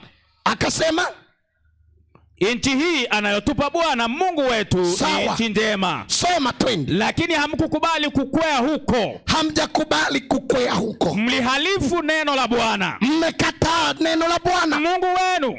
Bwana Mungu wenu. Mkanungunika. Mkanungunika. Hemani mwenu mkasema. Mkiwa kwenye mahema yenu mkanungunika mkasema. Ni kwa sababu Bwana ametuchukia. Ni kwa sababu Bwana ametuchukia. Ndipo akatutoa katika nchi ya Misri. Mchana wa leo wametoka umbali wote huo, wametembea umbali wote huo, wametembea kote huko, wamefika mahali karibu na Kanaani. My pastor Ondapo, watu waliotembea wakafika karibu na nyumbani, wanaanza maswali, wanakataa kwenda mbinguni. Na wajua wachungaji ambao wanatumika mpaka wanafika kustafu hapa, wanaamua kuacha kanisa, wanafanya mambo yao. Ninawajua watu washiriki ambao walikuwa waaminifu, wanapokaribia Kanaani wanaachana na mawazo ya Kanaani, wanaanza agenda zao. Usipotee, tumekaribia nyumbani. Jamani, nasema tena, tumekaribia nyumbani. Wapenda, tumekaribia nyumbani. Usikubali mtu akakufunza vibaya, akakupoteza vibaya. Simama na neno la Mungu, baki na ukweli wa neno. Amini kwamba Yesu anakuja. Acha dhambi, twende mbinguni. Achana na uongo wa dunia. Ndugu zangu, walikataa. Hebu tuone, je, kitendo cha kupeleleza kilikuwaje? Haya ndiyo mafungu ya mwisho, ni kuita tuombe. Kitabu cha Numbers, Hesabu, Numbers, Hesabu 14 mstari wa 33 na 34.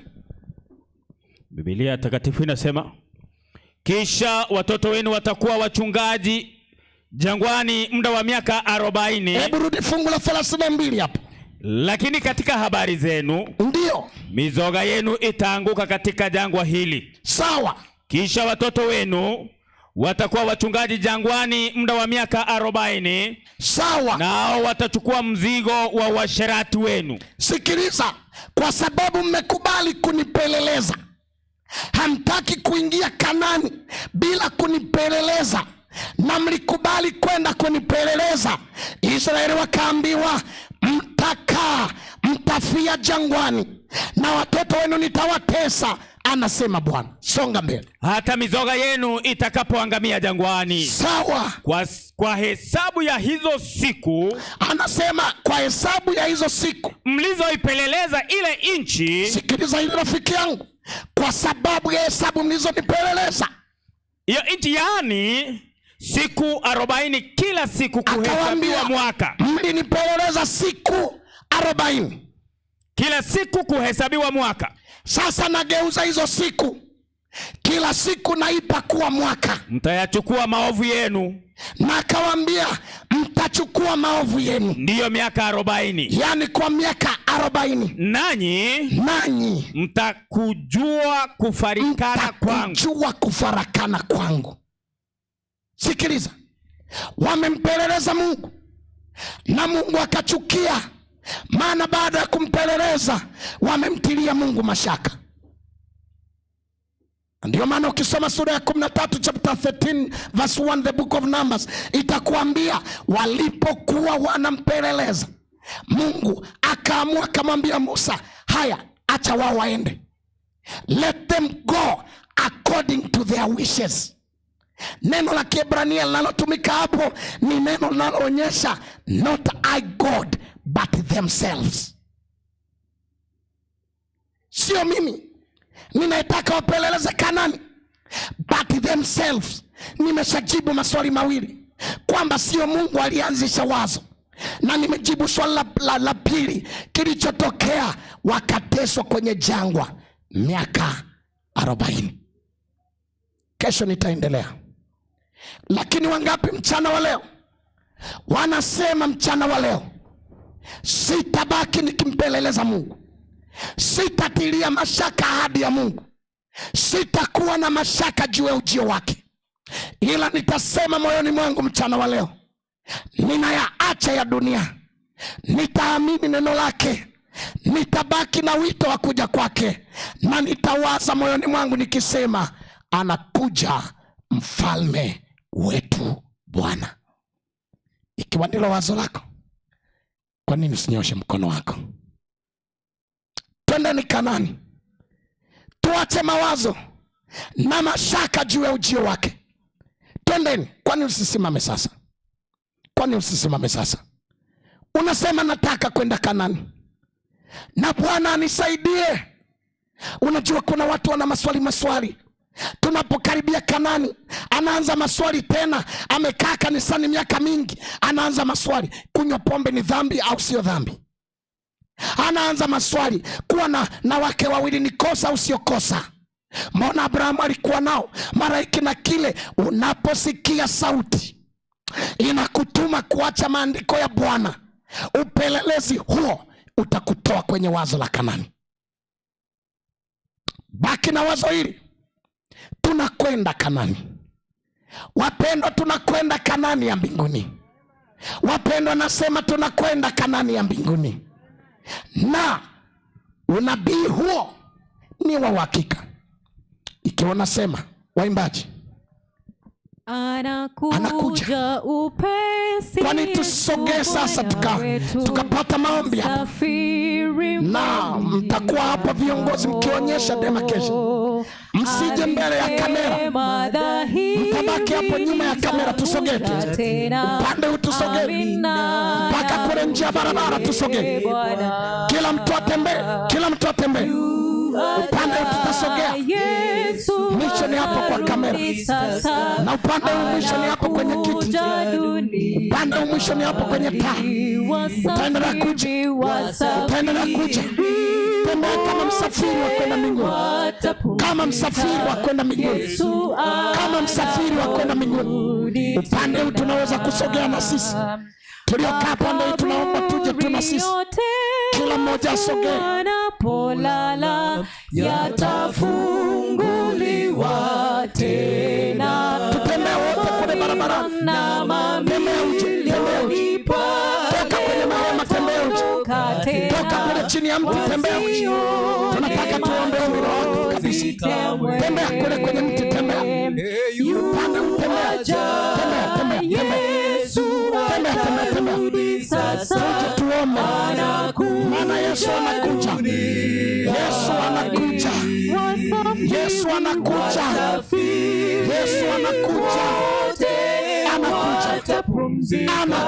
Yesu anaporudi tena. Kila mmoja atembee.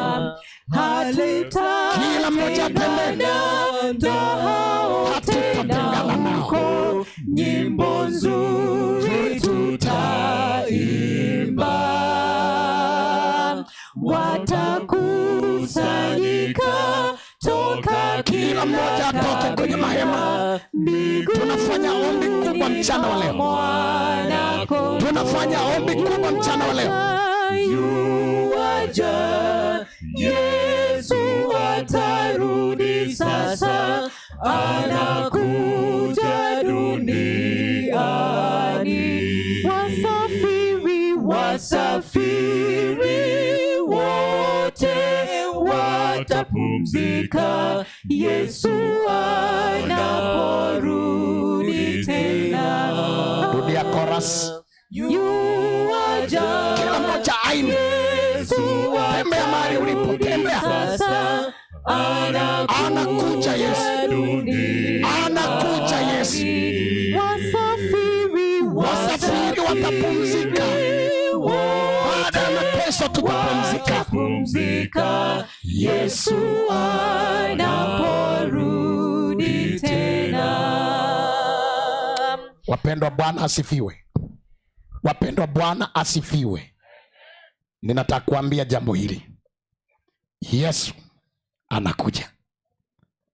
Hivi mbona mmeshangaa? Nasema Yesu anakuja. Jamani, Yesu anakuja. Mwisho wa mateso umekaribia. Viongozi wangu, ninawaona mkiwa kama Musa, na Bwana ameweka mabegani mwenu karama ya wokovu. Lakini Waisraeli ndio kama sisi. Maswali yamejaa, mioyo imejaa, tamaa tumekata, nia ya kwenda tumekata, ni kama shetani ametuandama. Lakini leo Bwana anafufua mioyo yetu, anasema kataa mawazo hayo, waza kwamba tunakwenda. Jamani, tunakwenda. Hebu mwambie jirani yako tena, tunakwenda Kanaani ya mbinguni. Kwa sababu nataka kuitisha wito huu wa kipekee. Nami nakuuliza swali. Kwa muda gani umesikia habari za kuja kwa Yesu? Kwa muda gani umesikia habari za Kanaani ya mbinguni? Je, una mawazo ya kwenda? Na kama unayo, mbona bado una sita? Bwana anasema, mwanangu, nikubali moyo wako, nipatie moyo wako, ili niwe Bwana wako. Jamani, ili niwe Bwana wako. Kwa sababu saa ndio hii. Ni furaha yetu sasa, wachungaji wote tulioko hapa, tukija kufallen, na nilifikiri tutafuata kile viongozi wamefanya sasa. It is time to shake hands. Kwa wale ambao wanasema jioni mchana wa leo, hata mimi naenda Kanaani, haitoshi. Nimeona rafiki chifu anasema, hata mimi nimekuwa nikiambia watu naenda ni kanisa, si sasa nimesikia sauti inasema, nami ni saa yangu ya kwenda. Wale wote wakubatizwa sasa, tunakuja pande huu tukishikwa mikono. Pastors and elders, can we shake hands for them? Wanapokuja hawa pastors and elders, it's time to invite those who are going to be baptized. Ninaomba wale ambao walishaandikwa na wale ambao wanajitoa sasa, tembea mji, tembea mji, tembea mji, tembea mji, tembea mji. Mtajipanga hapo mbele hivi kama kwaya. Ukishikwa mkono unaenda pale unajipanga. Ukishikwa mkono unaenda pale unajipanga. Yeyote ambaye anasema ninataka kwenda Kanaani ya mbinguni, ninataka kwenda Kanaani ya mbinguni. Hata kama ulikuwa hujaandikwa tembea. Hata kama ulikuwa hujaandikwa tembea. Unasema nataka kubatizwa. Namtaka Bwana Yesu. Namtaka Bwana Yesu. Namtaka Bwana Yesu. Kanaani ninakwenda. Kanaani ninakwenda. Tembea uji. Tembea uji. Elders msipange nyinyi mstari, kaa pembeni. Mnapokea mikono mnaweka watu. Ukipokea unawaacha hapo. Nenda pande kwa upande. Na tuweke demarcation. Heaven target us. Heaven target us. Where are you? Ministers, show the gate. Anapokuita kupata amani kwa kumpa vyote, wataka uwezo wake usiabuke. Wazee tutoke hapo nyuma. It's not our place. Ukishashika mkono unaweka demarcation. Weka watu kwa Yesu. Weka watu kwa Yesu. Tembea kwa Yesu. Yesu anakuja. Kanaani tunakwenda. Kanaani tunakwenda. Watu wanajitoa wapange mstari. Lamek, keep on supervising. Heaven target us. Afanye mapenzi yake nawe, wataka raha katika ufalme wake, ungeshinda kwa majaribu yote, ungefanya kazi yake vizuri sana. Leo awe mwongozi wako. Sijajua hapa watu wameishia wapi. Wabatizo waeleweke na ambao wako waeleweke. Asante.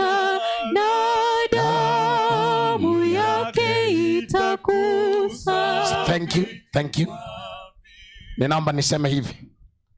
Tunaita wito wa ubatizo kwa yeyote ambaye hajabatizwa, na anajua kwamba kulingana na Marko 16:16 kwamba aaminie na kubatizwa ataokoka, asiyeamini atahukumiwa.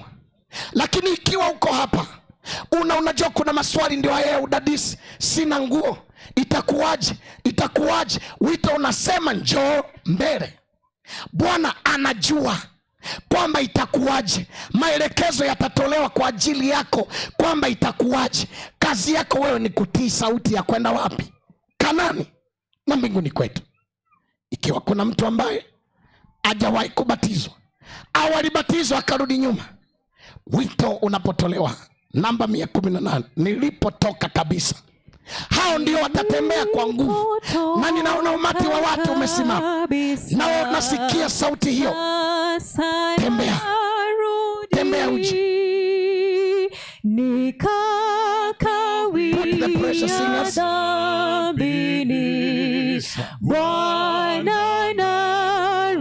Kwa nini usitembea rafiki yangu? Njoo, tembea katikati ya watu, njoo, tembea, njoo, tembea, njoo.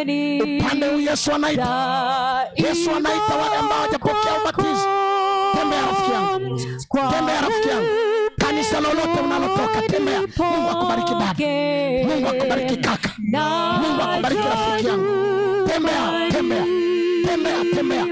Tunataka kuomba. Tembea, tembea rafiki yangu.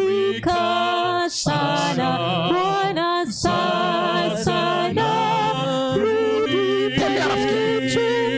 Ninakualika kijana, you are 12 and above, you can still put your life for Jesus. 12 and above. Yesu anakuita dada, Yesu anakuita kaka, Yesu anakuita mzee. Karibu, Mungu akubariki. Karibu, Mungu akubariki. Maswali yako yatajibiwa kwa upendo. Asante sisters, thank you for coming. Wachie watu njia. Tembea, tembea rafiki yangu, tembea rafiki yangu, tembea rafiki yangu. Umepata wito leo, tembea. Unapata wito leo, tembea. Unapata wito leo, tembea. Tembea rafiki yangu, tembea rafiki yangu. Pendo la Yesu, pendo la Yesu. Tembea rafiki yangu. Bwana narudi, Bwana narudi.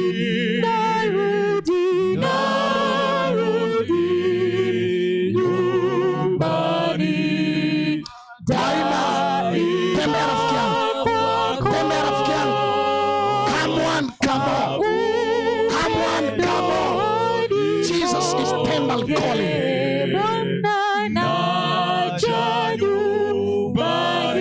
Haya, tulia pale. Je, umepata rafiki yako na karibia kumaliza wito huu? Hebu kila mmoja apate mtu amshike mkono unapotaka kuhitimisha wito na kuomba. Make sure you have somebody. Usikae hujashikwa mkono. Kama umekosa mtu ni kushike mimi. If you don't have a friend, hata mimi nimepata rafiki sasa. Je, umepata rafiki? Kama kuna mtu hajapata atanyosha mkono. Mgeukie rafiki yako muulize, umebatizwa? Hebu muulize, ukiwa umemshika mkono usiachie mkono, maelekezo ndio hayo. Mwambie tena, umebatizwa? Haya, hakikisha amekujibu. Yes, I am. How about you? Okay, tuko serious kidogo. Ikiwa amekuambia bado, mtie moyo, mwambie twende kwa Yesu. Akikubali, tembea na yeye, umwache pale mbele, umsindikize ili aokolewe. Umsindikize ili aokolewe. Make sure umeuliza ili usisimame na mtu akaperish, na umtie moyo. Kama umepata rafiki wa hivyo, msindikize sasa. Waimbaji, Yesu anasema wewe una nguvu. Kama umepata rafiki, tembea naye, achia njia. Mungu akubariki sana. Tembea na rafiki yako, tembea na rafiki yako. Mungu akubariki, Mungu akubariki. Leta watu kwa Yesu. Mtie moyo rafiki kwa Yesu. Mtie rafiki kwa Yesu moyo. Mungu awabariki sana. Sindikiza rafiki yako. Wako watu ambao wamesimama na rafiki hawajamtia moyo. Mtie moyo aje kwa Yesu. Akikubali tembea na yeye. Akikubali tembea na yeye. Akikubali tembea na yeye. Mungu awabariki sana. Mungu awabariki sana. Mungu awabariki sana. Tembea naye. Tembea naye. Tembea naye. Tembea na huyo baba. Tembea na huyo mama. Tembea na rafiki yako, mtie moyo. Mtie moyo. Mtie moyo. Mtie moyo.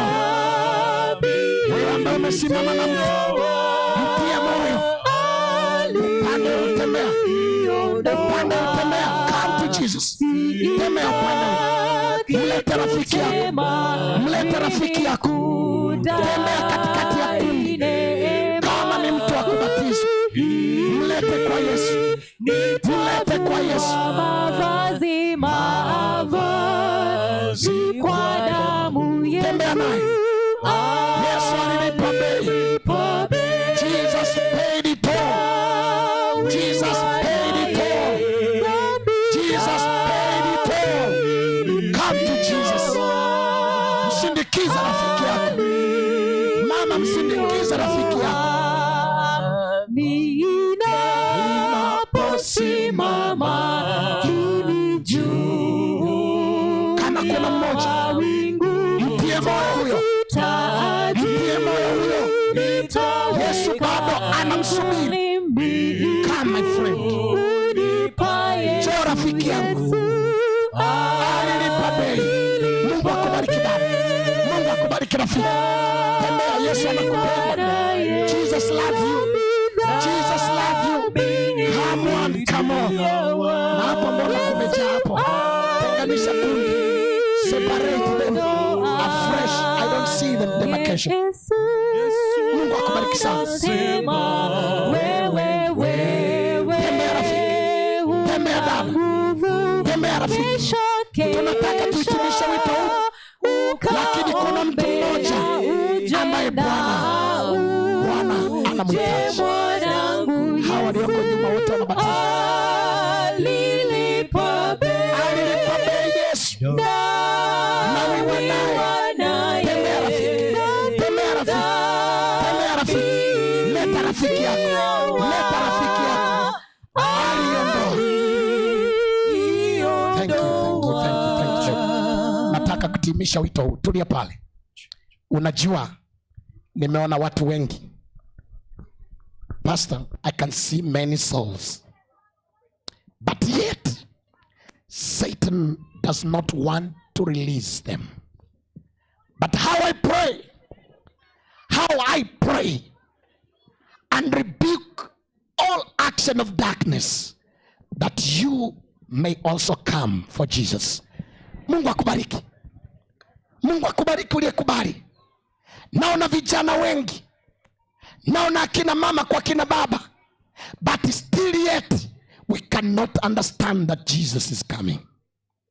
Je, kuna mtu ataelewa?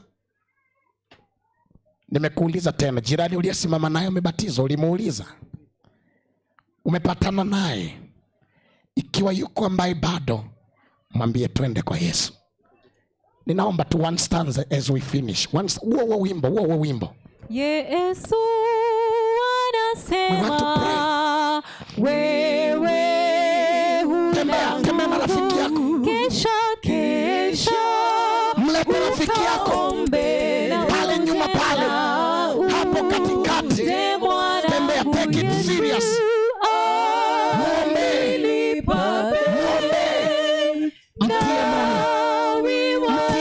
Mtie moyo. Dhambi ilitia wa. Mungu akubariki rafiki yangu. Mungu akubariki sana. It is you Jesus calling.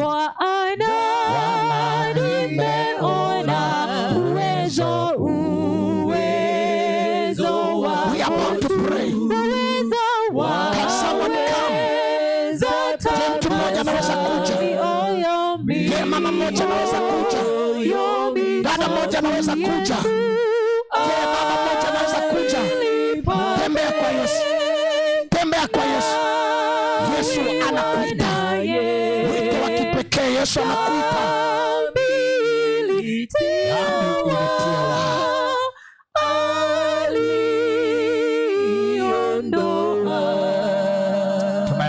sasa nitaalika kiongozi ataomba, lakini kabla hajaomba, anapopewa microphone, ikiwa unajisikia kwamba bado ninataka kwenda kwa Yesu, unaweza ukafanya maamuzi hayo. Ikiwa kuna mtu mmoja ambaye amebaki na kweli hajajitoa, Mungu akubariki sana. Ikiwa kuna mtu mmoja ambaye kweli hajajitoa, nasa ninaona wakati huu ni wakati wa watu kubatizwa sana, maana ukweli ni kwamba Yesu anakuja tena. Wapendwa, Yesu anakuja tena. Ikiwa kuna mtu hajaelewa jambo hili, Roho amueleweshe. Mr. President, huu ni umati mkubwa wa watu. This is the very great congregation before the Lord, Pastor. Ninaomba ukawaombee kipekee. Hebu nione wale ambao wameshajitoa wako hapa mbele. Unasema kwa ukweli namtaka Yesu. Namtaka Yesu. I need Jesus to be my personal savior. Mungu bariki sana. Amen. Mungu awabariki sana. Amina. Watu wa Mungu, situseme amina kubwa. Amina. Jamani, tuseme amina kubwa. Baada ya kubatizwa ndipo kazi kubwa inaanza tena ya kwenda kutafuta maelfu ya watu, mamia ya watu. Kazi bado haijaisha. Mpaka juma lijalo tutashinda tena na zaidi ya kushinda kwa Yesu Kristo. Yaani Bwana asifiwe. Sasa labda useme kidogo na uombe kiongozi wetu. Baada nataka tuombe, maana tumesikia kutoka neno la Mungu. Hebu na tuombe.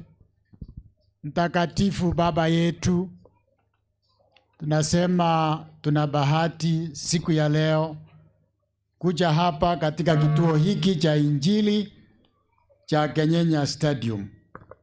Umetuzungumzia kinaga ubaga, tumeelewa kwamba sisi tumo safarini. Amen. Na safarini ya kwenda Kanani. Amen. Lakini tumeona kwa watu wengi walitia mashaka safari hiyo. Wengine wakakaa na kukawia vituo mbalimbali. Na tumeelezwa mili yao ikazikwa mahali ambapo palikuwa si pao. Tumeelezwa mifano mingi, na tunajua hiyo ni mifano michache sana. Na tunaomba ya kwamba leo, siku ya leo, tumepewa nafasi tusitie shaka yoyote katika ahadi zako. Tushishinde tukikuchunguza. Kama umesema, umesema. Kama umetuambia ahadi ambazo zitatuonyesha utakuja hivi karibuni, umesema. Na tukisiona, tupige mbio, tuweke haraka mpaka tufike kwako. Amen. Sasa hapa wamesimama watoto, wamesimama vijana, wamesimama watu wazima wa kike na wa kiume. Oh, yes. Ambao wamekuja na wamesema tunaenda nyumbani. Uwabariki. Washike mkono. Utembee na wao kama ulivyotembea na Enoka mpaka akafika mbinguni. Amen. Na tuna mfano mingi ya watu uliotembea na wao na wamekuja kwako, na tunajua hautawakataa kamwe, maana umesema katika neno lako. Amen. Asante kwa huduma ya mchungaji. Asante kwa huduma ya waimbaji. Asante kwa huduma ya masemashi. Amen. Ambao wameleta watu wengine. Amen. Na wamekuja hapa, uwabariki. Amen. Na wao wakisha batiswa wawe wainjilisti wa kuleta watu wengine. Amen. Kesho na siku zingine mpaka Sabato na siku ambazo watakuwa na uhai ndani yao. Amen. Maana hiyo ndio kazi umetupatia. Amen. Sasa hivi tunasema ushughulikie tatizo la kila mmoja ambaye amesimama hapa. Amen. Hata wale ambao wamebaki nyumbani. Wengine wana matatizo ya kiuchumi. Wengine wana matatizo ya kifamilia.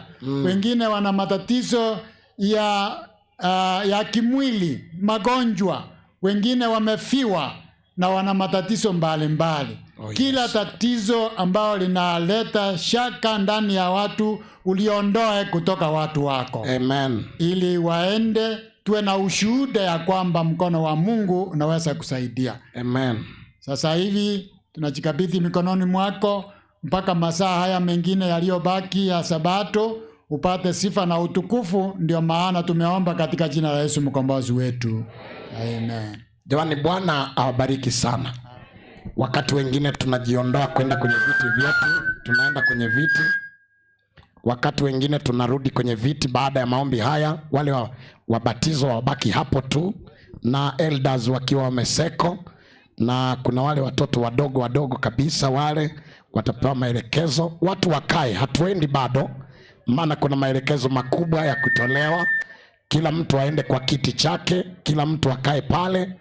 Ibada bado haijaisha, usiondoke ukaondoka na baraka zako.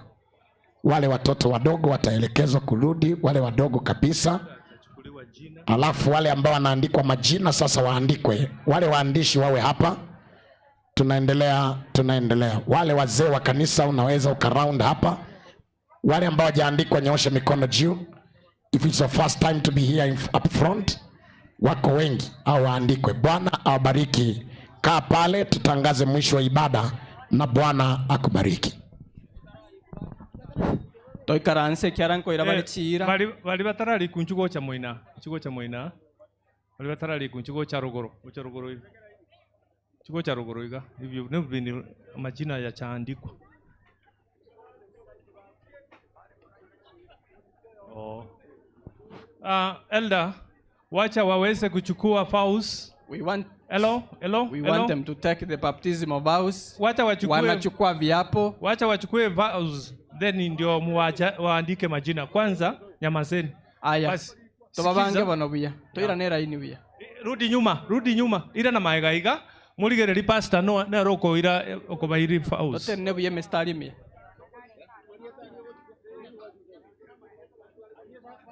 Oh, kama unatoka nje ya district ya Kenyenya, unaweza kusema, kwa sababu kuna wale walikuwa wanatoka Nyakoiba. Bali ingekuru Nyakoiba na atebe tiguna pastor. Have the message. So ukae kando because wewe usiandike jina lako hapa. Bono. Karatika kulika, umulisi karatika. Ligere ligo cha mwezi. Ukae vizuri kwa laini.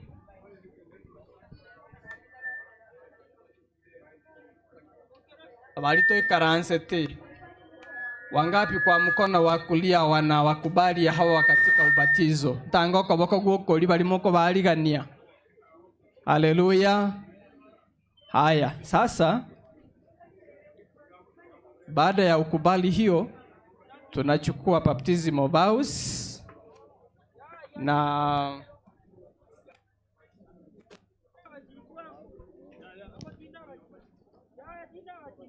tunachukua alternative kwa sababu ya muda. Tunaomba abalisi ngo sabatori to gukora nsemeye ngo balika more ukolikana kutotagete bakaintwe. Kila mmoja uhakikishe umeandikwa vizuri yale majina ya birth certificate ama ID. Tuombe. Baba, ni katika jina la Yesu, mbele yetu ni umati mkubwa wa waliojitolea siku chache za nyuma na hata siku ya leo kwa sababu ya kuzaliwa mara ya pili kama Nicodemus alipokuja usiku. Tunaomba kwamba wanapokula kiapo cha ubatizo uweze kutembea pamoja na wao, kwa sababu watakuwa hai tena katika maisha mapya. Pendo wako mwingi uzidi kutembea pamoja na wao. Niombi katika jina la Yesu aliye mwombezi wetu. Amen. Tunachukua alternative vows ambazo ni 3. Na ya kwanza inasema, unanyosha mkono wa kulia na unasema nimekubali. Tusikizane abalisi. Do you accept Jesus Christ as your personal Savior and the Lord? And do you desire to live your life in a saving relationship with Him? Unasema, nimekubali. I accept. Ninarudia. Je, unamkubali Yesu Kristo kama mwokozi wako binafsi na Bwana, na pia uko na nia ya kuishi katika maisha ya kuwa karibu pamoja na yeye Yesu Kristo na kutembea pamoja na yeye? Nasema nimekubali. Asanti. Ya pili. Do you accept the teachings of the Bible as expressed in the statements of the fundamental beliefs of the Seventh-day Adventist Church? And do you pledge by God's grace to live your life in harmony with these teachings? I accept. Inasema, je, unakubali mafundisho ya Biblia yalivyoandikwa katika mafundisho ya Waadventista 28 na pia unakula kiapo kwamba kwa neema ya Bwana utaishi sambamba na mafundisho hayo? Unasema nimekubali. Mwisho. Do you desire to be baptized as a public expression of your belief in Jesus Christ, to be accepted into the fellowship of the Seventh-day Adventist Church, and to support the church and its mission as a faithful steward by your personal influence, tithes and offerings and the life of service? I accept. Je, ni nia yako kubatizwa kwa maji mengi kuonyesha ulimwengu kwamba umemwamini Yesu Kristo, na pia kumkubali kwamba utatembea na yeye katika ushirika wa kanisa la Wasabato, na pia utaungana na Wasabato katika kupeleka Injili katika mataifa mengine, na uwe mwaminifu kuwa muwakili mwaminifu katika maisha yako binafsi, katika zaka na sadaka, na katika pia maisha ya utumishi. Nimekubali. Basi baada ya kusema hayo, hii ni summary. Lakini haya ambayo tumeyakiri tutayafundishwa polepole kanisani kwa miezi mitatu. Mtafundishwa kwa miezi mitatu fundamental beliefs and other teachings, na kwa hivyo Mungu aweze kuwabariki kwa uamuzi mkuu kama huu. Basi tuweze kuomba. Lamek.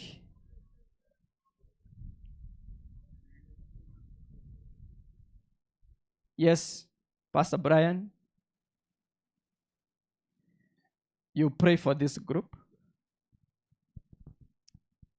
Let's bow our heads. Gracious Father in heaven, we are so thankful for the gift of salvation today through Jesus Christ. We are grateful for the decisions that these people have made, and we pray your Holy Spirit would impress and renew their hearts and minds to seal this decision until that glorious day when Jesus comes. Lord, give them strength, give them power, give them victory through Jesus Christ to trust him, to walk with him day by day, moment by moment. And may they know that you have promised never to leave them, never to forsake them, never to give up on them if they make a mistake. You love them. They have heard your voice today. We praise you and we thank you, and we pray these baptisms will honor and glorify your name. Hallelujah. Amen. Amen. Aya, asante. Pastor. Sasa ni hivi. Ruth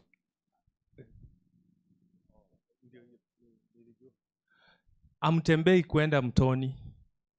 Kuna basi limetolewa pale, linaitwa Mukubo Secondary School.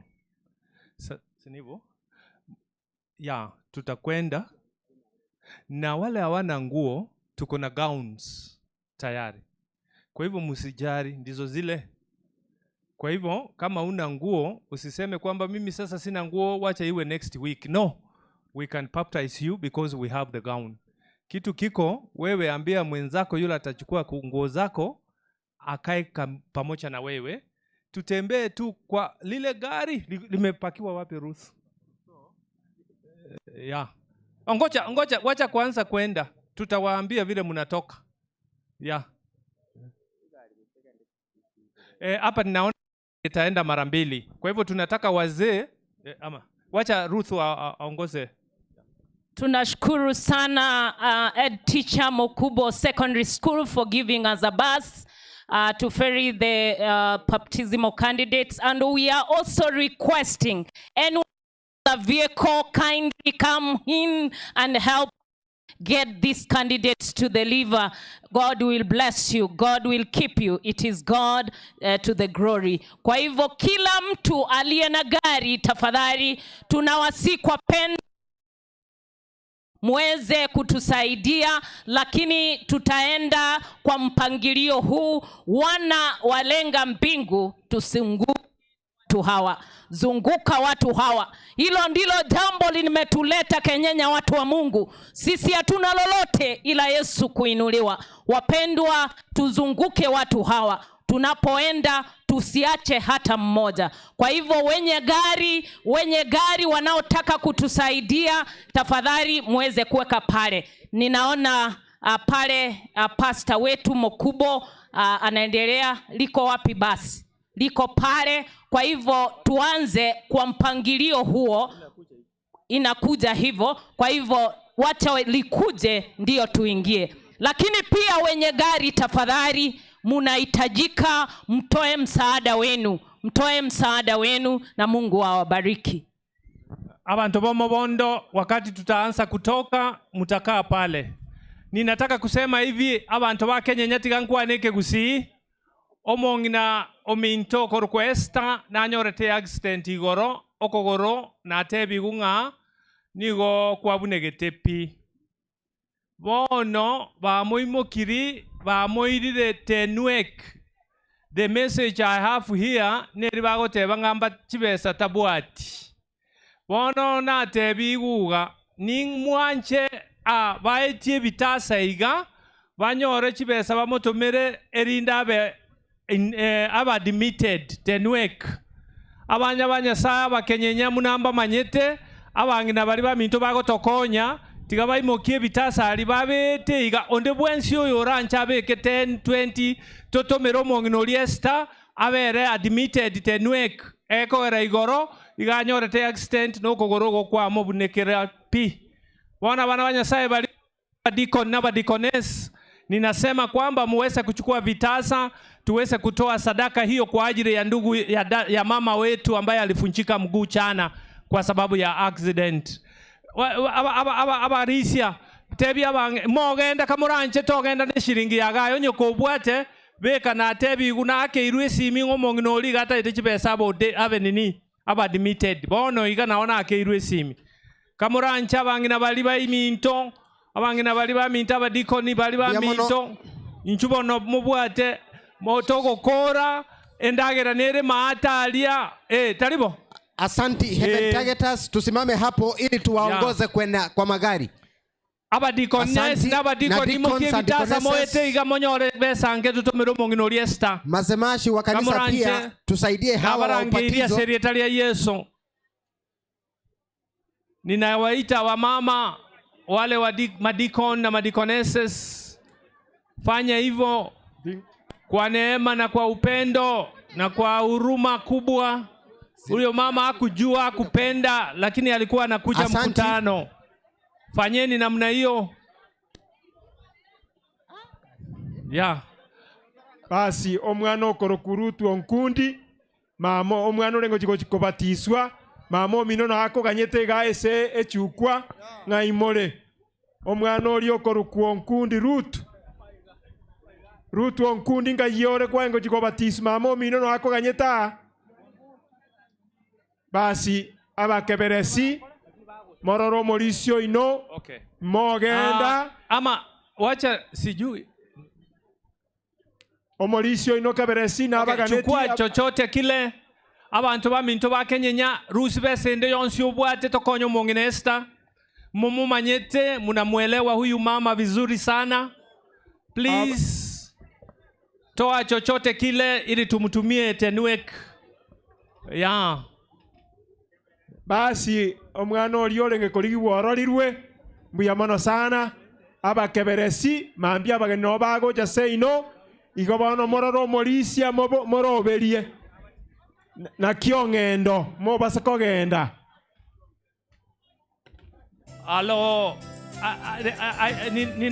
gonkagerete ngaba dikon naba dikones basoira sabanto ime engawache amoburukano noro moke lakini nima etenga nyasaye ngokonyare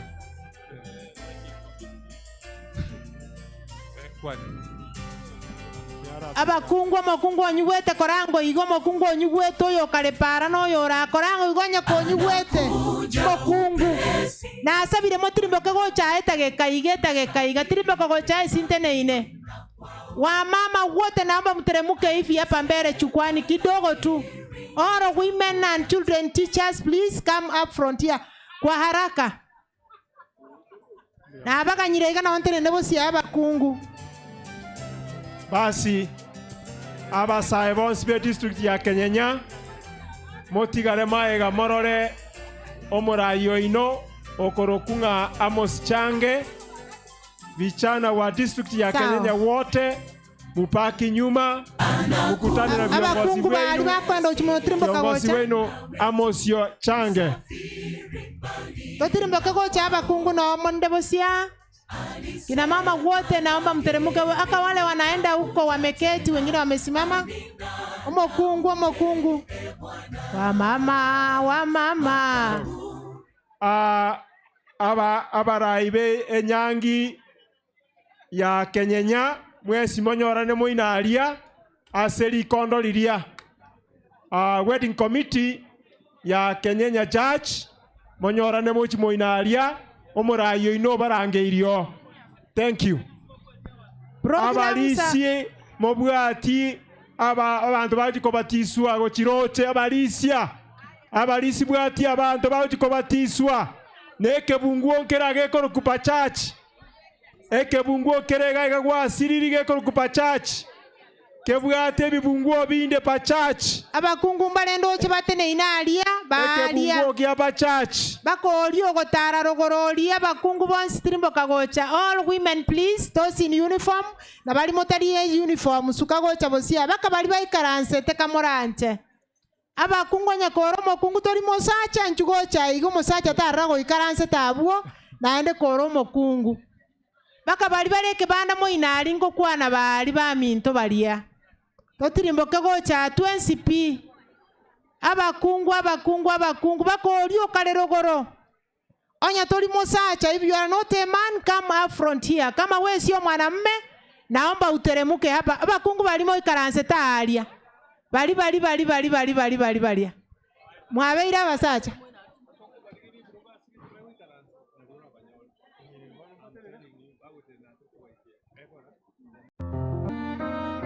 And he said unto them, Go ye into all the world and preach the gospel to every creature. Listen, learn, be inspired. Welcome to our channel to get the point. Get the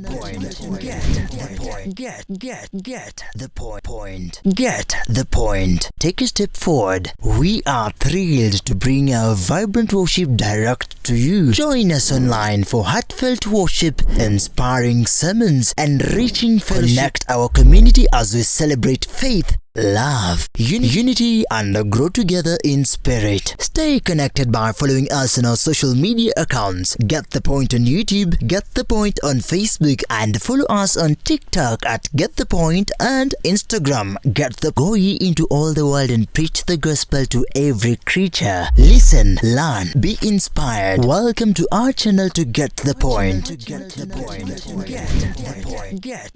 Get the point. Get the point. Take a step forward. We are thrilled to bring our vibrant worship direct to you. Join us online for heartfelt worship, inspiring sermons, and enriching fellowship. Connect our community as we celebrate faith, love, unity, and grow together in spirit. Stay connected by following us on our social media accounts. Get the Point on YouTube, Get the Point on Facebook, and follow us on TikTok at Get the Point and Instagram Get the Point Media.